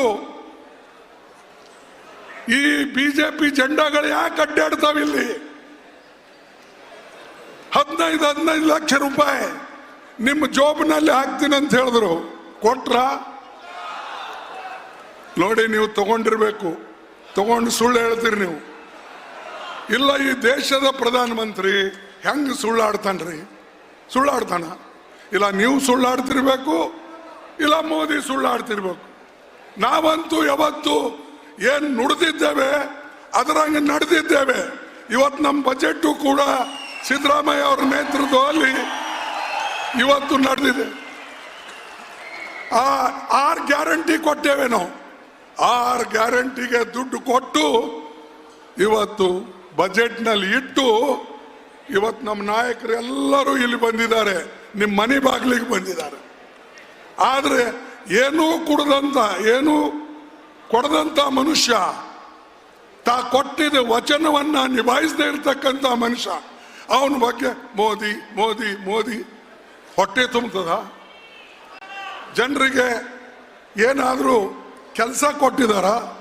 ನರೇಗಾ ಯೋಜನೆ ನಮ್ಮದು, ಅನ್ನ ಯೋಜನೆ ನಮ್ಮದು, ಮಕ್ಕಳಿಗೆ ವಿದ್ಯಾಭ್ಯಾಸ ಕೊಡೋದು ನಮ್ಮದು. ಅವ್ರೇನಂದ್ರೆ ಮೋದಿ ಬರೇ ಜಗಳ ಹಚ್ಚೋದು.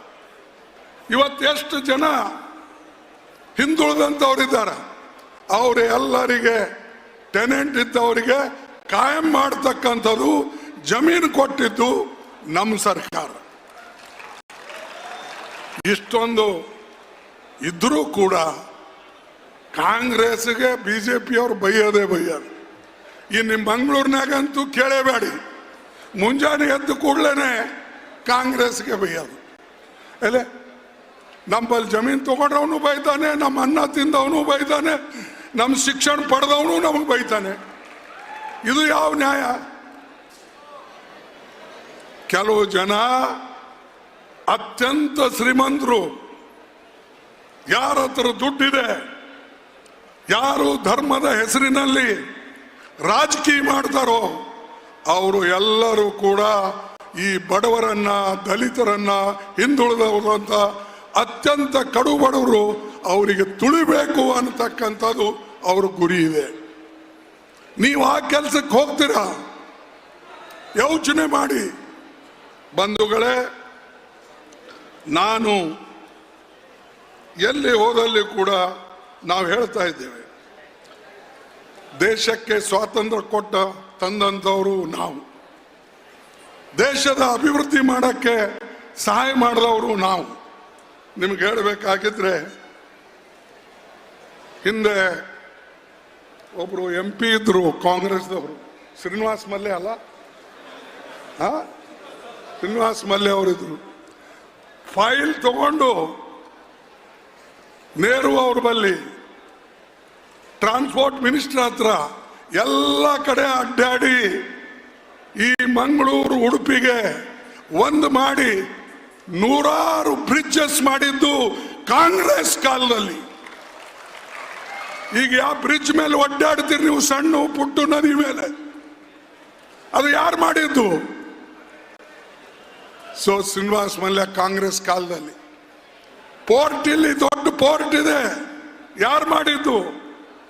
ಕಾಂಗ್ರೆಸ್ದವ್ರು ಮಾಡಿದ್ದು. ಏರ್ಪೋರ್ಟ್ ಯಾರು ಮಾಡಿದ್ದು? ಕಾಂಗ್ರೆಸ್. ಪ್ರತಿ ಒಂದು ಚಿನ್ನ ಇವತ್ತು ಇಲ್ಲಿ ಮಂಗಳೂರಿನಲ್ಲಿದೆ, ಉಡುಪಿನಲ್ಲಿದೆ, ಅದು ಎಲ್ಲನೂ ಕೂಡ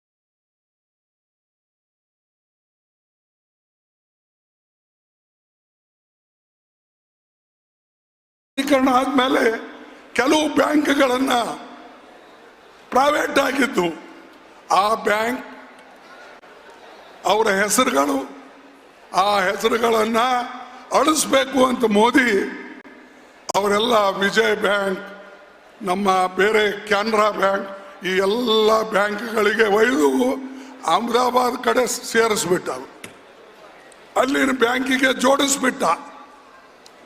ಆ ದೇನಾ ಬ್ಯಾಂಕ್ ಅಂತೆ, ಲೇನಾ ಬ್ಯಾಂಕ್ ಅಂತೆ, ಆ ಬ್ಯಾಂಕ್ ಅಂತೆ. ದೇನಾ ಅಂದ್ರೆ ಗೊತ್ತಲ್ಲ, ಕೊಡೋದು. ಲೇನಾ ಅಂತಂದ್ರೆ ತಗೊಳ್ಳೋದು. ಇದ್ರಾಗೆ ವೈದಿಲಿಂದ ಎಲ್ಲ ಸೇರಿಸ್ಬಿಟ್ಟ. ಅಂದ್ರೆ ಯಾವ ಭಾಗ, ಕರ್ನಾಟಕದ ಭಾಗ ಆರ್ಥಿಕ ಬೆಳವಣಿಗೆಯಲ್ಲಿ ಮುಂದಿದೆ, ಅದಕ್ಕೆ ಹಿಂದೆ ತರ್ತಕ್ಕಂಥ ಕೆಲಸ ಮೋದಿ ಅವರು ಮಾಡಿದ್ದು. ಆದ್ರೆ ನನಗೆ ಬಹಳ ನೋವು ಉಂಟಾಗಿದೆ. ಇಂಥ ಜಾಗದಲ್ಲಿ ಬಿಜೆಪಿ ಬೆಳೀತಾ ಇದೆ. ಬಿಜೆಪಿ ಮಾತು ಕೇಳಿ ಇಲ್ಲೆಲ್ಲರೂ ಒಬ್ರಿಗೊಬ್ರು ಹೋರಾಟ ಮಾಡ್ತಾರೆ, ಹೊಡೆದಾಡ್ತಾರೆ, ಬಡದಾಡ್ತಾರೆ. ಬಂಧುಗಳೇ, ಎಲ್ಲರೂ ಕೂಡ ನಾವು ಈ ದೇಶಕ್ಕೆ ಸ್ವಾತಂತ್ರ್ಯ ತಂದಂತ ಕಾಂಗ್ರೆಸ್ ಪಾರ್ಟಿ ಎಲ್ಲರನ್ನ ಒಗ್ಗೂಡಿಸ್ತಕ್ಕಂಥ ಕೆಲಸ ಮಾಡಿತು. ಮತ್ತು ಒಳ್ಳೆ ಒಳ್ಳೆ ಕೆಲಸ ಮಾಡಿದಂಥವ್ರು ಕಾಂಗ್ರೆಸ್ ಮುಖಂಡರೇ. ಈಗ ಹೇಳಿದ್ರು ವೀರಪ್ಪ ಮೊಯ್ಲಿ ಅವ್ರ ಕಾಲದಲ್ಲಿ ಏನಾಯ್ತು, ನಮ್ಮ ಇವರು ಜನಾರ್ದನ್ ಪೂಜಾರಿ ಕಾಲದಲ್ಲಿ ಏನಾಯ್ತು, ಇವೆಲ್ಲನೂ ಕೂಡ ಬಡವರಿಗೆ ಅಧಿಕಾರ ಕೊಟ್ಟಿದ್ದು ಕೂಡ ಕಾಂಗ್ರೆಸ್ ಪಾರ್ಟಿ. ಇದು ನೀವು ಮರಿಬೇಡಿ. ವೀರಪ್ಪ ಮೊಯ್ಲಿ ಯಾರಿದ್ರು? ಒಬ್ಬರು ಬಡವರು ವಕೀಲರು. ಜನಾರ್ದನ್ ಪೂಜಾರಿ ಯಾರಿದ್ರು? ಅವರು ವಕೀಲರು. ಇಂಥ ಜನರಿಗೆ ಉನ್ನತವಾದಂಥ ಸ್ಥಾನದಲ್ಲಿ ಕೂಡಿಸಿ, ನಿಮಗೆ ಸಹಾಯ ಮಾಡತಕ್ಕಂಥ ಜಾಗದಲ್ಲಿ ಕೂಡಿಸಿ ಇವತ್ತು ಕಾಂಗ್ರೆಸ್ ಪಾರ್ಟಿ ಆ ಕೆಲಸವನ್ನ ಮಾಡಿಸಿದೆ ಅವ್ರ ಕೈಯಿಂದ. ಇದು ನಾವು ನೆನಪಿನಲ್ಲಿ ಇಟ್ಕೊಳ್ಬೇಕು. ನಾವು ಮರ್ತು ಹೋಗ್ತೇವೆ ಬಹಳ ಬೇಗನೆ. ಇವತ್ತು ಅದಕ್ಕೆ ಬಂಧುಗಳೇ, ನಾನು ನಿಮಗೆ ನಮ್ಮ 5 ಗ್ಯಾರಂಟಿಗಳು ಅದಕ್ಕೆಲ್ಲ ದುಡ್ಡಿಟ್ಟಿದ್ದಾರೆ. ನಾನು ಎಷ್ಟಿಟ್ಟಾರ ಏನಿಲ್ಲ ಹೇಳಕ್ಕೆ ಹೋಗೋದಿಲ್ಲ. ಅದು ಸುರ್ಜಿವಾಲಾ ಅವರು ತಮ್ಮ ಮಾತಿನಲ್ಲಿ ಬಹಳ ಅರ್ಥಗರ್ಭಿತವಾಗಿ ಅವರು ಹೇಳಿದ.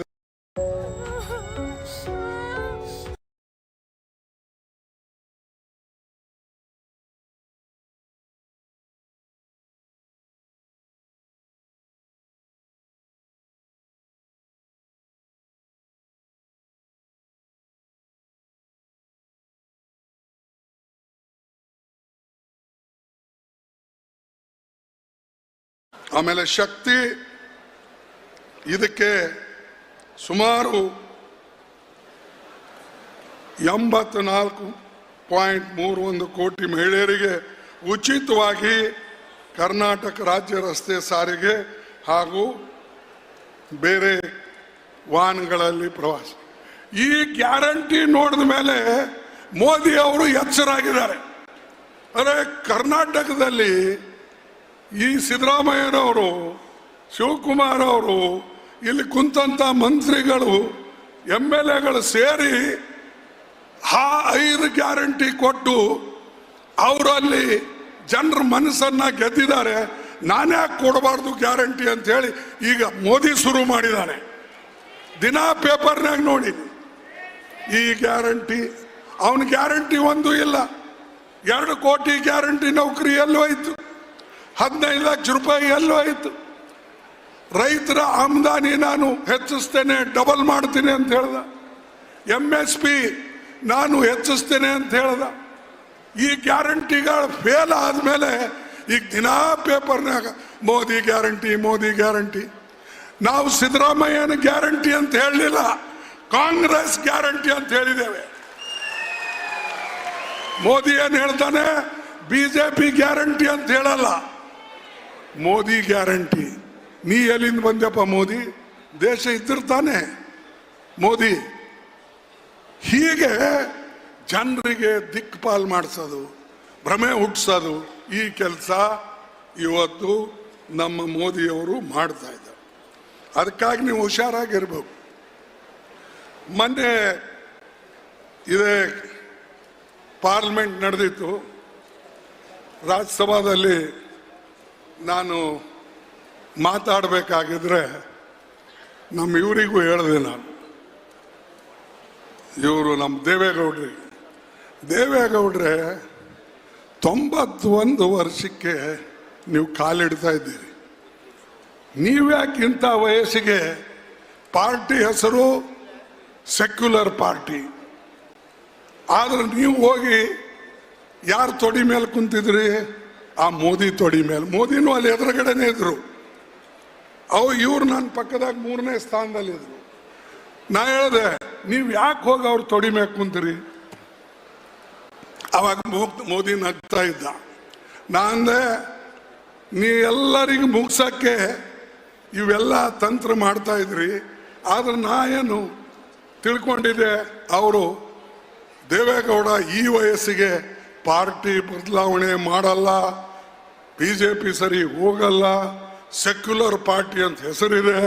ಅದಕ್ಕೆ ನಾನು ಅವರಿಗೆ ನೇರವಾಗಿ ಕೇಳಿದೆ, ನಿಮ್ಮ ಸೆಕ್ಯುಲರ್ ಪಾರ್ಟಿ ಅವ್ರ ಜೊತೆಯಲ್ಲಿ ಹೆಂಗೆ ಹೋಗ್ತಾ ಇದ್ರಿ?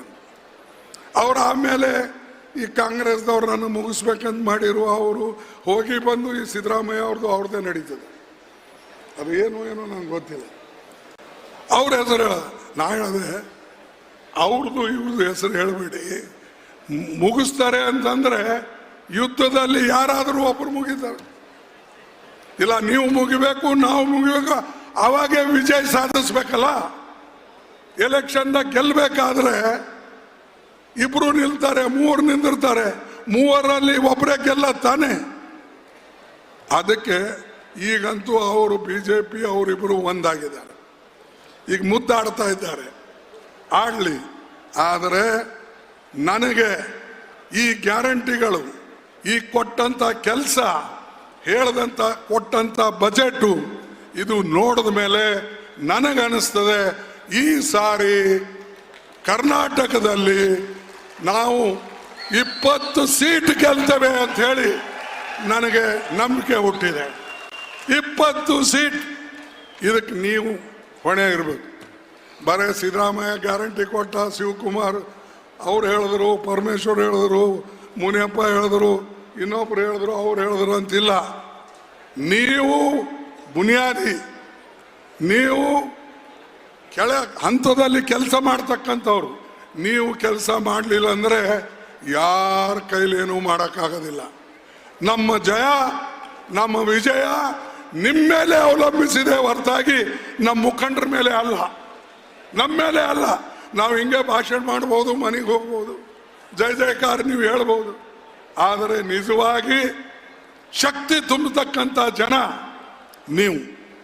ಅದಕ್ಕೆ ನೀವು ದಯವಿಟ್ಟು ಒಕ್ಕಟ್ಟಾಗಿ ಈ ಸಾರಿ ಮಂಗಳೂರಿನಲ್ಲಿ, ಉಡುಪಿನಲ್ಲಿ, ಚಿಕ್ಕಮಗಳೂರಿನಲ್ಲಿ ಶಕ್ತಿಯನ್ನ ಪ್ರದರ್ಶನ ಮಾಡಿ ಕಾಂಗ್ರೆಸ್ ಪಾರ್ಟಿಗೆ ಹೆಚ್ಚಿನ ಸೀಟನ್ನ ತರ್ತಕ್ಕಂಥದ್ದು ಮಾಡಿ.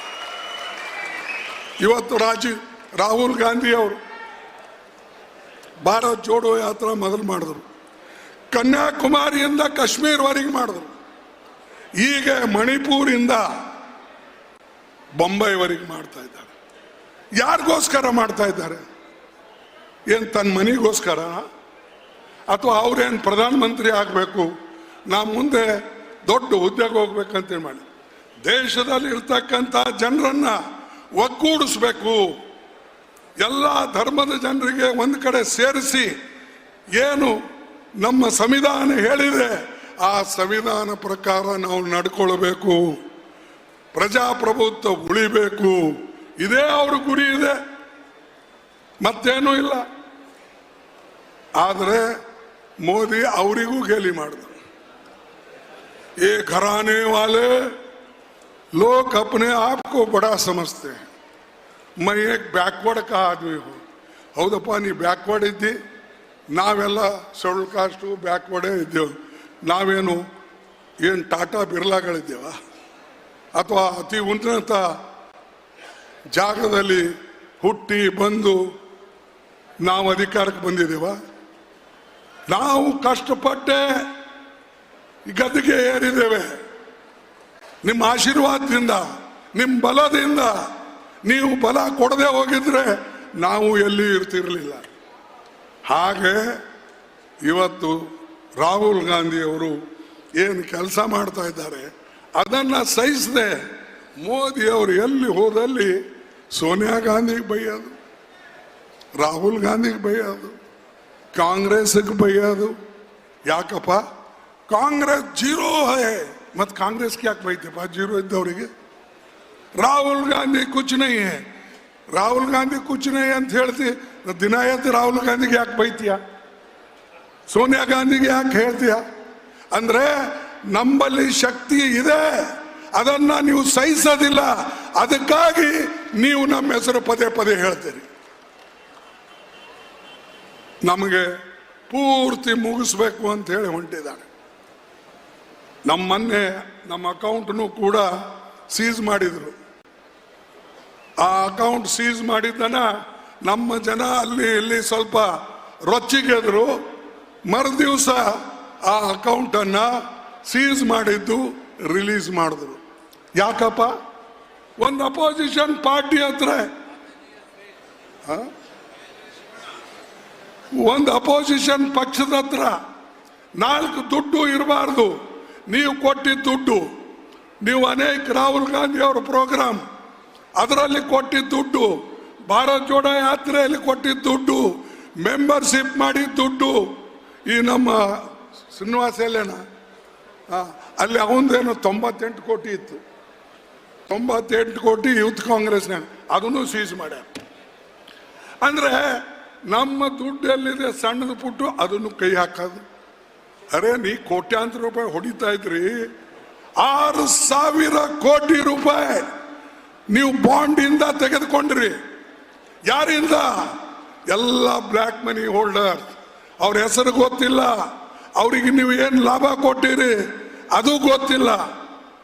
ನಮಗೆ ನೀವು ಹೇಳ್ತೀರಾ ಕಾಂಗ್ರೆಸ್ ಪಾರ್ಟಿ ಹಾಗೆ ಮಾಡಿದೆ ಹೀಗೆ ಮಾಡಿದೆ. ನಾವು ದೊಡ್ಡ ದೊಡ್ಡ ಕಾರ್ಖಾನೆಗಳು ಮಾಡಿದೇವೆ, ಪಬ್ಲಿಕ್ ಸೆಕ್ಟರ್ಗಳು ಮಾಡಿದೇವೆ, ಲಕ್ಷಾಂತರ ಜನರಿಗೆ ನೌಕರಿ ಕೊಟ್ಟೇವೆ. ನೀವೇನು ಕೊಟ್ರಿ? ಇದ್ದ ನೌಕರಿಗಳನ್ನ ಕಸ್ಕೊಂಡ್ರಿ, ಇದ್ದ ಪಬ್ಲಿಕ್ ಸೆಕ್ಟರ್ ಕ್ಲೋಸ್ ಮಾಡಿದ್ರಿ.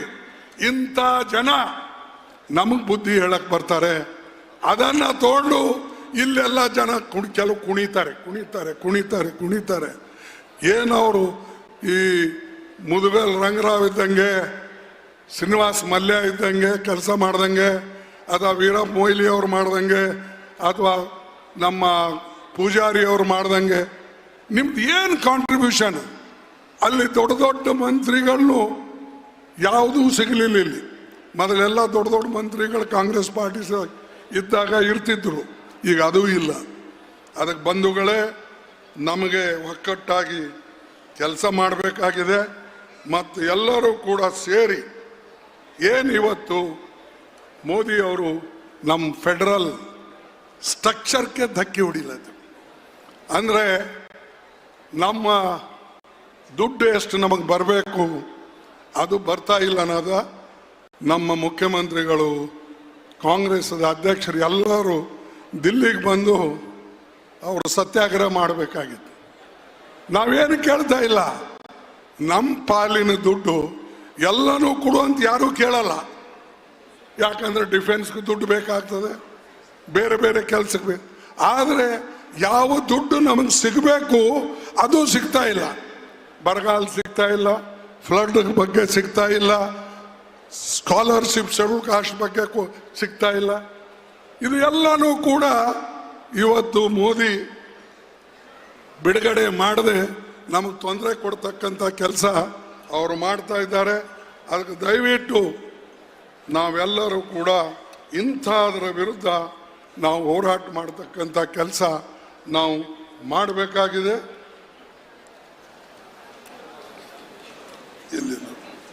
ಮಾಡಬೇಕಾಗಿದೆ.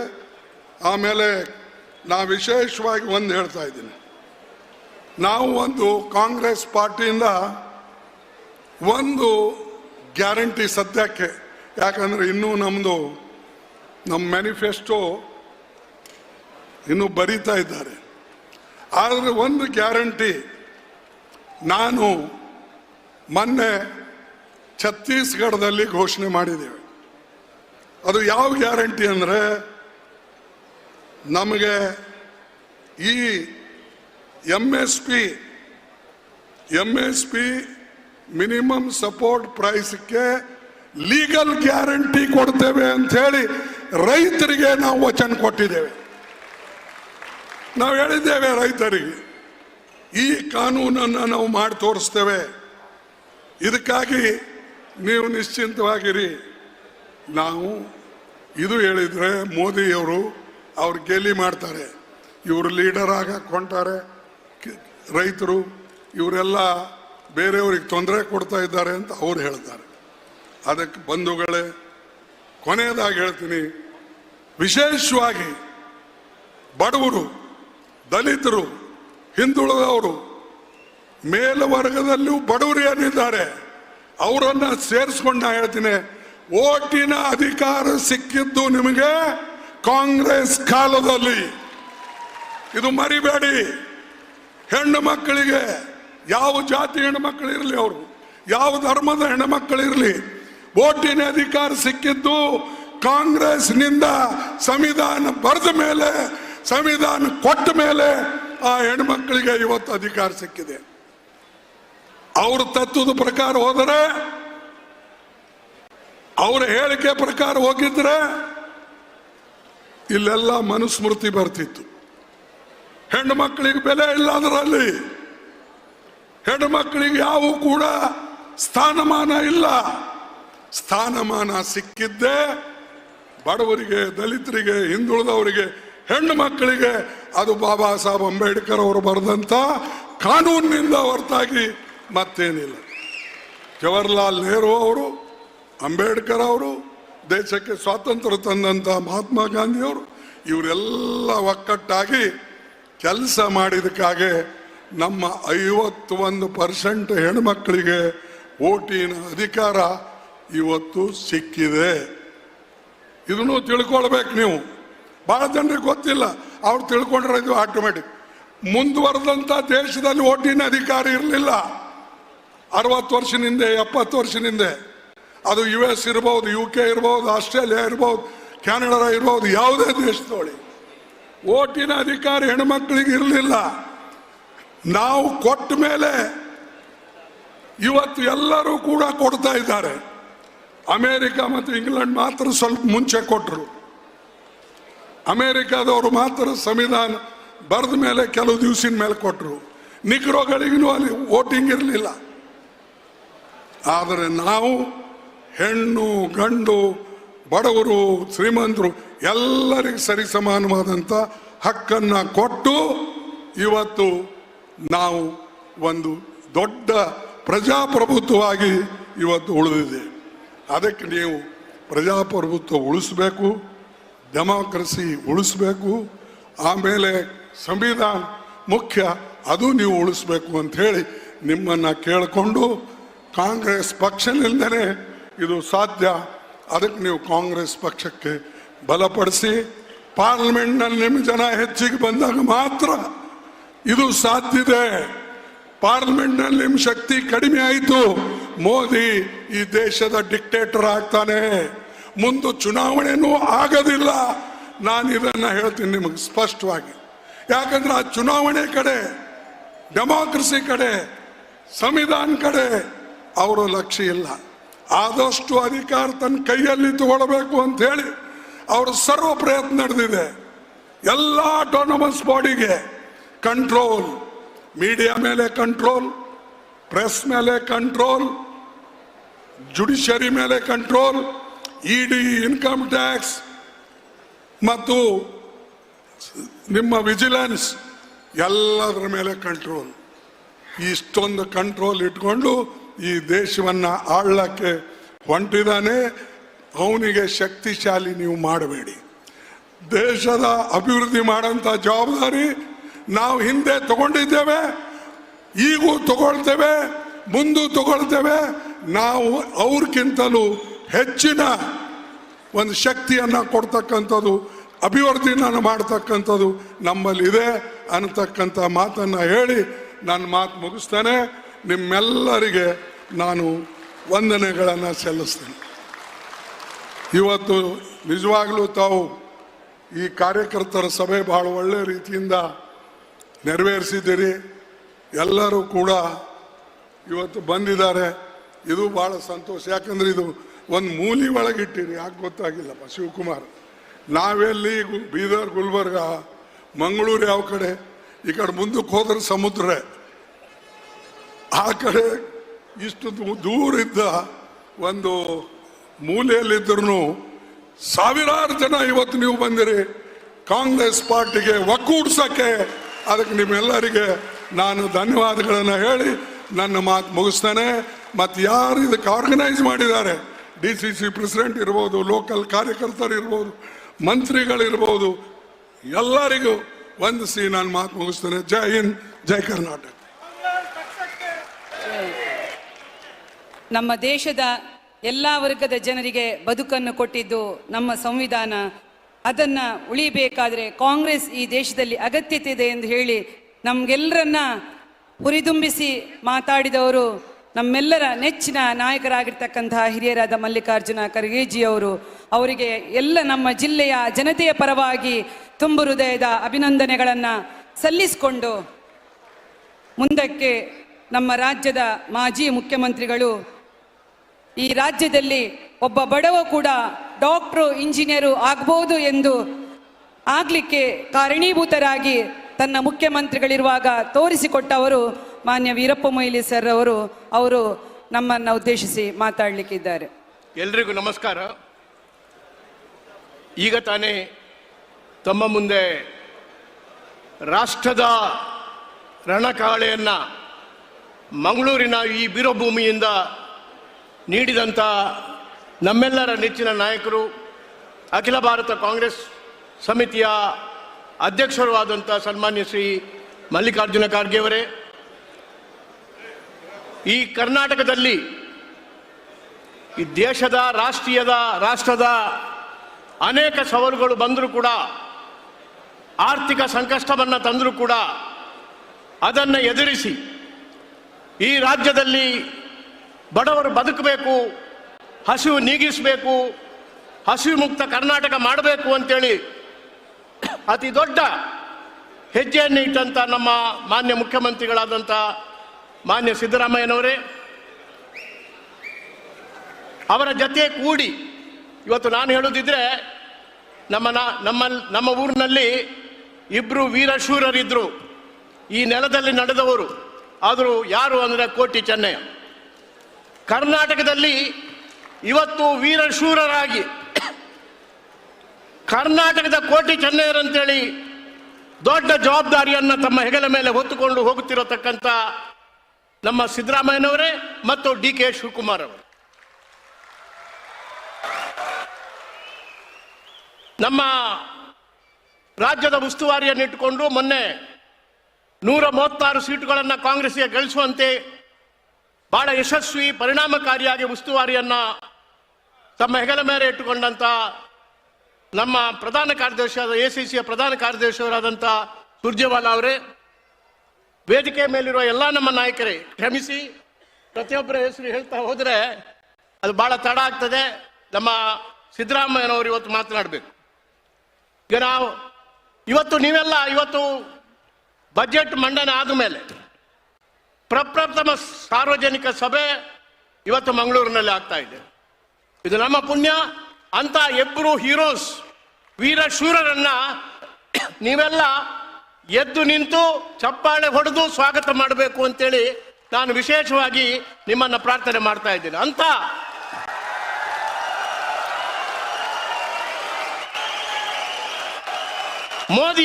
ಮೋದಿಯ ಒಂದು ದೌರ್ಜನ್ಯದ ಆಡಳಿತದಿಂದ ಇವತ್ತು ಉಸಿರುಗಟ್ಟತಕ್ಕಂಥ ಆರ್ಥಿಕ ಸಾಮಾಜಿಕ ಪರಿಸ್ಥಿತಿಯನ್ನ ನಿರ್ಮಾಣ ಮಾಡಿದಂಥ ಒಂದು ಸ್ಥಳದಲ್ಲಿ ನಮ್ಮ ಸರ್ಕಾರ, ಅದರಲ್ಲಿ ಕೂಡ ಸಿದ್ದರಾಮಯ್ಯ ಮತ್ತು DK ಶಿವಕುಮಾರ್ ಅವರು ಅದ್ಭುತವಾದಂಥ ಬಜೆಟ್ ಕೊಟ್ಟಿದ್ದಾರೆ. ಅವರೆಲ್ಲ ಕಣ್ಣು ಬಿಟ್ಟು ನೋಡ್ತಾ ಇದ್ರು.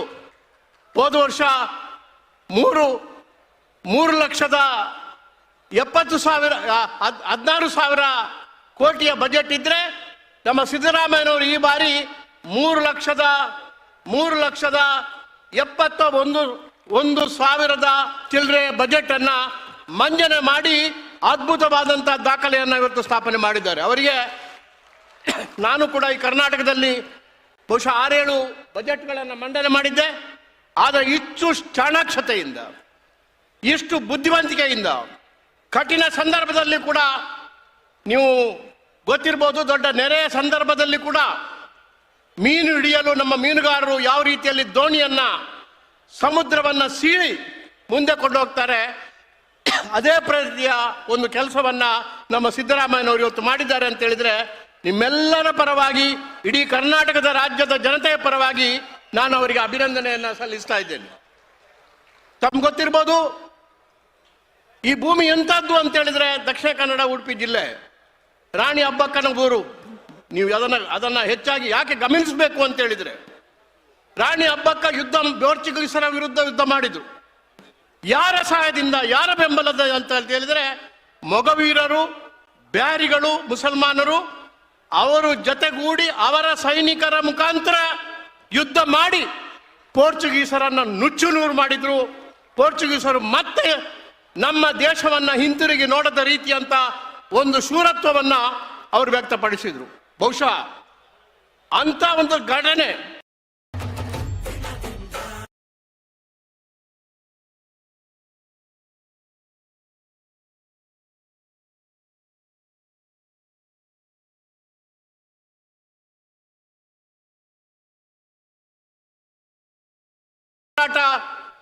ಹಿಂದೂಗಳು ಮುಸ್ಲಿಮರು ಜೊತೆಗೂಡಿ ಮಾಡಿದ್ರು.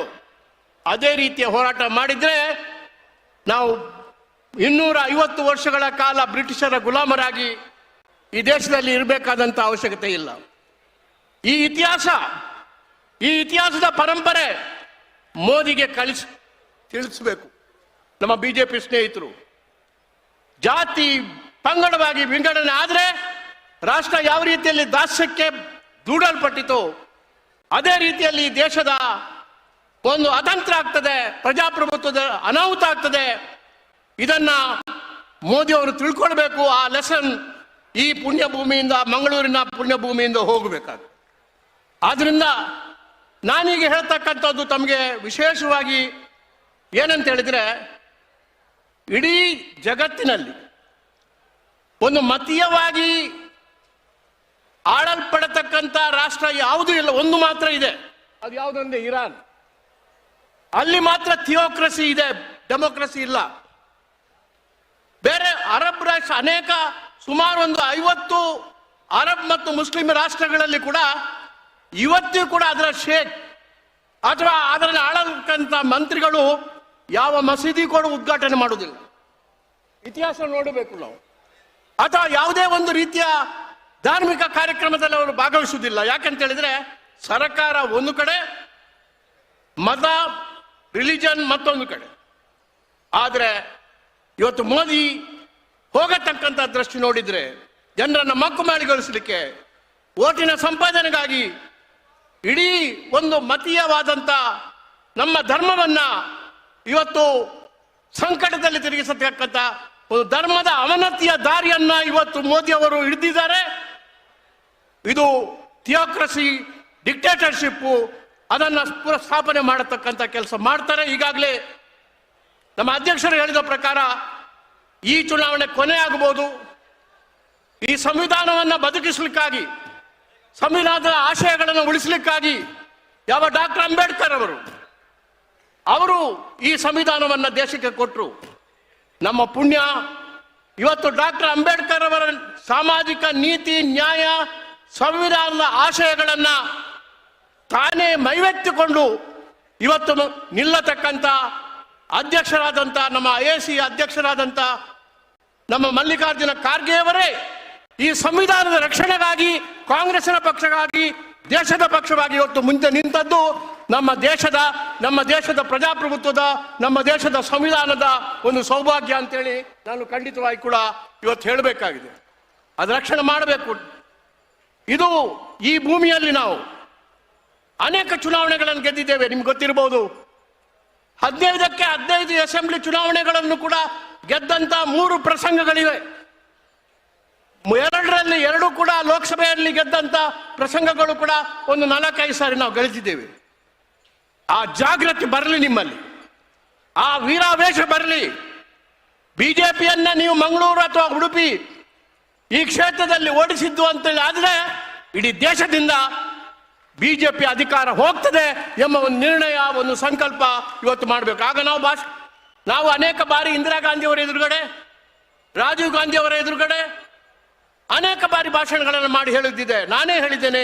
ಅನೇಕ ನಮ್ಮ ಜನಾರ್ದನ ಪೂಜಾರಿ ಅವರು ಮಾತಾಡಿದ್ದಾರೆ, ಆಸ್ಕರ್ ಫರ್ನಾಂಡಿಸ್ ಅವರು ಮಾತಾಡಿದ್ದಾರೆ. ಏನಂತ ಹೇಳಿದ್ರೆ, ಈ ಜಿಲ್ಲೆಯಲ್ಲಿ ಕಾಂಗ್ರೆಸ್ ಗೆದ್ರೆ ಇಡೀ ದೇಶದಲ್ಲಿ ಕಾಂಗ್ರೆಸ್ ಗೆಲ್ತದೆ ಎಂಬ ಒಂದು ಮಾತು. ಅದು ಸುಳ್ಳಲ್ಲ, ಅದು ಸಾಧನೆ ಮಾಡಿ ತೋರಿಸಕ್ಕಂಥ ಒಂದು ವಿಶೇಷವಾದಂಥ ಒಂದು ರಕ್ತ ನಿಮ್ಮ ಧಮನಿಯಲ್ಲಿ ಹರಿತಾ ಇದೆ. ಮತ್ತೆ ಹರಿಯಲಿ ಆ ರಕ್ತ, ವೀರಾವೇಶದ ರಕ್ತ. ಜಾತೀಯತೆಯ ವಿರುದ್ಧ, ಮತೀಯತೆಯ ವಿರುದ್ಧ ಅಥವಾ ಸಂವಿಧಾನದ ವಿರುದ್ಧ ಆಗತಕ್ಕಂಥ ಶಕ್ತಿಯನ್ನ ಬಗ್ಗು ಪಡೆಯತಕ್ಕಂಥ ನಾಯಕತ್ವ ನಮ್ಮ ಜಿಲ್ಲೆಯ ಈ 2 ಜಿಲ್ಲೆಗಳ ಜನತೆ ಅವರು ಕೈಗೆತ್ತಿಕೊಳ್ಳಬೇಕು ಅಂತೇಳಿ ಒಂದು ರೀತಿಯ ಕರೆ ಏನು ಇವತ್ತು ನಮ್ಮ ಮಲ್ಲಿಕಾರ್ಜುನವರು ಕೊಟ್ಟಿದ್ದಾರೆ, ಅದನ್ನು ತಾವು ಖಂಡಿತವಾಗಿ ಕೂಡ ಮಾಡಬೇಕಾಗ್ತದೆ. ಈಗ ಇಲ್ಲಿ ಬಿಜೆಪಿಯವರು ಇದ್ದಾರೆ ಅನೇಕ ವರ್ಷಗಳಿಂದ. ನಾವು ಮಾಡಿದ್ದೇವೆ ಭೂಮಸೂದೆ ವಿಷಯ. ಈಗಾಗಲೇ ಮಲ್ಲಿಕಾರ್ಜುನ ಖರ್ಗೆ ಅವರವರು 1 ಇಂಚು ಜಾಗ ಟ್ರಿಬ್ಯುನಲ್ನಲ್ಲಿ ಕೊಡ್ಲಿಕ್ಕೆ ಆಯ್ತಾ ಇವರು ಬಿಜೆಪಿಗೆ? ಇವತ್ತು ಕೆಲವೇ ಬೆರಳೆಣಿಕೆ ಅಂತ ಕೇಸುಗಳಿವೆ ಟ್ರಿಬ್ಯುನಲ್ಗಳಲ್ಲಿ, ಅದನ್ನು ಭೂಮಾಲೀಕರ ಪರವಾಗಿ ಕೊಡ್ತಾ ಇದ್ದಾರೆ. ಇದರ ಬಗ್ಗೆ ಎಚ್ಚರಿಕೆ ವಹಿಸಿಕೊಳ್ಬೇಕಾಗ್ತದೆ. ನಾವು ಅಕ್ರಮ ಸಕ್ರಮ ಮಾಡಿ ಸರ್ಕಾರಿ ಜಮೀನನ್ನ ಚಕ್ರಮ ಮಾಡಿಕೊಡತಕ್ಕಂಥ ಕೆಲಸ ಕೂಡ ಲಕ್ಷಾಂತರ ಮಂದಿಗೆ ನಾವು ಕಾಂಗ್ರೆಸ್ನವರು ಕೊಟ್ಟಿದ್ದೇವೆ. ಇಲ್ಲಿ ನಾವು ಸಿಇಟಿಯನ್ನು ಮಾತ್ರ ಮಾಡಿದ್ದಲ್ಲ, ಇಡೀ ಕರ್ನಾಟಕದಲ್ಲಿ ಆ ಸಿಇಟಿಯ ಜೊತೆಗೆ ಅವರಿಗೆ ಕೆಲಸ ಕೂಡ ಕೊಡಬೇಕು ಅಂತೇಳಿ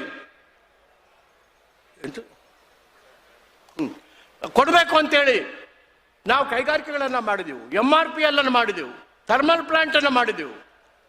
ಅವರು IT ಗ್ರಾಜ್ಯುಯೇಟ್ಗಳಾಗಿ ಬೆಂಗಳೂರಿಗೆ ಹೋದರೆ ಅಲ್ಲಿ ಪೀಣ್ಯ ಇಂಡಸ್ಟ್ರಿಯಲ್ ಕಾಂಗ್ರೆಸ್ ಮಾಡಿದೆವು, IT ಪಾರ್ಕ್ಗಳನ್ನು ಮಾಡಿದೆವು, ಸಿಲಿಕಾನ್ ವ್ಯಾಲಿಯನ್ನು ಮಾಡಿದೆವು, ITPL ಅನ್ನು ಮಾಡಿದೆವು. ಆದ್ರಿಂದ ನಾವು ಬರೀ ನಿಮಗೆ ಶಕ್ತಿಯನ್ನು ಕೊಡತಕ್ಕಂಥ, ಯುವಕರಿಗೆ ಶಕ್ತಿಯನ್ನು ಕೊಡತಕ್ಕಂಥ ಕೆಲಸ ನಾವು ಯಾವಾಗಲೂ ಕೂಡ ಮಾಡ್ತಾ ಬಂದಿದ್ದೇವೆ. ಆದ್ರಿಂದ ಕಾಂಗ್ರೆಸ್ಗೆ ಮತ್ತೆ ಬೆಂಬಲ ಕೊಡಿ. ಮುಂದೆ ಬರತಕ್ಕಂಥ ಚುನಾವಣೆಗಳಲ್ಲಿ 2 ಕ್ಷೇತ್ರಗಳಲ್ಲಿ 2 ಕ್ಷೇತ್ರ ಕೂಡ ಕಾಂಗ್ರೆಸ್ಗೆ ಕೊಡತಕ್ಕಂಥ ಕೆಲಸ ಮಾಡಬೇಕು. ನಿಮ್ಮ ಧಮನಿಯಲ್ಲಿ ರಕ್ತ ಕುದಿಬೇಕು. ಕಾಂಗ್ರೆಸ್ನ ಪರವಾಗಿ ನ್ಯಾಯಕ್ಕಾಗಿ ಹೋರಾಟ ಮಾಡತಕ್ಕಂಥ ಆ ಶಕ್ತಿ ನಿಮ್ಮಲ್ಲಿ ಬರಲಿ ಅಂತೇಳಿ ವಿಶೇಷವಾಗಿ ಹಾರೈಸಿ ಇಂಥ ಬಜೆಟ್ ಅನ್ನು ಮಂಡನೆ ಮಾಡಿ ಪ್ರಥಮ ಸಭೆಯನ್ನ ಇಲ್ಲಿ ಮಾಡಿದ್ದಕ್ಕಾಗಿ ನಮ್ಮ DK ಶಿವಕುಮಾರ್ ಅವರಿಗೆ ಮತ್ತು ನಮ್ಮ ಮಾನ್ಯ ಸಿದ್ದರಾಮಯ್ಯನವರಿಗೆ ನಾನು ವಿಶೇಷವಾದಂಥ ಅಭಿನಂದನೆಗಳನ್ನು, ಕೃತಜ್ಞತೆಗಳನ್ನು ಸಲ್ಲಿಸಿ, ನೀವು ಮತ್ತೆ ಕಾಂಗ್ರೆಸ್ ತಲೆ ಎತ್ತಬೇಕಾದ್ರೆ ಈ 2 ಜಿಲ್ಲೆಯ ಜನತೆ ಮತದಾರರು ತಲೆ ಎತ್ತಬೇಕು. ಆ ಕೆಲಸ ನೀವು ಮಾಡ್ತೀರಿ ಎಂಬ ವಿಶ್ವಾಸವನ್ನು, ನಂಬಿಕೆಯನ್ನು ಹೊಂದಿ ನನ್ನ 2 ಮಾತುಗಳನ್ನು ಮುಗಿಸ್ತೇನೆ. ಜೈ ಹಿಂದ್, ಜೈ ಕರ್ನಾಟಕ. ಈಗ ನಿಮ್ಮೆಲ್ಲರನ್ನ ಉದ್ದೇಶಿಸಿ ಇಡೀ ವಿಶ್ವವೇ ನಮ್ಮತ್ತ ನೋಡುವಂತೆ ಮಾಡಿದಂತಹ ನಿಮ್ಮೆಲ್ಲರ ನಾಯಕ 5 ಕಾಂಗ್ರೆಸ್ ಪಕ್ಷದ ಗ್ಯಾರಂಟಿಗಳ ಸರದಾರರಾದ ಸಿದ್ದರಾಮಯ್ಯನವರು ನಮ್ಮನ್ನೆಲ್ಲರನ್ನು ಉದ್ದೇಶಿಸಿ ಮಾತನಾಡಲಿದ್ದಾರೆ.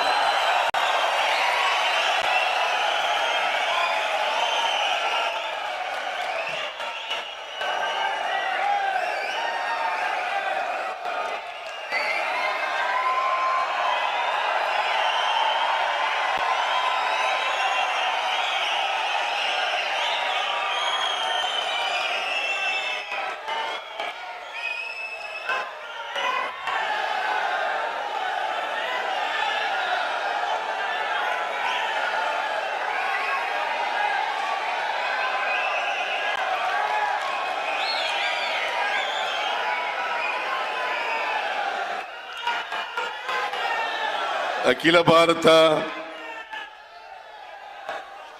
ಕಾಂಗ್ರೆಸ್ ಪಕ್ಷದ ಅಧ್ಯಕ್ಷರಾದಂಥ ಮಾನ್ಯ ಮಲ್ಲಿಕಾರ್ಜುನ ಖರ್ಗೆ ಅವರೇ, AICC ಪ್ರಧಾನ ಕಾರ್ಯದರ್ಶಿಗಳಾದಂಥ ಶ್ರೀ ರಣದೀಪ್ ಸಿಂಗ್ ಸುರ್ಜೇವಾಲಾ ಅವರೇ, ಪ್ರದೇಶ ಕಾಂಗ್ರೆಸ್ ಸಮಿತಿಯ ಅಧ್ಯಕ್ಷರಾದಂಥ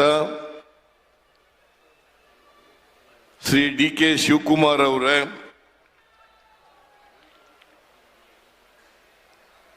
ಮಾಜಿ ಮುಖ್ಯಮಂತ್ರಿಗಳಾದಂಥ ಶ್ರೀ ವೀರಪ್ಪ ಮೊಯ್ಲಿ ಅವರೇ,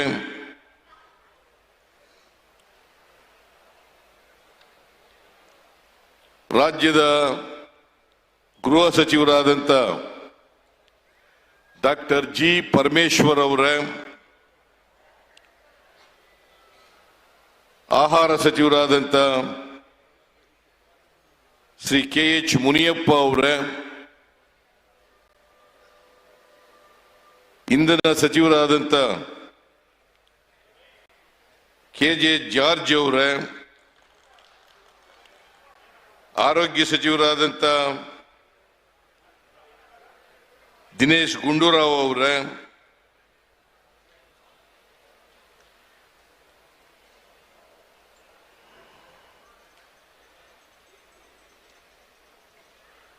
ಮೇಲ್ಮನೆಯ ಸದಸ್ಯರಾದಂಥ BK ಹರಿಪ್ರಸಾದ್ ಅವರೇ, ಪ್ರದೇಶ ಕಾಂಗ್ರೆಸ್ ಸಮಿತಿಯ ಕಾರ್ಯಾಧ್ಯಕ್ಷರಾದಂಥ ಸಲೀಂ ಅಹಮದ್ ಅವರೇ, ಇನ್ನೊಬ್ಬರು ಕಾರ್ಯಾಧ್ಯಕ್ಷರಾದಂಥ ಶ್ರೀ ಚಂದ್ರಪ್ಪ ಅವರೇ, ಅಖಿಲ ಭಾರತ ಯುವ ಕಾಂಗ್ರೆಸ್ಸಿನ ಅಧ್ಯಕ್ಷರಾದಂಥ ಶ್ರೀನಿವಾಸ್ ಅವರೇ, ಮಹಿಳಾ ವಿಭಾಗದ ಅಧ್ಯಕ್ಷಿಣಿಯಾದಂಥ ಶ್ರೀಮತಿ ಪುಷ್ಪಾ ಅಮರನಾಥ್ ಅವರೇ, ಈ ಜಿಲ್ಲೆಯವರೇ ಆದಂಥ ಹಿರಿಯರಾದಂಥ ರಮಾನಾಥ್ ರೈ ಅವರೇ,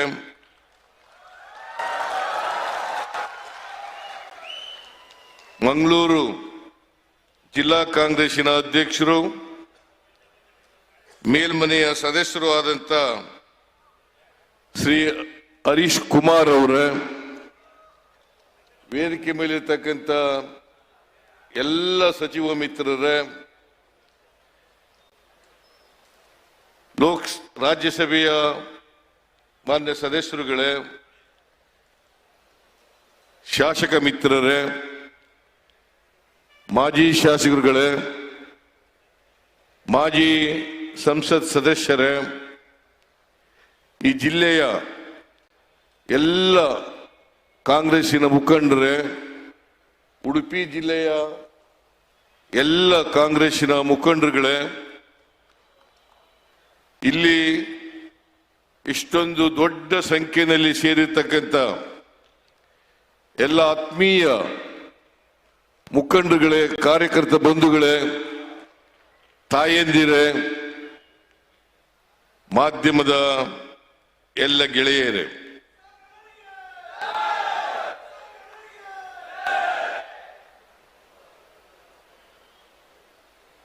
ಇವತ್ತು ಮಂಗಳೂರಿನಲ್ಲಿ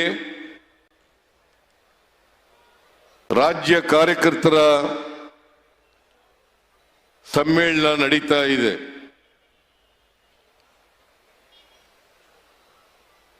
ಲೋಕಸಭಾ ಚುನಾವಣೆಗಿಂತ ಮುಂಚಿತವಾಗಿ ಇದು ಮೊದಲನೇ ಸಭೆ ಅಂತೇಳಿ ನಾನು ಭಾವಿಸ್ಕೊಂಡಿದ್ದೇನೆ ರಾಜ್ಯ ಮಟ್ಟದ್ದು.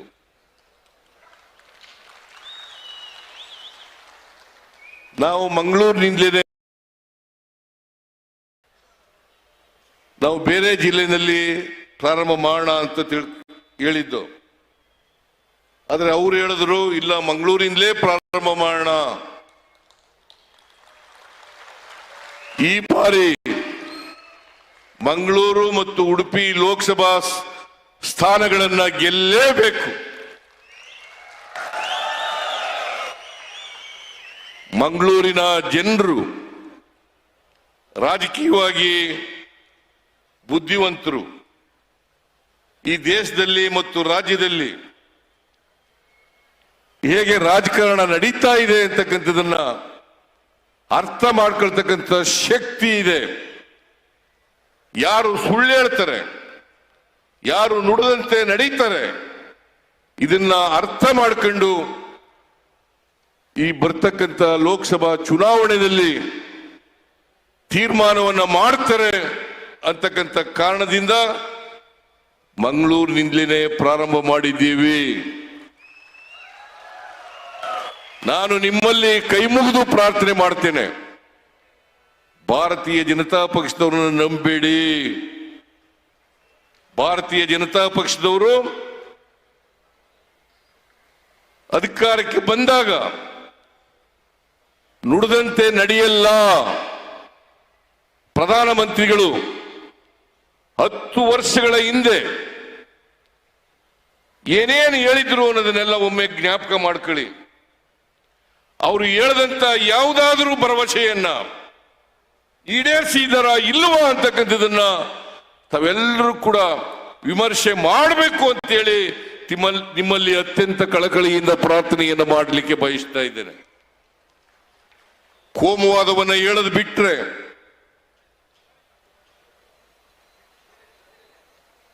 ಧರ್ಮಗಳ ನಡುವೆ ಬೆಂಕಿ ಹಚ್ಚತಕ್ಕಂಥದನ್ನು ಬಿಟ್ರೆ, ಜಾತಿಗಳ ನಡುವೆ ಬೆಂಕಿ ಹಚ್ಚತಕ್ಕಂಥದನ್ನು ಬಿಟ್ರೆ, ಭಾವನಾತ್ಮಕವಾದಂಥ ವಿಚಾರಗಳನ್ನ ಜನರ ಮುಂದೆ ಇಟ್ಟು, ಧಾರ್ಮಿಕ ವಿಚಾರಗಳನ್ನ ಜನರ ಮುಂದೆ ಇಟ್ಟು ಅವರು ಇವತ್ತು ಅಧಿಕಾರವನ್ನ 10 ವರ್ಷಗಳಿಂದ ಕೇಂದ್ರದಲ್ಲಿ ನಡೆಸ್ತಾ ಇದ್ದಾರೆ. ಇವತ್ತು ನೀವು ತಿಳ್ಕೋಬೇಕು, ಈ 10 ವರ್ಷಗಳಲ್ಲಿ 2014ರಲ್ಲಿ ಏನು ಭರವಸೆಗಳನ್ನ ಈ ದೇಶಕ್ಕೆ ಕೊಟ್ಟಿದ್ರು, ಆ ಭರವಸೆಗಳಲ್ಲಿ ಯಾವುದಾದ್ರೂ ಪ್ರಮುಖವಾದಂಥ ಭರವಸೆಗಳನ್ನು ಈಡೇರಿಸಿದ್ದಾರಾ? ಈಗಾಗಲೇ ಪ್ರಸ್ತಾಪ ಮಾಡಿದ್ರು. ಬೆಲೆ ಏರಿಕೆಯನ್ನ ಕಡಿಮೆ ಮಾಡ್ತೀವಿ, ಸಾಮಾನ್ಯ ಜನರ ಬದುಕನ್ನ ಹಸನು ಮಾಡ್ತೇವೆ ಅಂತ ಹೇಳಿದ್ರು. ಅಚ್ಚೇ ದಿನ ಆಯಂಗೆ ಅಂತ ಹೇಳಿದ್ರು. ನಾನು ಕೇಳ್ತೀನಿ, ನಿಮಗೆ ಅಚ್ಚೇ ದಿನ ಬಂತಾ? ಒಳ್ಳೆ ದಿನ ಬಂದಿದೆಯಾ? ಪೆಟ್ರೋಲ್ ಡೀಸೆಲ್ ಬೆಲೆ ಏನಾಗಿದೆ? ಗ್ಯಾಸ್ ಬೆಲೆ ಏನಾಗಿದೆ? ಗೊಬ್ಬರದ ಬೆಲೆ ಏನಾಗಿದೆ? ಆಹಾರ ಪದಾರ್ಥಗಳ ಬೆಲೆ ಏನಾಗಿದೆ? ಇದನ್ನ ಒಮ್ಮೆ ನೀವು ಯೋಚನೆ ಮಾಡಿ ನೋಡಿ. ಇವನ್ನೆಲ್ಲ ಸುಳ್ಳೋ ನಿಜವೋ ಅಂತಕ್ಕಂಥದನ್ನ ನೀವು ವಿಮರ್ಶೆ ಮಾಡಬೇಕು. ಆ ವಿಮರ್ಶೆ ಮಾಡ್ತಕ್ಕಂಥ ಶಕ್ತಿ ನಿಮಗಿದೆ ಅಂತಕ್ಕಂಥ ಮಾತುಗಳನ್ನ ತಮಗೆ ತಿಳಿಸಲಿಕ್ಕೆ ಬಯಸ್ತಾ ಇದ್ದೇನೆ. ನಮ್ಮ ಕಾರ್ಯಕರ್ತರು, ನೀವು ಪ್ರಜ್ಞಾವಂತರ ಕಾರ್ಯಕರ್ತರಿದ್ದೀರಿ. ನಾವು ನುಡಿದಂತೆ ನಡೆದಿದ್ದೀವೋ ಇಲ್ವೋ ಅಂತಕ್ಕಂಥದನ್ನ ವಿಚಾರ ಮಾಡತಕ್ಕಂಥ ಶಕ್ತಿ ನಿಮಗಿದೆ. ನಾವು ನುಡಿದಂತೆ ನಡೆದಿದ್ರೆ, ಕೊಟ್ಟ ಮಾತನ್ನ ಜಾರಿಗೆ ಕೊಟ್ಟಿದ್ರೆ, ನೀವೆಲ್ಲರೂ ಕೂಡ ಮನೆಗೆ ಹೋಗ್ಬೇಕು, ಸತ್ಯ ವಿಚಾರಗಳನ್ನ ಜನರಿಗೆ ತಿಳಿಸ್ಬೇಕು. ನಾವು ಮಾತು ಕೊಟ್ಟಂತೆ ನಡ್ಕೊಂಡಿದ್ದೇವೆ. ಬಿಜೆಪಿಯವ್ರ ತರ ಸುಳ್ಳು ಭರವಸೆಗಳನ್ನು ಕೊಟ್ಟಿಲ್ಲ. ನಾವು ಕೊಟ್ಟಿರ್ತಕ್ಕಂಥ ಎಲ್ಲ ಭರವಸೆಗಳನ್ನು ಈಡೇರಿಸಿದ್ದೇವೆ.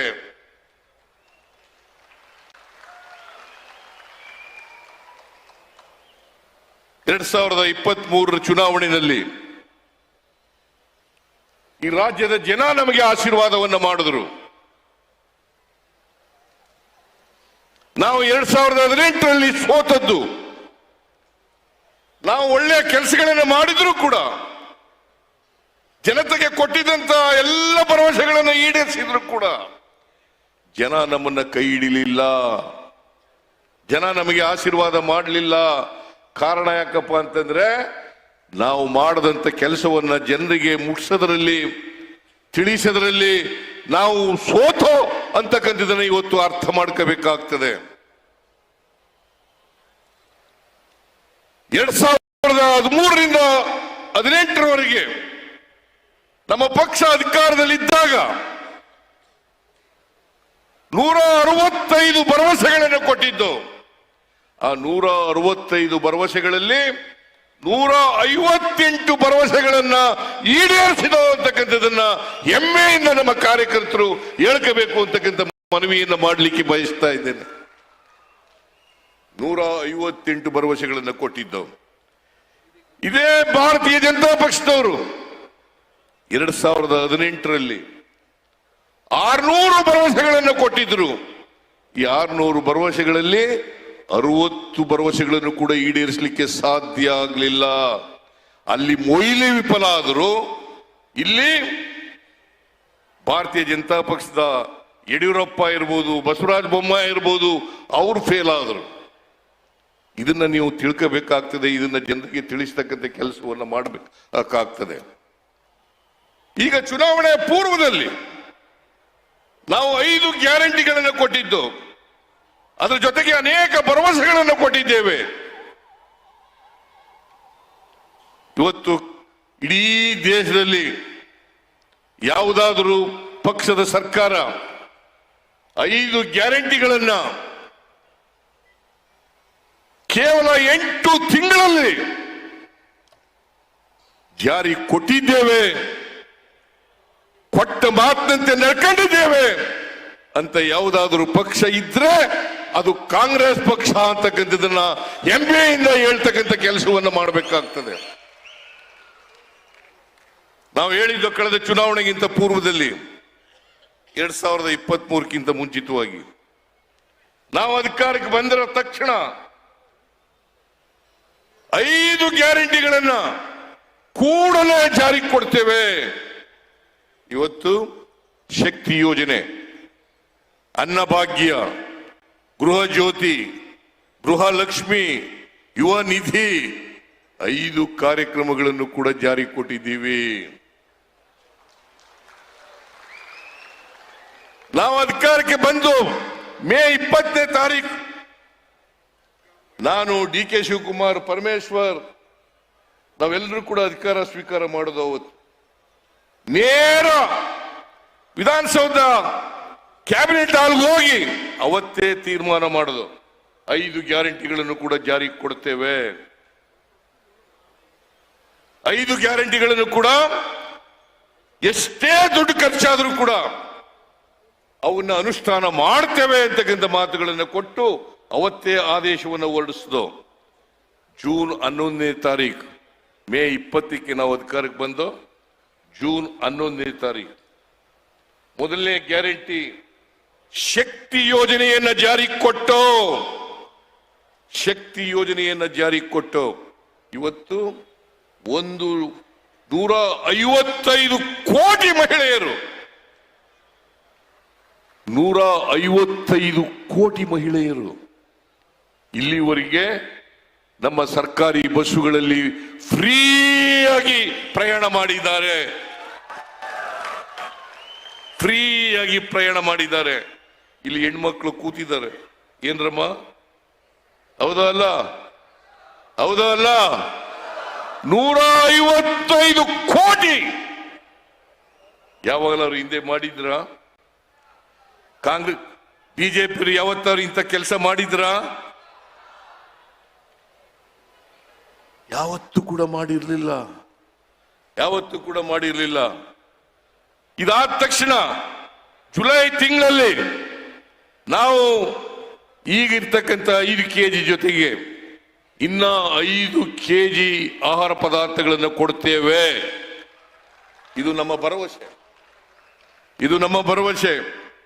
ನಾವು ಕೇಂದ್ರ ಸರ್ಕಾರಕ್ಕೆ ಕೇಳಿದು ಅಕ್ಕಿ ಕೊಡ್ತೀವಿ ಅಂತ ಹೇಳಿದ್ರು.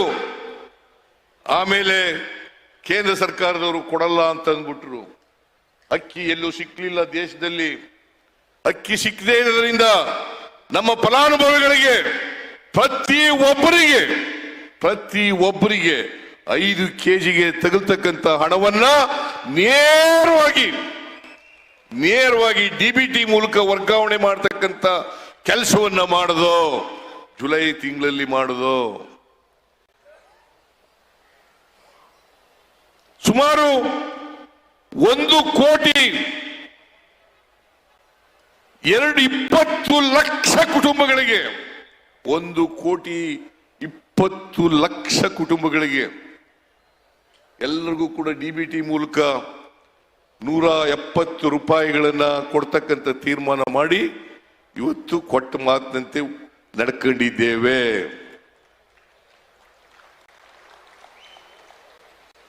ಹೆಗ್ಡೆ ಅವರು ಪತ್ರ ಬರೆದರು ನನಗೆ,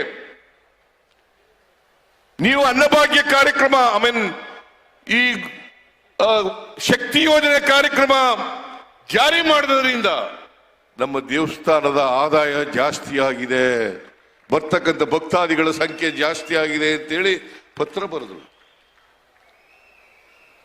ಇದರಿಂದ ಆರ್ಥಿಕ ಚಟುವಟಿಕೆಗಳು ಜಾಸ್ತಿ ಆದವು. ಅದಾದ್ಮೇಲೆ ಜುಲೈ ತಿಂಗಳಲ್ಲಿ ಗೃಹ ಜ್ಯೋತಿ ಕಾರ್ಯಕ್ರಮವನ್ನ ಗುಲ್ಬರ್ಗದಲ್ಲಿ ಜಾರಿಗೆ ಕೊಟ್ಟವು. KJ ಜಾರ್ಜ್ ಅವರು ಇಲ್ಲೇ ಕೂತಿದ್ದಾರೆ, ಇಂಧನ ಸಚಿವರು. ಗುಲ್ಬರ್ಗದಲ್ಲಿ ಮಾನ್ಯ ಖರ್ಗೆ ಅವರು ಕೂಡ ಬಂದಿದ್ರು. ಗುಲ್ಬರ್ಗದಲ್ಲಿ ಜಾರಿಗೆ ಕೊಟ್ಟು 200 ಯೂನಿಟ್ ವರೆಗೆ ಯಾರು ಕೂಡ ಬಿಲ್ ಕೊಡಬೇಕಾಗಿಲ್ಲ.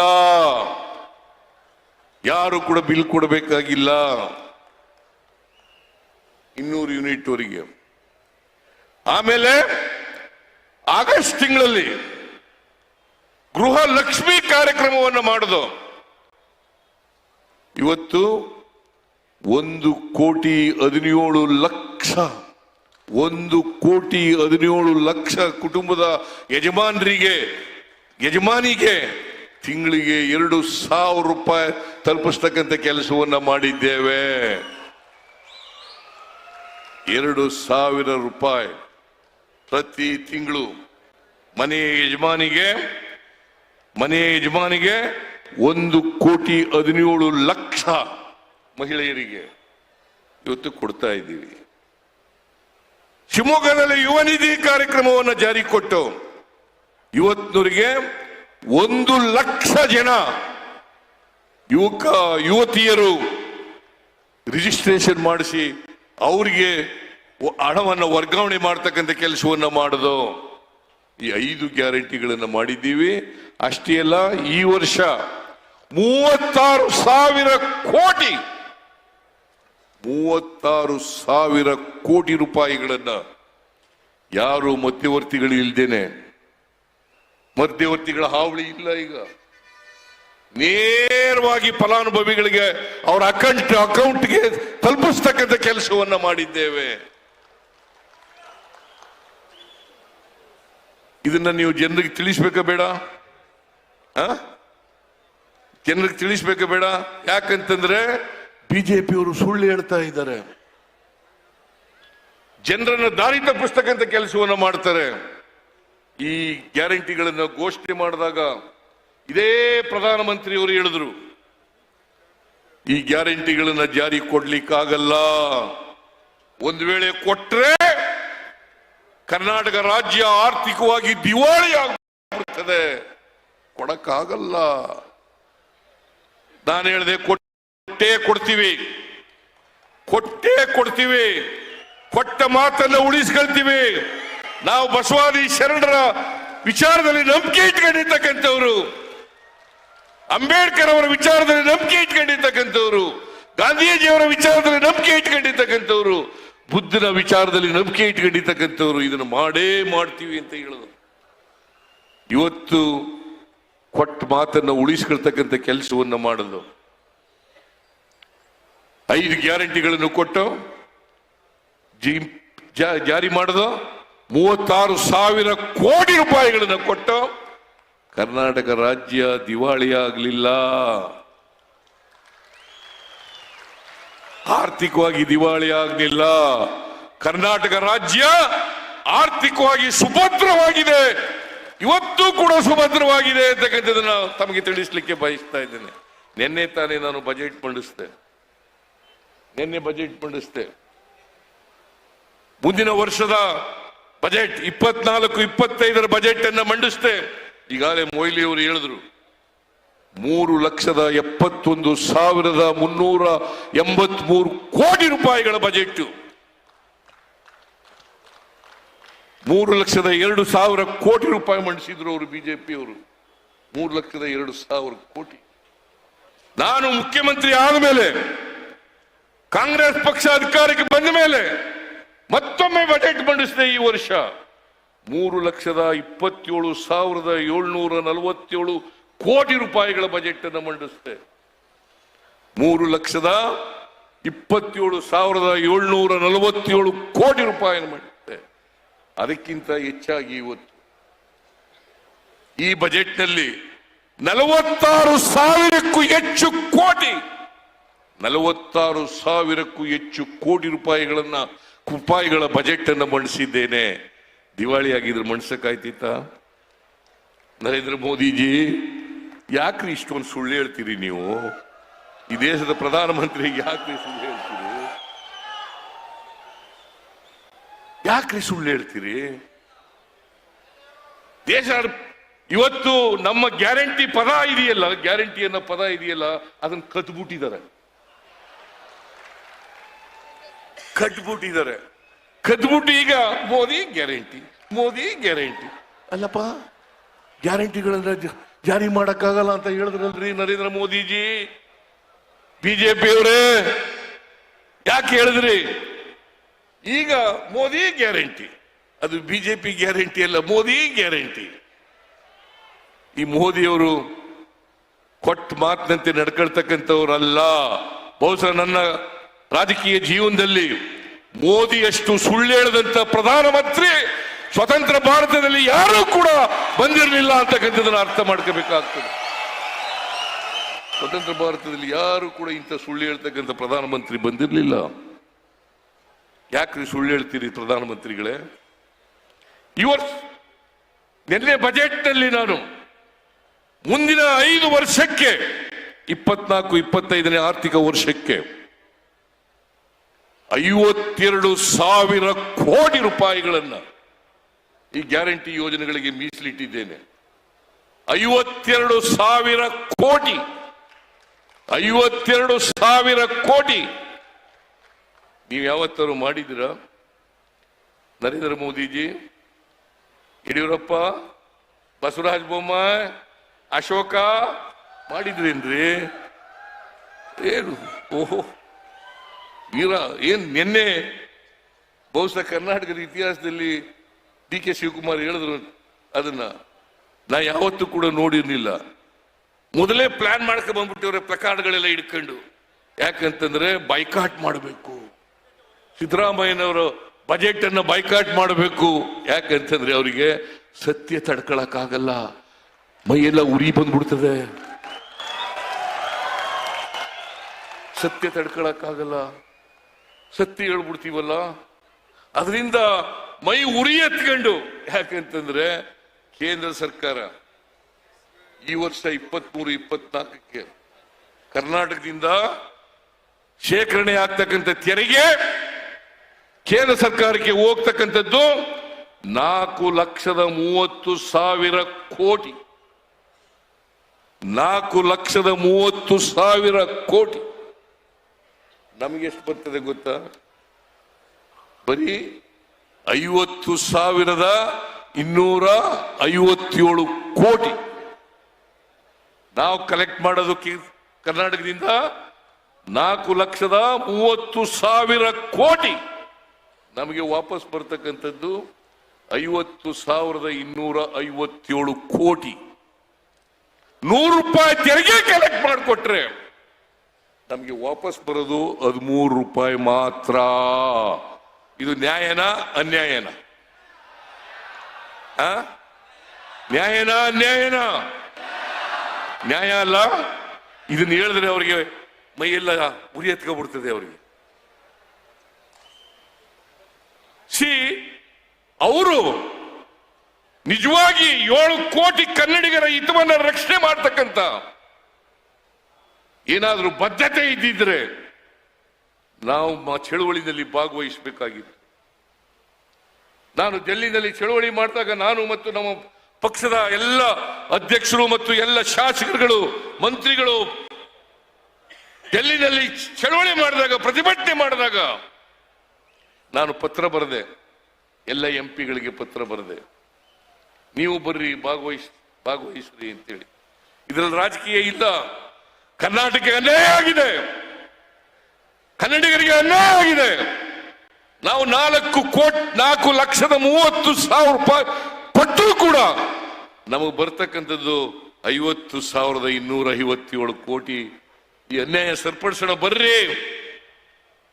ಇವತ್ತು ಒಕ್ಕೂಟ ವ್ಯವಸ್ಥೆಗೆ ಧಕ್ಕೆಯಾಗಿದೆ. ನಾವು ಒಕ್ಕೂಟ ವ್ಯವಸ್ಥೆಯನ್ನು ಒಪ್ಕೊಂಡಿದ್ದೀವಿ. ತೆರಿಗೆ ಅವ್ರಿಗೇನು ಬರಲ್ಲ, ಅವ್ರಿಗೇನು ಯಾವುದು ಜಾಗ ಇಲ್ಲ ತೆರಿಗೆ ವಸೂಲು ಮಾಡಲಿಕ್ಕೆ. ರಾಜ್ಯಗಳಿಂದ ವಸೂಲು ಆಗ್ತಕ್ಕಂಥ ತೆರಿಗೆಯಿಂದಲೇ ಕೇಂದ್ರ ಸರ್ಕಾರ ನಡೀಬೇಕು. ರಾಜ್ಯಗಳಿಂದ ತೆರಿಗೆ ಆಗ್ತಕ್ಕಂಥ ಇವತ್ತು ಇಡೀ ದೇಶದಲ್ಲಿ ತೆರಿಗೆ ವಸೂಲಿ ಮಾಡೋದರಲ್ಲಿ ಕರ್ನಾಟಕ ದೇಶದಲ್ಲಿ 2ನೇ ಸ್ಥಾನದಲ್ಲಿದೆ. ಕರ್ನಾಟಕ 2ನೇ ಸ್ಥಾನದಲ್ಲಿದೆ. ಮಹಾರಾಷ್ಟ್ರ 1ನೇ ಸ್ಥಾನದಲ್ಲಿದೆ. ನಮ್ಗೆ ಯಾಕ್ರಿ ನರೇಂದ್ರ ಮೋದಿಜಿ ಇಷ್ಟೊಂದು ಅನ್ಯಾಯ ಮಾಡ್ತಾ ಇದ್ದೀರಿ? ಕನ್ನಡಿಗರಿಗೆ ಯಾಕೆ ದ್ರೋಹ ಮಾಡ್ತಾ ಇದ್ದೀರಿ? ಇವರು ಕೊಲೆ ಬಸವಂತರ ಇಲ್ಲಿಂದ 25 ಜನ MP ಗಳು ಗೆದ್ದೋಗಿದಾರಲ್ಲ ಬಿಜೆಪಿ ಅವರು. ಒಂದು ದಿನ ಮಾತಾಡಿದ್ರೇನ್ರಿ? ಒಂದು ದಿನ ನಿಮ್ಮ MP ಯಾರು ಇಲ್ಲಿ? ಕಟೀಲ್ ಮಿಸ್ಟರ್ ಕಟೀಲ್ ಬಾಯಿ ಬಿಟ್ಟಿದೇನಪ್ಪ? ಯಾವತ್ತಾರು ಬಾಯಿ ಬಿಟ್ಟಿದೇನಪ್ಪ ಕರ್ನಾಟಕಕ್ಕೆ ಅನ್ಯಾಯ ಆಗಿದೆ ಅಂತೇಳಿ? ಆ ಶೋಭಾ ಕರಂದ್ಲಾಜೆ ಮಂತ್ರಿ ನೀ ಯಾವತ್ತಾರು ಬಾಯಿ ಬಿಟ್ಟಿದೇನಮ್ಮ? ತಾಯಿ ಇವತ್ತವ್ರಿಗೆ ಬಾಯಿ ಬಿಟ್ಟಿಲ್ಲ. ಅವ್ರನ್ನ ಗೆಲ್ಲಿಸ್ಬೇಕಾ? ಮತ್ತೆ ಗೆಲ್ಲಿಸ್ಬೇಕಾ? ಹೇಳಿ ನೀವೇ, ಅವ್ರನ್ನ ಗೆಲ್ಲಿಸ್ಬೇಕಾ? ನಿಮಗೆ ಸ್ವಾಭಿಮಾನ ಇದ್ರೆ, ಕನ್ನಡಿಗರಿಗೆ ಅನ್ಯಾಯ ಆಗಿದೆ ಅಂತ ಗೊತ್ತಾದ್ರೆ ದಯಮಾಡಿ ಈ ಸಾರಿ ಮಂಗಳೂರಿನಲ್ಲಿ ಮತ್ತು ಉಡುಪಿನಲ್ಲಿ 2 ಕ್ಯಾಂಡಿಡೇಟ್ಗಳನ್ನ ಸೋಲಿಸಿ ಕಾಂಗ್ರೆಸ್ ಅಭ್ಯರ್ಥಿಗಳನ್ನ ಗೆಲ್ಲಿಸಬೇಕು ಅಂತ ಹೇಳಿ ನಿಮ್ಮಲ್ಲಿ ಅತ್ಯಂತ ಕಳಕಳಿಯಿಂದ ಪ್ರಾರ್ಥನೆಯನ್ನು ಮಾಡ್ತೇನೆ. ಮಾಡಬೇಕು. ಸ್ವಾಭಿಮಾನ ಇರಬೇಕಲ್ಲ, ಕನ್ನಡದ ಸ್ವಾಭಿಮಾನ ಇರಬೇಕಲ್ಲ, ಕನ್ನಡದ ಅಸ್ಮಿತೆ ಇರಬೇಕಲ್ಲ. ಇವರು ಕನ್ನಡಿಗರಿಗೆ ದ್ರೋಹ ಮಾಡಿದ್ದಾರೆ. ಈ ಬಿಜೆಪಿ MP ಗಳು 25 ಜನ ಗೆದ್ದೋಗಿದ್ದಾರೆ. ಒಂದು ದಿನ ಬಾಯಿ ಬಿಡಲಿಲ್ಲ. 14ನೇ ಹಣಕಾಸಿನ ಆಯೋಗ ಮತ್ತೆ 15ನೇ ಹಣಕಾಸಿನ ಆಯೋಗ. 14ನೇ ಹಣಕಾಸಿನ ಆಯೋಗದಲ್ಲಿ ನಮಗೆ 4.71% ತೆರಿಗೆ ವಾಪಸ್ ಬರ್ತಿತ್ತು. 4.71. 15ನೇ ಹಣಕಾಸಿನ ಆಯೋಗದಲ್ಲಿ 3.64% ಬರ್ತಾ ಇದೆ. ಅಂದ್ರೆ 1.07% ಕಡಿಮೆ ಆಯಿತು. ಅದಕ್ಕೋಸ್ಕರ 15ನೇ ಹಣಕಾಸಿನವರು ವಿಶೇಷ ಅನುದಾನ ಕೊಡಬೇಕು ಕರ್ನಾಟಕಕ್ಕೆ, ಮಿಜೋರಾಂಗೆ ಮತ್ತೆ ತೆಲಂಗಾಣಕ್ಕೆ ಅಂತೇಳಿ 3 ರಾಜ್ಯಗಳಿಗೆ ಅವರ ಮೊದಲನೇ ವರದಿನಲ್ಲಿ 5,495 ಕೋಟಿ 5,495 ಕೋಟಿ ಕೊಡಬೇಕು ಅಂತ ಹೇಳಿದ್ರು. ಇದೇ ನಿರ್ಮಲಾ ಸೀತಾರಾಮನ್ ಹಣಕಾಸಿನ ಮಂತ್ರಿ, ಕೇಂದ್ರದ ಹಣಕಾಸಿನ ಮಂತ್ರಿ, ಕರ್ನಾಟಕದಿಂದ ಡೆಲ್ಲಿಗೆ ಹೋಗಿರ್ತಕ್ಕಂಥ ಹೆಣ್ಮಗಳು, ರಾಜ್ಯಸಭಾ ಸದಸ್ಯ, ಕರ್ನಾಟಕದಿಂದ ಹೋಗಿರ್ತಕ್ಕಂಥ ಹೆಣ್ಮಗಳು, ಆ ಅಮ್ಮ ಕೊಡಕ್ಕಾಗಲ್ಲ ಅಂತ ತಿರಸ್ಕಾರ ಮಾಡಿಬಿಟ್ರು.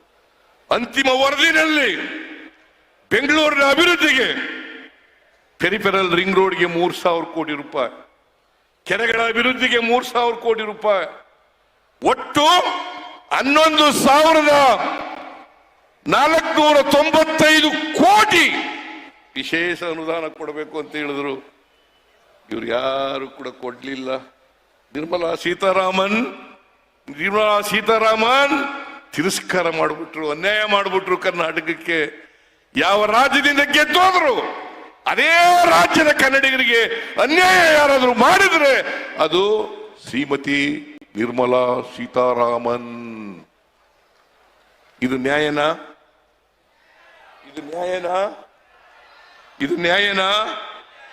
ಈ ಅನ್ಯಾಯ ಹೇಳಿದ್ರೆ ಕಪ್ಪೋಟ ಇದು ಎಂತದು? ಪ್ಲಕಾರ್ಡ್ ಹಿಡ್ಕ ಮಿಸ್ಟರ್ ಅಶೋಕ, ಗೊತ್ತಾಗಲ್ವೇನಪ್ಪ ನಿನಗೆ? ಯಡಿಯೂರಪ್ಪ ಗೊತ್ತಾಗಲು ನಿನಗೆ?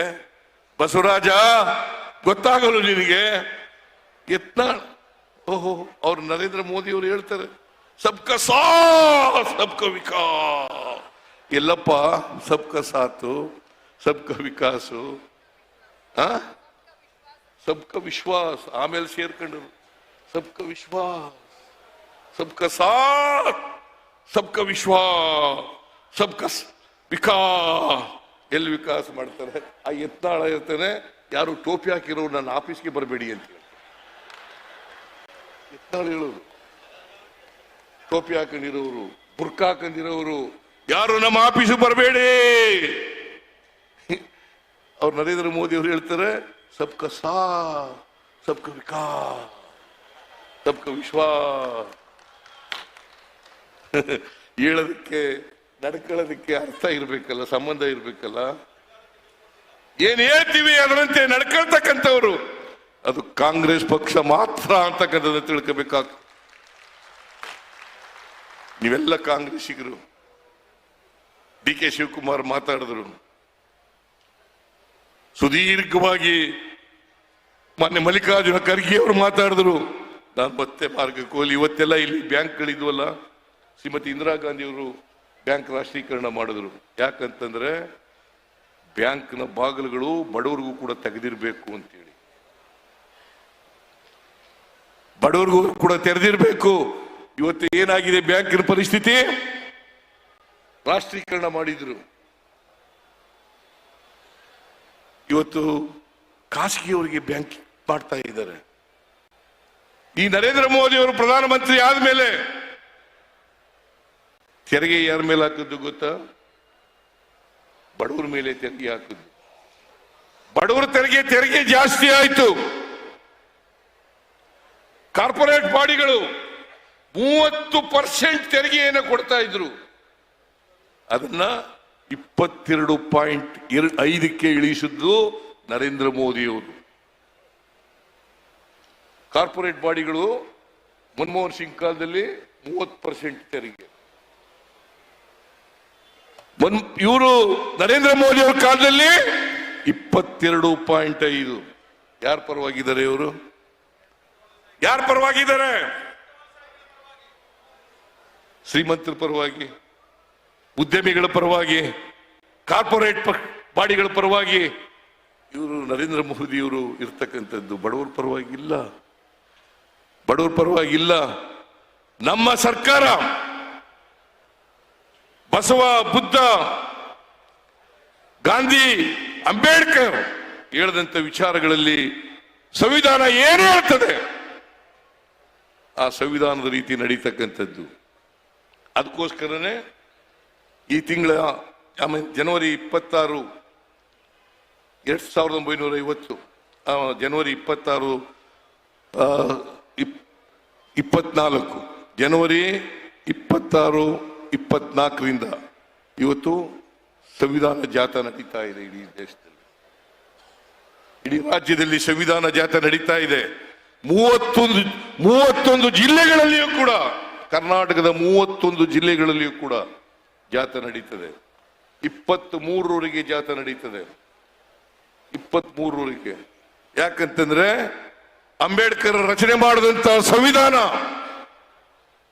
ಎಲ್ಲರಿಗೂ ನ್ಯಾಯ ಕೊಡ್ತಕ್ಕಂಥದ್ದು, ಎಲ್ಲರಿಗೂ ಸಮಾನ ಅವಕಾಶಗಳನ್ನು ಕೊಡ್ತಕ್ಕಂಥದ್ದು, ಎಲ್ಲರೂ ಮುಖ್ಯವಾಹಿನಿಗೆ ಬರಬೇಕು. ಅದಕ್ಕೆ ಬಾಬಾ ಸಾಹೇಬ್ ಅಂಬೇಡ್ಕರ್ ಅವರು 1949 ನವೆಂಬರ್ 25ನೇ ತಾರೀಕು 49 ನವೆಂಬರ್ 25ನೇ ತಾರೀಕು ಕಾನ್ಸ್ಟಿಟ್ಯೂಂಟ್ ಅಸೆಂಬ್ಲಿನಲ್ಲಿ ಭಾಷಣ ಮಾಡಿದ್ದಾರೆ. ನೀವೆಲ್ಲ ಓದಬೇಕು ಭಾಷಣ. ನಮ್ಮ ಎಲ್ಲ ಮುಖಂಡರುಗಳು ಕೂಡ ಓದಬೇಕು. ಅವತ್ತು ಏನ್ ಹೇಳಿದ್ದಾರೆ ಅಂತಂದ್ರೆ, ಕಾನ್ಸ್ಟಿಟ್ಯೂಂಟ್ ಅಸೆಂಬ್ಲಿನಲ್ಲಿ 1950 ಜನವರಿ 26ನೇ ತಾರೀಕಿನಿಂದ ಹೊಸ ಸಂವಿಧಾನ ಜಾರಿಗೆ ಬರ್ತಾ ಇದೆ ಈ ದೇಶದಲ್ಲಿ. ಈ ದೇಶದಲ್ಲಿ ಜಾರಿ ಬರ್ತದೆ. ಅವತ್ತು ಈ ಸಮಾಜದಲ್ಲಿ ವೈರುಧ್ಯತೆ ಇರ್ತಕ್ಕಂಥ ಸಮಾಜಕ್ಕೆ ನಾವು ಕಾಲಿಡ್ತಾ ಇದ್ದೀವಿ. ವೈರುಧ್ಯತೆ ಇರ್ತಕ್ಕಂಥ ಸಮಾಜಕ್ಕೆ ಕಾಲಿಡ್ತಾ ಇದ್ದೀವಿ. ಆರ್ಥಿಕ ಅಸಮಾನತೆ ಇದೆ, ಸಾಮಾಜಿಕ ಅಸಮಾನತೆ ಇದೆ.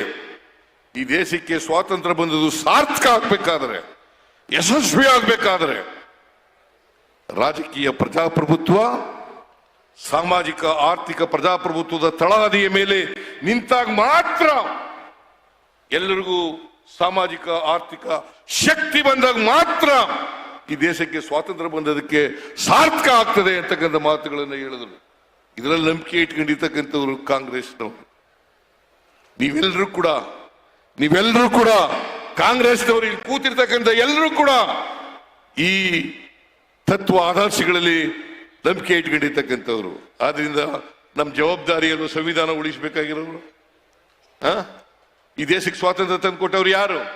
ಬಿಜೆಪಿಯವರ? ಯಾರು ತಂದುಕೊಟ್ಟವರು? ಕಾಂಗ್ರೆಸ್. ಮಹಾತ್ಮ ಗಾಂಧೀಜಿಯವರ ನೇತೃತ್ವದಲ್ಲಿ ನೆಹರು, ವಲ್ಲಭಾಯ್ ಪಟೇಲ್, ಆಜಾದ್, ಮೌಲಾನಾ ಆಜಾದ್ ಇವರ ನೇತೃತ್ವದಲ್ಲಿ ಸ್ವಾತಂತ್ರ್ಯ ಬಂತು. ವಾಜಪೇಯಿ ನೇತೃತ್ವದಲ್ಲಿ, ಅದ್ವಾನಿ ನೇತೃತ್ವದಲ್ಲಿ, ನರೇಂದ್ರ ಮೋದಿ ನೇತೃತ್ವದಲ್ಲಿ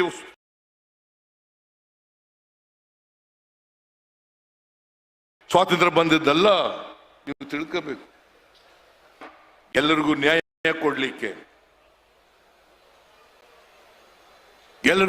ಕೊಡ್ಲಿಕ್ಕೆ ಕಾಂಗ್ರೆಸ್ ಪಕ್ಷ ಮಾತ್ರ ಸರ್ವ ಜನಾಂಗದ ಶಾಂತಿಯ ತೋಟ. ಕುವೆಂಪು ಅವರು ಏನ್ ಹೇಳಿದ್ದಾರೆ ಅದರ ನಂಬಿಕೆ ಇಟ್ಕೊಂಡಿರ್ತಕ್ಕಂಥ ಪಕ್ಷ. ಹೌದಲ್ಲ? ಇದನ್ನ ನಮ್ಮ ಕಾರ್ಯಕರ್ತರು ಹೆಮ್ಮೆಯಿಂದ ಹೇಳ್ಕೋಬೇಕು. ಕಾಂಗ್ರೆಸ್ ಪಕ್ಷ ಮಾತ್ರ ಸರ್ವ ಜನಾಂಗದ ಶಾಂತಿಯ ತೋಟ. ಸರ್ವ ಜನಾಂಗದವರನ್ನ, ಎಲ್ಲ ಸಮಾಜದ, ಎಲ್ಲ ಧರ್ಮದ, ಎಲ್ಲ ಜಾತಿಯ ಜನರಿಗೆ ಇವತ್ತು ಅವಕಾಶಗಳನ್ನು ಕಲ್ಪಿಸ್ಕೊಡ್ತಕ್ಕಂಥ ಯಾವುದಾದ್ರೂ ಪಕ್ಷ ಇದ್ರೆ, ಅದು ಸಂವಿಧಾನದಂತೆ ನಡೀತಾ ಇದ್ರೆ ಅದು ಕಾಂಗ್ರೆಸ್ ಪಕ್ಷ ಮಾತ್ರ. ಬಿಜೆಪಿ ಅಲ್ಲ.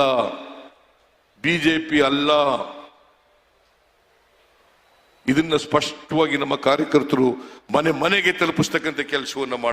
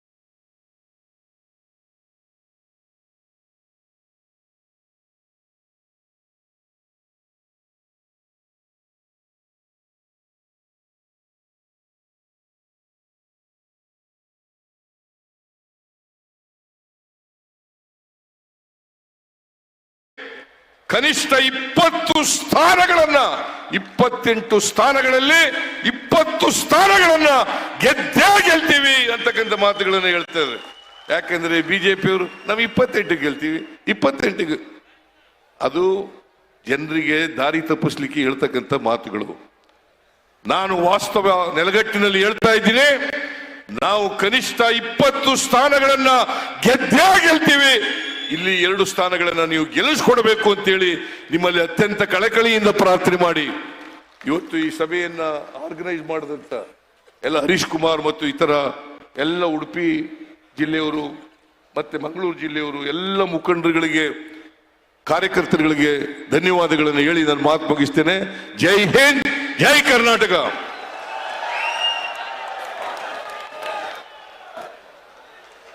ನಮ್ಮೆಲ್ಲರನ್ನ ಉದ್ದೇಶಿಸಿ ಕಾಂಗ್ರೆಸ್ ಪಕ್ಷ ಈ ಸರಿ ಅಧಿಕಾರದಲ್ಲಿ ಬರಬೇಕು, ತಾವೆಲ್ಲ ಪಕ್ಷವನ್ನ ಕೈ ಹಿಡಿಬೇಕು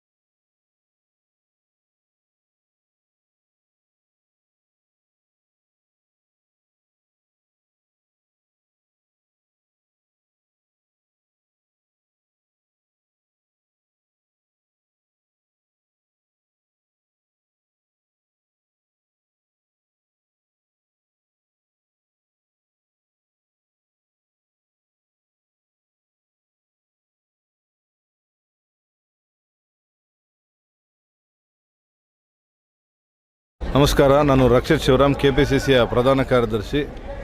ಇವತ್ತು ತಮಗೆಲ್ಲರಿಗೂ ಗೊತ್ತಿರುವ ಹಾಗೆ ಮಂಗಳೂರಿನಲ್ಲಿ ಪ್ರಪ್ರಥಮ ಬಾರಿಗೆ ಕಾಂಗ್ರೆಸ್ನ ಸಮಸ್ತ ಕಾರ್ಯಕರ್ತರ ಒಂದು ಮಹಾ ಸಮಾವೇಶ, ಇದೊಂದು ಕಾಂಗ್ರೆಸ್ನ ಕುಂಭಮೇಳ ಅಂತ ಹೇಳಿದ್ರೆ ತಪ್ಪಾಗಲಾರ್ದು.